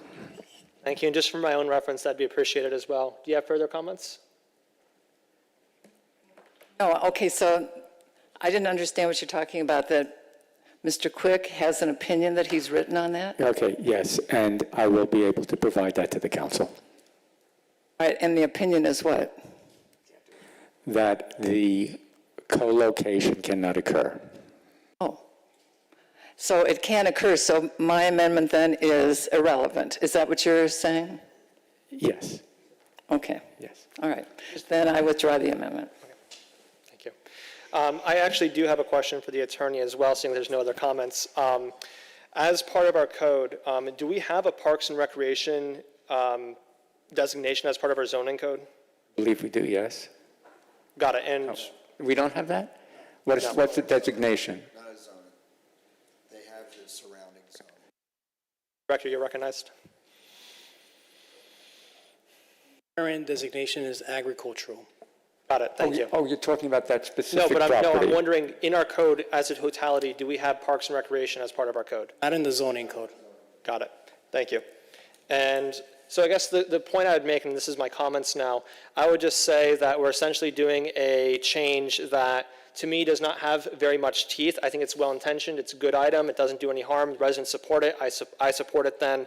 But my point is essentially that if a future council wants to come in and change the future land use designation, they're able to do that within, as I just heard, 6 months. So I think the best protection that we can possibly offer to that piece of land is complying with our lease with Miami-Dade County. So I hope my colleagues will continue to advance that priority. And I would just say, too, to our planning director, I'd like to work with you at some point to create that Parks and Recreation zoning designation, and also it would be great to also create a environmentally protected zoning designation under our code so that we can put those things that are in our comp plan into our zoning code and advance that. So we can offer this piece of property and other pieces of property additional protection. So with that, I'll support it, but frankly, I don't think it does all that much, but I appreciate the effort. Thank you. Do you want to be recognized, Mr. Attorney? Only that any type of comp plan change is, of course, open for challenge by a member of the public. Got it. That's actually a good point. I wanted to also ask, has Miami-Dade County agreed in writing at all to this comp plan change? I don't believe it's in writing. I believe there's been verbal authorization for it. Got it. Thank you. With that, any further comment? Seeing none. I'm going to close. Yes, please, go ahead. Thank you. Jim, thank you very much. I know we've had plenty of dialogue about this. Thank you for coming out over and over and over. I disagree with the vice mayor. I know it teeth. I think this is a really good, solid step as it relates to that property, designating it as Parks and Rec. Every item that we have gone over this evening, every item at every single meeting can be changed at some point by future councils. That doesn't mean we just sit back and do absolutely nothing. I think this will give you some added comfort, as well as the neighbors that live nearby, that the council, and in a large part it's just to say that the council is supportive of making sure that this remains Parks and Rec in perpetuity. And I thank you for coming out to speak and for your support this evening. Thank you. Seeing that, Madam Clerk, please call the roll. Vice Mayor Mark Meritzer, Yes. Councilmember Marsha Matson, Yes. Mayor Karen Cunningham, Yes. Councilmember Steve Cody, Yes. Councilmember Patrick Fiore. Yes. Item passes 5-0. Congratulations. All right.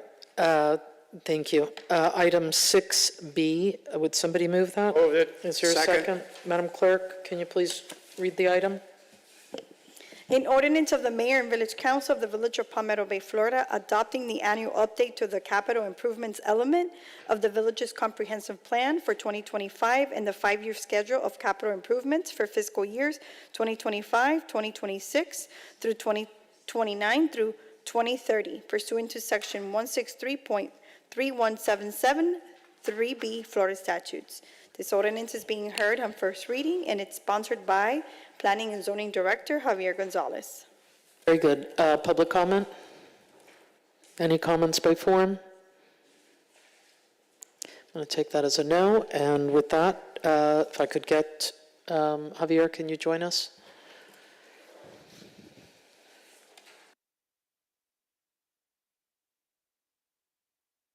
Mayor and Council, this item updates the 5-year schedule of capital improvements for the village.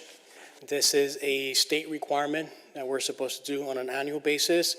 And in fact, when we provided the state with our recent comprehensive plan amendment, one of the comments from the Florida Department of Commerce was that we needed to provide an updated schedule of capital improvements. So in order to comply with those two items, this item is before you.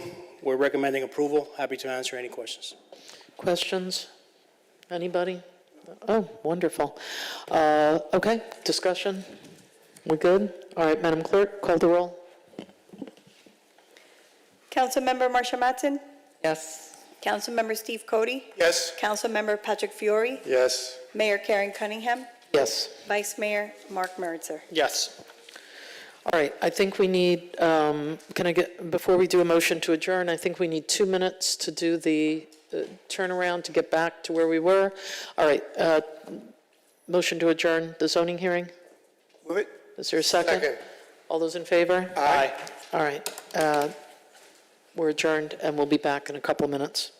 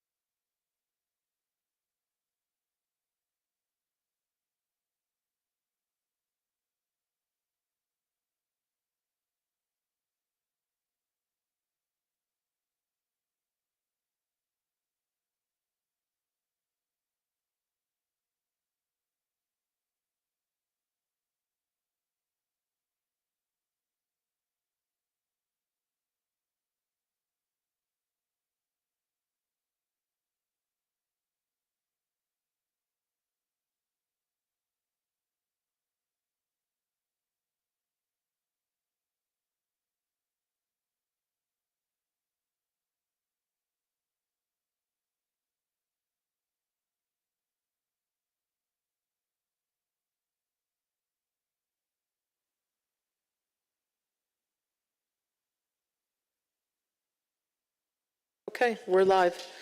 Very good. Council members, for those of you that are tuning in, again, do I have to make a motion, or we're just back, we recessed? Yeah, just say that we're back at our hearing. Okay.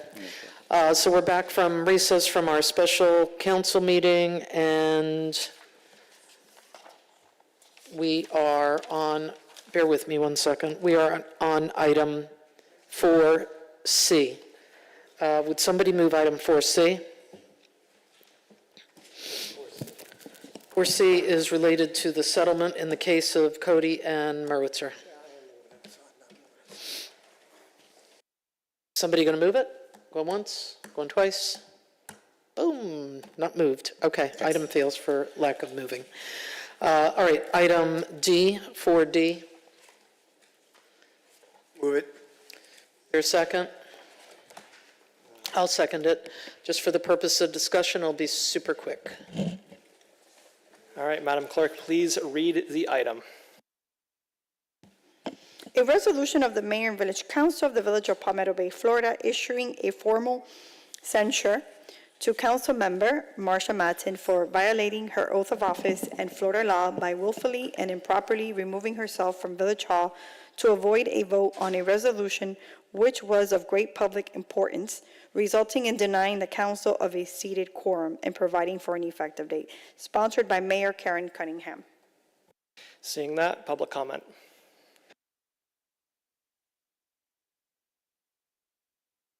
Mary Pastorella, 6940 Southwest 142nd Terrace. I wish you could do more, but you can't. I was here that night and witnessed what had transpired. I was actually, thought myself, kept outside the room. I would have been sitting in the back row, but I wasn't because somebody was talking to me in the hallway.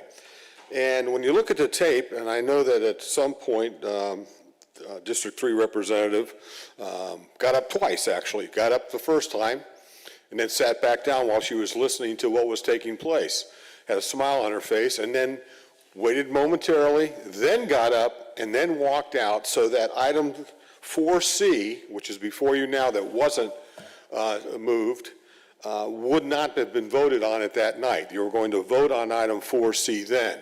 But to keep this council from voting that item, I think it was planned, I personally think, this is my opinion, that it was planned to not allow this to go forward. And for her to walk out, for a member of the council to leave, it didn't allow the movement to continue on. So my concern is that if you could do more, you should, but since you can only censure, I've asked you to support this at this point in time. Thank you. Any other public comment? You're recognized. Eric Tolberg, 784 Southwest 179 Terrace. It's quite common in parliamentary procedure for people to leave a meeting or a legislature to prevent quorum or to make them lose quorum. I think it's getting too petty. That's all I can say. Thank you. Any other public comment? Seeing none, Madam Clerk, do you have comments by form? All right, Madam Mayor, you're recognized. Sure. The item's not quite as timely, or maybe it is, I'm not really sure. Just a month ago, we censured Councilmember Cody for his disrespectful remarks related to Charlie Kirk. This censure item was actually put on the agenda prior to that incident. And simply, I wanted to open up a dialogue. I doubt it has the support of censuring my colleague, but that was the first time, and then we had a subsequent second time where two colleagues left. And so, I guess for me, this particular item, regardless of whether it has support from the council or not, is be respectful. We have items on the agenda. We've got a huge issue. We've gotten ourselves into quite a conundrum as it relates to items in general. We're having this particular special council meeting on the night of a zoning hearing, on the night of an LPA, on the night of a special council meeting to discuss Luxcom, because we couldn't finish items previously. And when you just walk out, I mean, essentially what happened was the item kept coming back. Now that item, I think, subsequently dies. That evening, the next day, I asked a couple of colleagues what happened. This is staff colleagues, what happened. Someone did indicate that you had sent an email saying that you were not feeling well and that you thought that you might vomit or throw up, so you quickly left the chambers. There was a subsequent meeting. Both you and Vice Mayor Merwitzer left when an item was coming up. So my point is simply this: we've got a lot of work to do. I think in a large part we agree on a lot of things. As examples, tonight, a lot of the zoning hearings, zoning items, and many of the items that are really items for the people, pass 5-0 or 4-1, we're in agreement. I just ask respectfully, I mean, if somebody's leaving, get up and say something. Walk over to the clerk and say, hey, Madam Clerk, let the mayor know or let somebody on the council know that I'm not feeling well. We have had that in the past. A former vice mayor, former vice mayor became very ill. We had to recess the meeting. He was laying down in the back. I think you were with me. You went, yeah. And we had to call 911. 911 came out. Obviously, it was a little more obvious that Vice Mayor was ill. In this case, I had no idea. As a matter of fact, it wasn't until the clerk and kind of looked at me to say, you don't have quorum, or she's already left. So it's simply just a conversation. I know I myself, a couple meetings ago, stepped into the back to speak to the village attorney and the village manager. I missed a vote in that case, but in that case, the item was to vote for deferment. We ended up deferring an item to a future meeting. So with that, I mean, I don't have any other conversation except like, hey, maybe we don't all get along well, but at the very least, if we're in the middle of a business meeting, if you're ill, let somebody know that you're ill so that we can defer items or move on or whatever the case may be. It was very abrupt. Thank you. Questions for the sponsor? Seeing none, comments? I have a Councilwoman Mattson, you're comment. recognized. Okay. I address you tonight not only as a council member, but as someone who has spent a lifetime dedicated to this village. I have 7 years of service as a council member and a career built on commitment. That is why it is both astonishing and deeply saddening to find myself the target of a censure motion by Karen Cunningham, a motion that is not only unfair but quite disturbing to me. It's not a minimal thing. It's very disturbing. On July 7th, I returned early from my July 4th vacation with my family in Texas, cutting short precious personal time because my duty was here with you. That day, I awoke at 6 a.m., traveled to George Bush International Airport, flew on American Airlines for almost 3 hours, and arrived home at 4 p.m. I hastily ate tuna and salad. Exhausted and unwell, mentioning to my friend who picked me up at the airport that I was not feeling well, I arrived at the meeting at 6:30 after having no rest. When you're 80 years old, which I am, you will find that you don't have the endurance of someone who is 20 years, 30 years, 45 years younger than I am. By the time the meeting dragged into its 4th hour, my illness had worsened dramatically. At 11 p.m., physically depleted, I had a choice: stay and risk becoming sick in front of all of you, or quietly leave to preserve dignity and avoid disruption. I got up to leave, but sat down, hoping to stay, but my stomach told me I had to leave right away. I picked up my purse, got up, but left the agenda book behind. No speeches, no drama, no games. I was just a human being who was ill. And yet, as I left the village parking lot, I was pursued by the police. Imagine that, me, an 80-year-old councilwoman, 3 blocks from home, followed as though I were a criminal when my only offense was being sick. In 7 years, I have never once missed a meeting, not even after fracturing 3 vertebrae when I sat here for months in pain in a neck brace. I moved to Palmetto Bay in 1991. In 1992, Hurricane Andrew destroyed my house. From experiencing how the county disregarded our residents in rebuilding, I got involved in incorporating Palmetto Bay. I've been involved ever since. I spent 40% of my life defending and helping Palmetto Bay.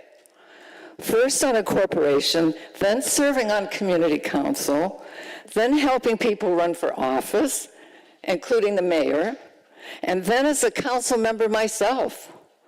This is my hometown, and I love it.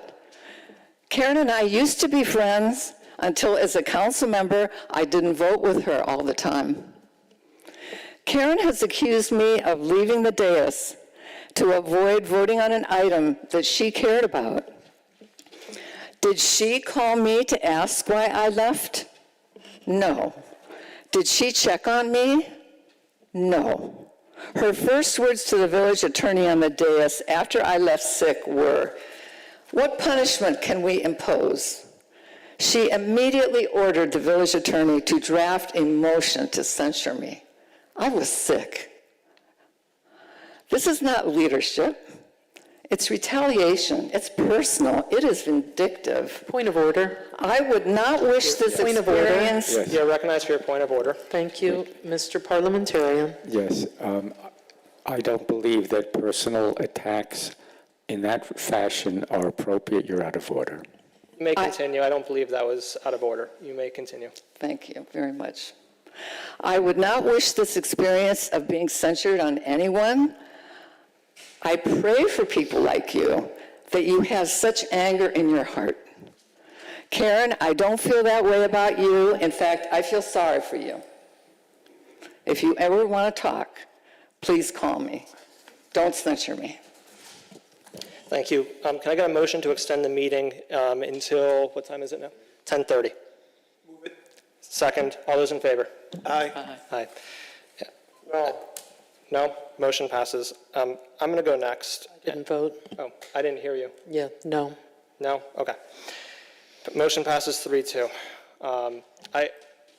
I'll just say this. I'm at a loss for words. Well, wait, you're the presiding officer. Aren't you supposed to, Mr. Parliamentary, isn't he supposed to recognize everyone else before he goes? I believe I'm allowed to recognize myself first. He can recognize himself first. I just don't know what the vote was. Let's do this. Madam Clerk, please call the roll on the motion to extend. I didn't hear everyone. It was a 3-2 vote, and Councilmember Patrifiore and Mayor Cunningham voted no to extend the meeting to 10:30. Thank you. I just wanted that clarified. And I'm going to get into this because I'm at a loss for words. Growing up here, I looked up to you, Madam Mayor. I saw you as a leader in the community, someone who was compassionate. And to see this item tonight, to censure someone who could be your mother, I don't know what kind of darkness has gotten into your heart or what kind of thing you're dealing with, but I'm at a loss for words seeing this, and I'm sorry to this council that you all have to go through this, and I really hope that you find whatever healing it is that you need to try and censure someone who is not feeling well. I'm just at a loss for words. Point of order. I have the floor. Point of order. Okay. Again, please don't direct your comments personally. Thank you. I'll just finish with this. This is not the mayor, and I'm speaking in the third person here, this is not the mayor that I saw growing up in this village, that I looked up to. And I'm very saddened to see this, and I hope that we can all come together as a community one day in the future, and instead of seeing this sort of behavior. Thank you. Chairing. Yes, any other comment? Yes. You're recognized. Thank you. I take the comment about not wanting to censure with a great grain of salt because the councilwoman has filed 2 resolutions to censure me. So to say that this is something that she would never do, you've done it twice. And you've done it twice to me. Madam, So- point of order. Again, could everybody try not to address other council people by name or otherwise? I watched that tape. Well, I'm going to have to address her because this deals with censuring her, Mr. Parliamentarian. You may speak in the third person. Okay. I saw this person get up, sit back down, get up, look down the row, finally pick up her stuff, head over, and as she walked under the camera, she smiled. That was not the expression of someone who has had tremendous gastric distress, and trust me, I'm a diabetic. I know a thing or two about great gastric distress. That was not the expression of somebody having gastric distress.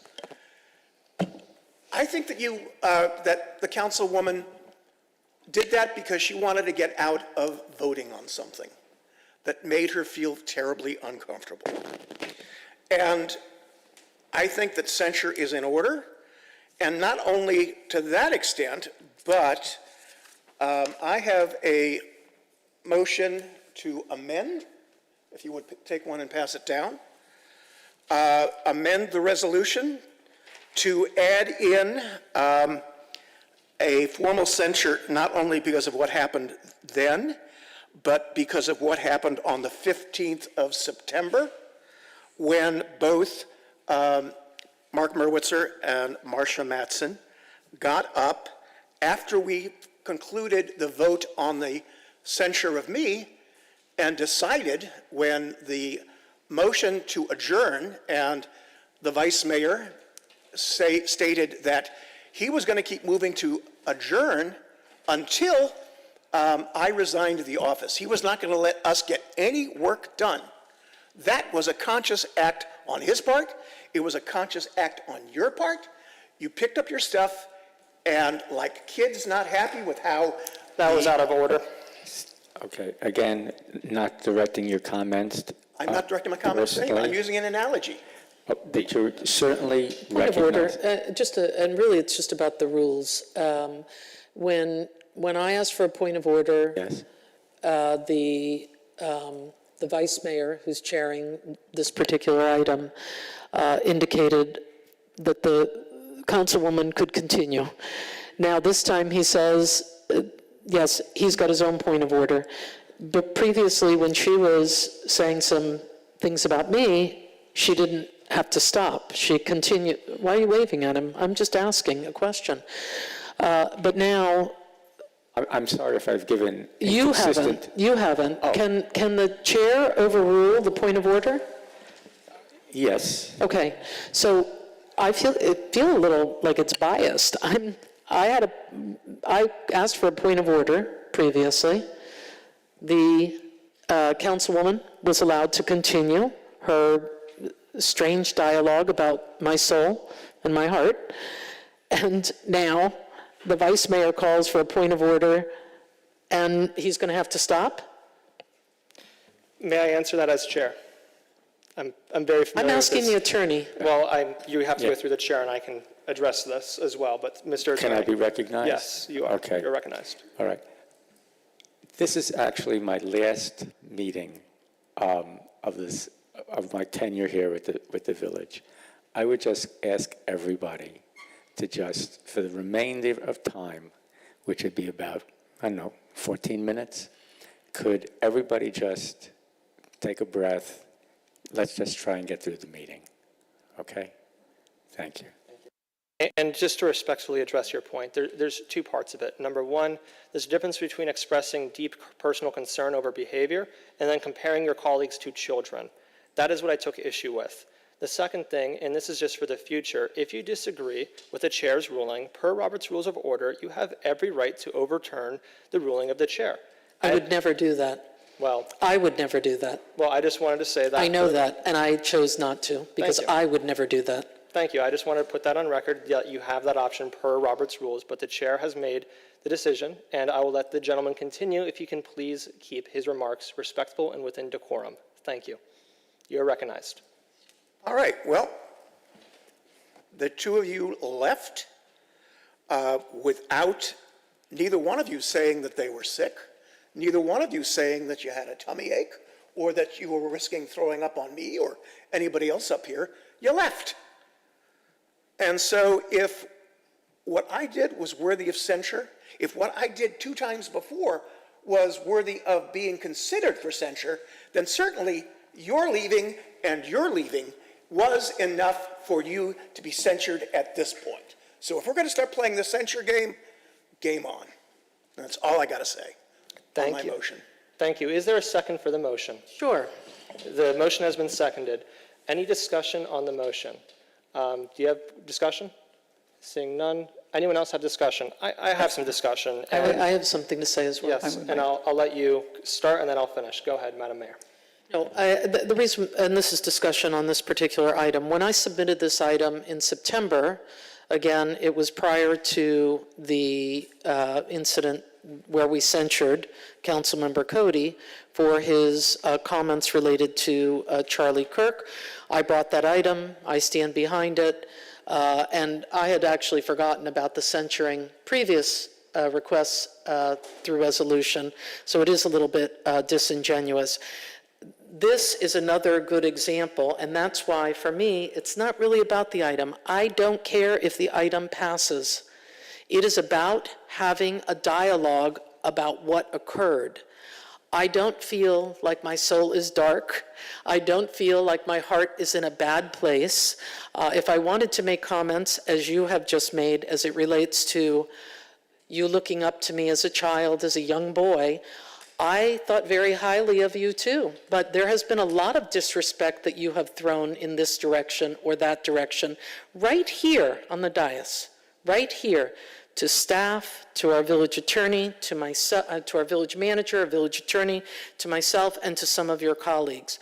So again, I don't care whether this item passes or not. What I'm asking is, can we, if you are not feeling well, and ironically, both of you might not have been feeling well, or might have been in protest because you put out an email that said, I'm not going to let any business occur until which time Councilmember Cody resigns.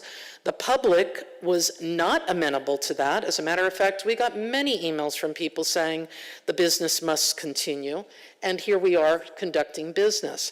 Again, I don't care whether the item passes or doesn't pass, but at some point, people need to be held accountable for their behaviors. You can't just come to a meeting and then walk off and not say anything about it. You have to have dialogue with someone. If you don't trust me, you don't want to have dialogue with me, you're not my friend anymore, or whatever the case may be, there's the clerk. It was the clerk that had to look up to me and say, ma'am, you don't have quorum anymore. So anyway, that's it. I don't care whether this is for purposes of discussion, and I will continue to discuss it. I think it's important. We talk a lot about collaboration and collegiality when it's working for you. After that, if it's not working for you, I guess we just go our separate ways. Madam Mayor, I withdraw my amendment. Thank you. Discussion on the item. Councilwoman Mattson, you're recognized. Yes, now this is the problem, that if this doesn't matter to the mayor, and I'm being put through this because I was sick and she didn't call me to find out. She censors me instead, but it doesn't matter to her. That just says something really wrong. It says something very wrong. And, by putting this on the agenda, even though you don't really care whether it passes or not, you unleashed a torrent of vindictive. You released bad things amongst us, and we try to get along, but by doing that and not even caring about it, just because you wanted to talk about, leaving. Okay, but there are other ways of talking about leaving besides censuring somebody who was sick. Really. Thank you. Thank you. Really? And I will just make a general comment, and this is to everyone, including my colleagues.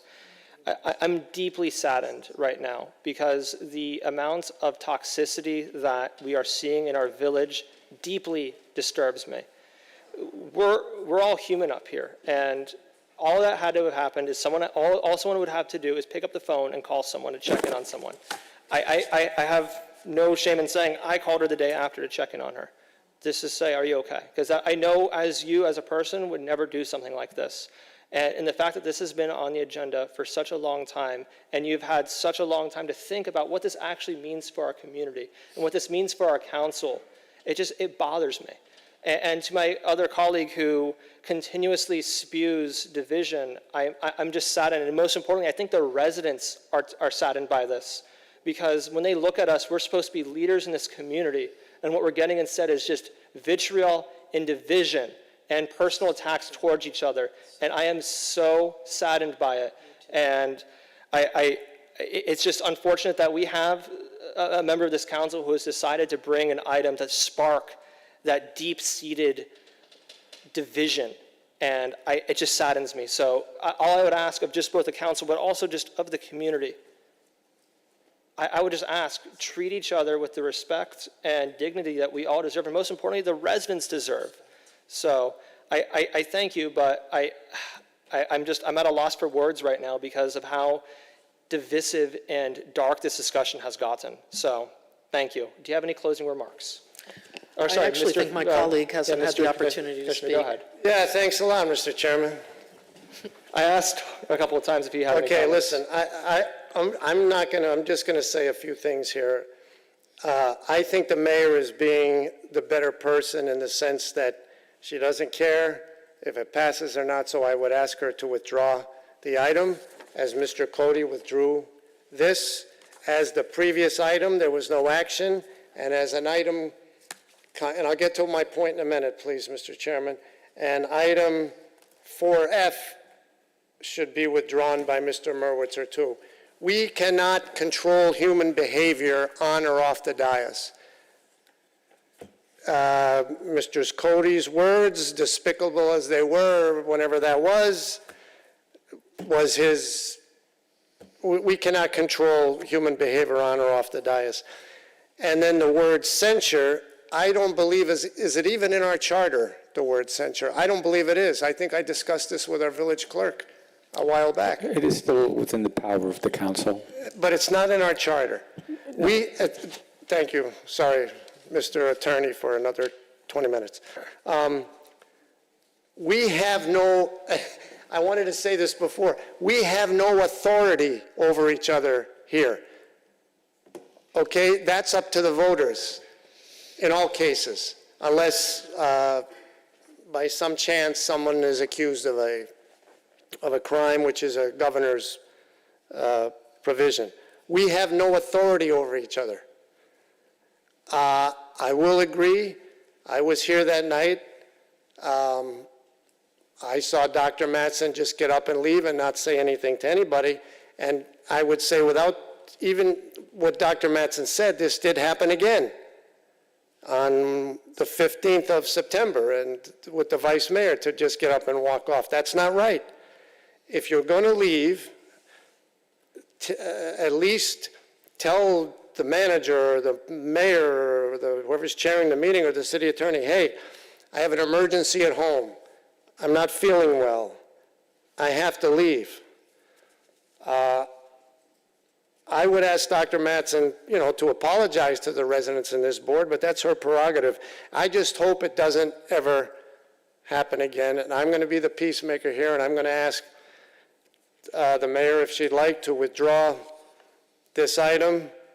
Mr. Cody withdraw this, and I would ask the vice mayor, for the sake of what you just stated, Mr. Vice Mayor, you should withdraw item 4F also. Again, we have no authority over human behavior on or off the dais. The grown man and woman knows the world they live in. Thank you, Mr. Chairman. Thank you, Madam Mayor. You can close.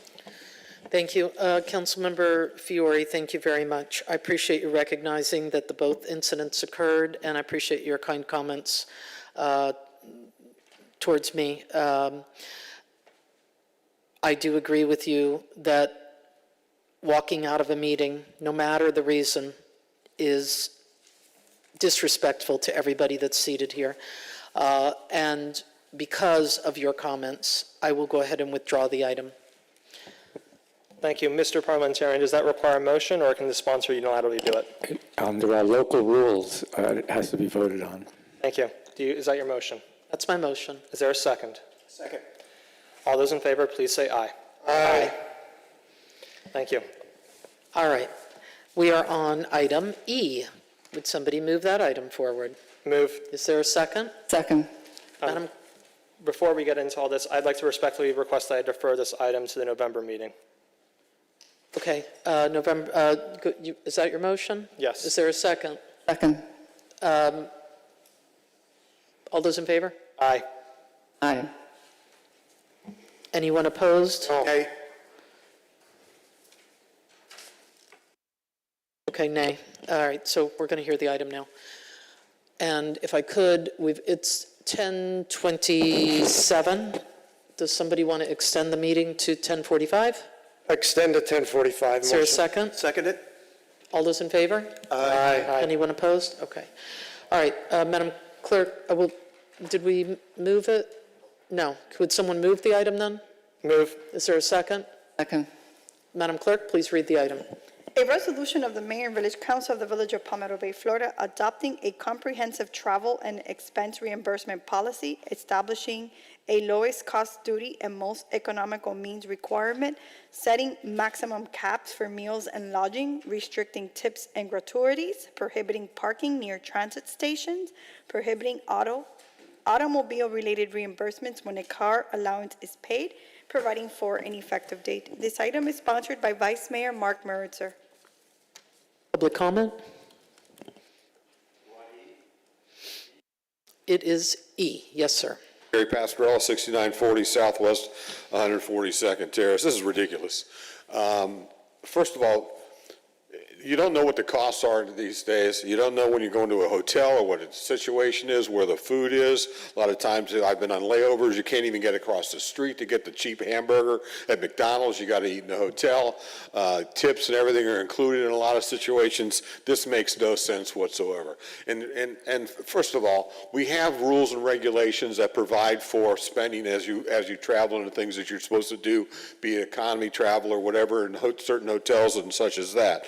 But this, to restrict tips, gratuities, parking, you have to park near stations, you got to wear high heels and for the women and walk 2 blocks or whatever it is to get to where you want to go. It's raining, you got to wear galoshes, you don't know where the meter maids are or anything else. This is of someone who apparently has no true travel experience, because this shouldn't even be on the list. Anybody else? All right. With that, we're going to close public hearing, and Vice Mayor, go ahead. Were there comments by form? No, Comments by form. Thank you. So I wrote this item because as stewards of our taxpayer dollars, we must continuously examine how we allocate public resources and ensure that every expenditure serves the greater good of our community. I originally intended to bring this item right around our discussion about the budgets, and I thought it would have been appropriate to do it then, but unfortunately it was deferred a couple times then to now. So last year, our village has covered some travel expenses that I think we should all discuss.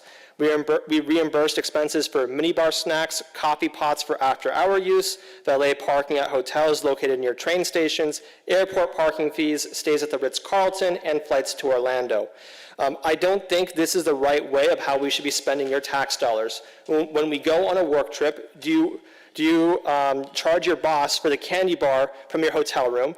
Do you pick the most expensive hotel when good ones and good options exist for half the price? We're asking residents to accept cuts to services in our prior budget where we're not watching our own spending. This does not sit right with me. If we're going to tighten the village's belt, we need to start with ourselves. I'm not saying we can't travel and village business requires it.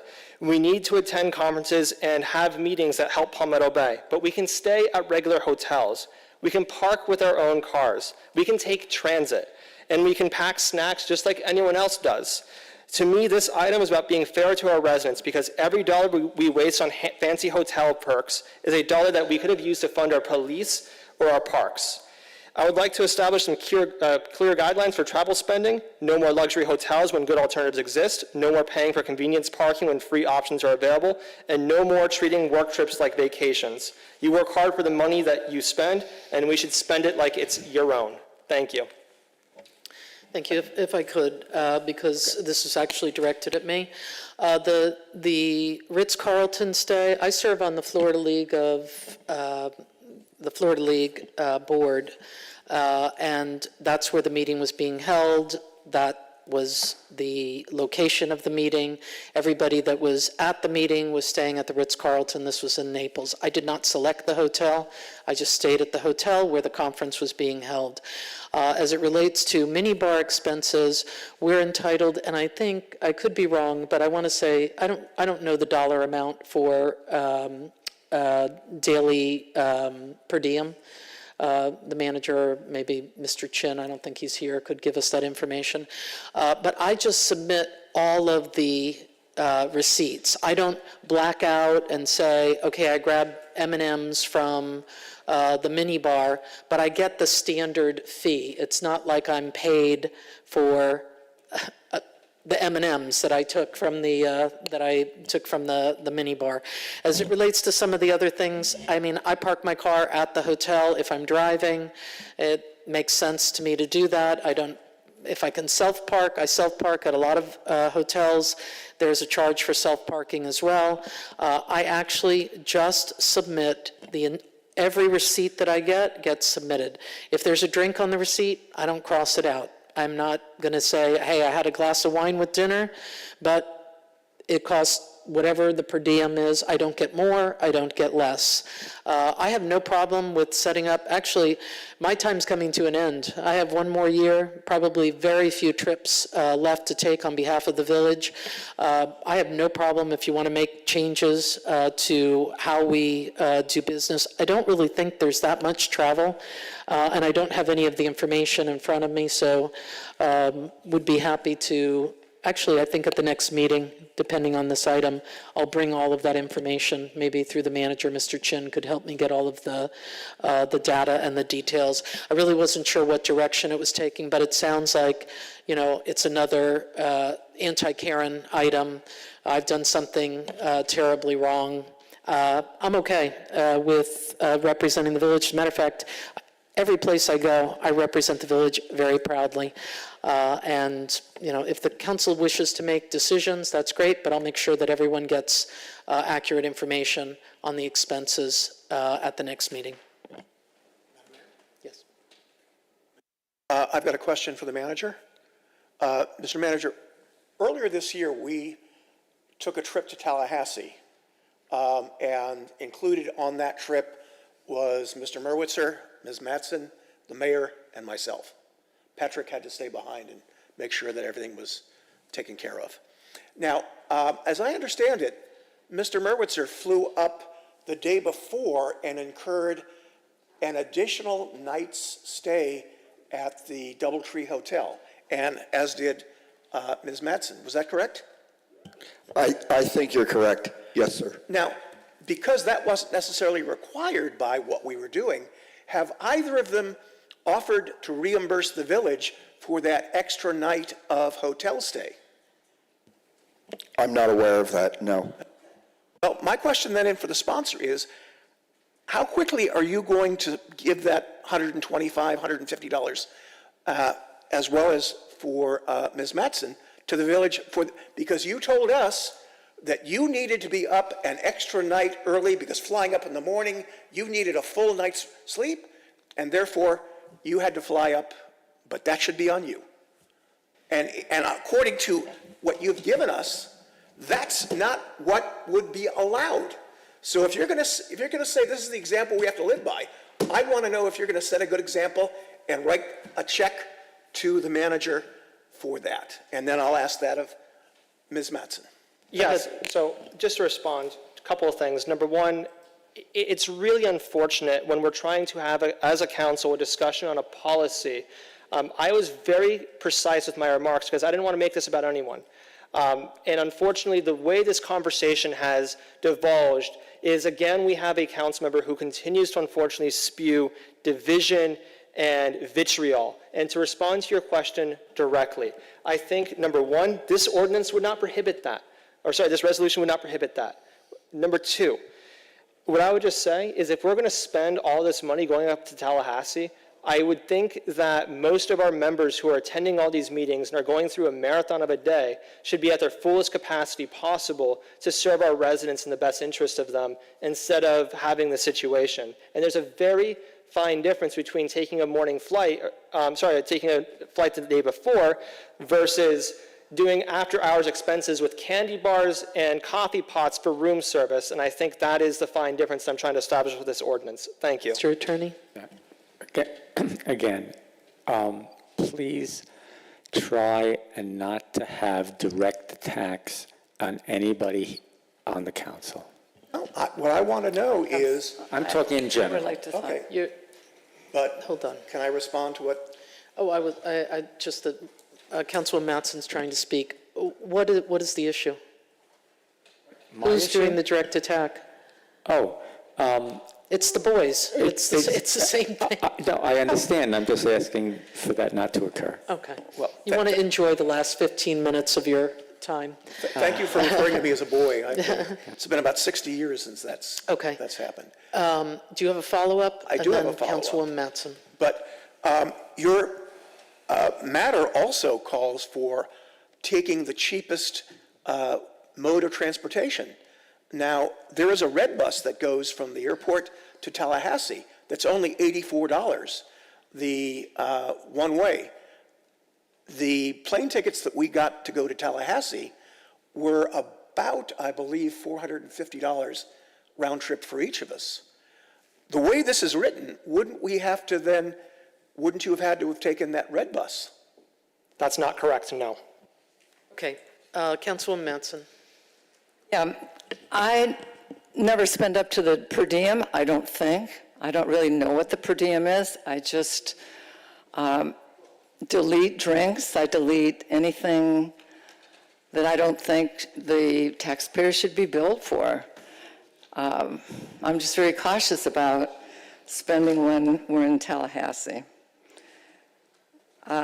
Also, I recall getting the permission of the manager to be able to go up the day before. I mean, I wouldn't have done it without the manager's permission because I wanted to be ready for the meetings and to get up at about 4 in the morning, to catch an 8:30 plane, to be at a 10:30 meeting and meet all day is something I can't do. I can't do that. So I got permission from the manager. I was very grateful for that, but it did help me go through the whole day and be productive in that day. So it's something that's an accommodation that I really appreciated. I think this is a great item. It reduces costs. It prevents luxury spending. I mean, I've never dreamed of charging minibar or in-room dinner or a resort fee or anything like that to the village. I think that I can walk a quarter mile. I think we all have walked a quarter mile. It's not a problem. And I also think, I don't know I can't recall whether this is in your item, Vice Mayor, but I think if people do receive a $400 car allowance, then they should not be able to reimburse for a car. That's what I think. So that's the remarks. I'm definitely going to vote for this. Thank you for bringing it. Thank you. You want to close? Yeah. Because we're closing. Yeah, I just wanted to say one other thing, too, to your point. I actually remember this, and the village actually got a flight credit with American Airlines because the flight the night before was substantially cheaper than going up the flight that was originally assigned. So I just wanted to put that on record and be very clear about that. And just to your point, Councilwoman Matson, I would just say that yes, this does include that provision, and I would hope that my colleagues support it because, again, this is just trying to set general standards. I was not trying to target this towards anyone. It's really unfortunate from my own perspective that this discussion has gone the way it has, and I would hope that we have standards that we should apply to ourselves that I think are very reasonable. And this is not rigid like some people are trying to make it out to be. It's just very reasonable standards of how we travel. That's all. Thank you. All right, call the roll. Madam Clerk, sorry. Okay, we're calling the roll on item 5E of the special council meeting agenda. Vice Mayor Mark Meritzer, Yes. Mayor Karen Cunningham, No. Councilmember Patrick Fiore, No. Councilmember Steve Cody, No. Councilmember Marsha Matson. Yes. Okay. We have one, Motion to adjourn. there's a motion to adjourn. Second. All those in favor? Aye. Anyone opposed? No. Opposed. Okay. We're adjourned.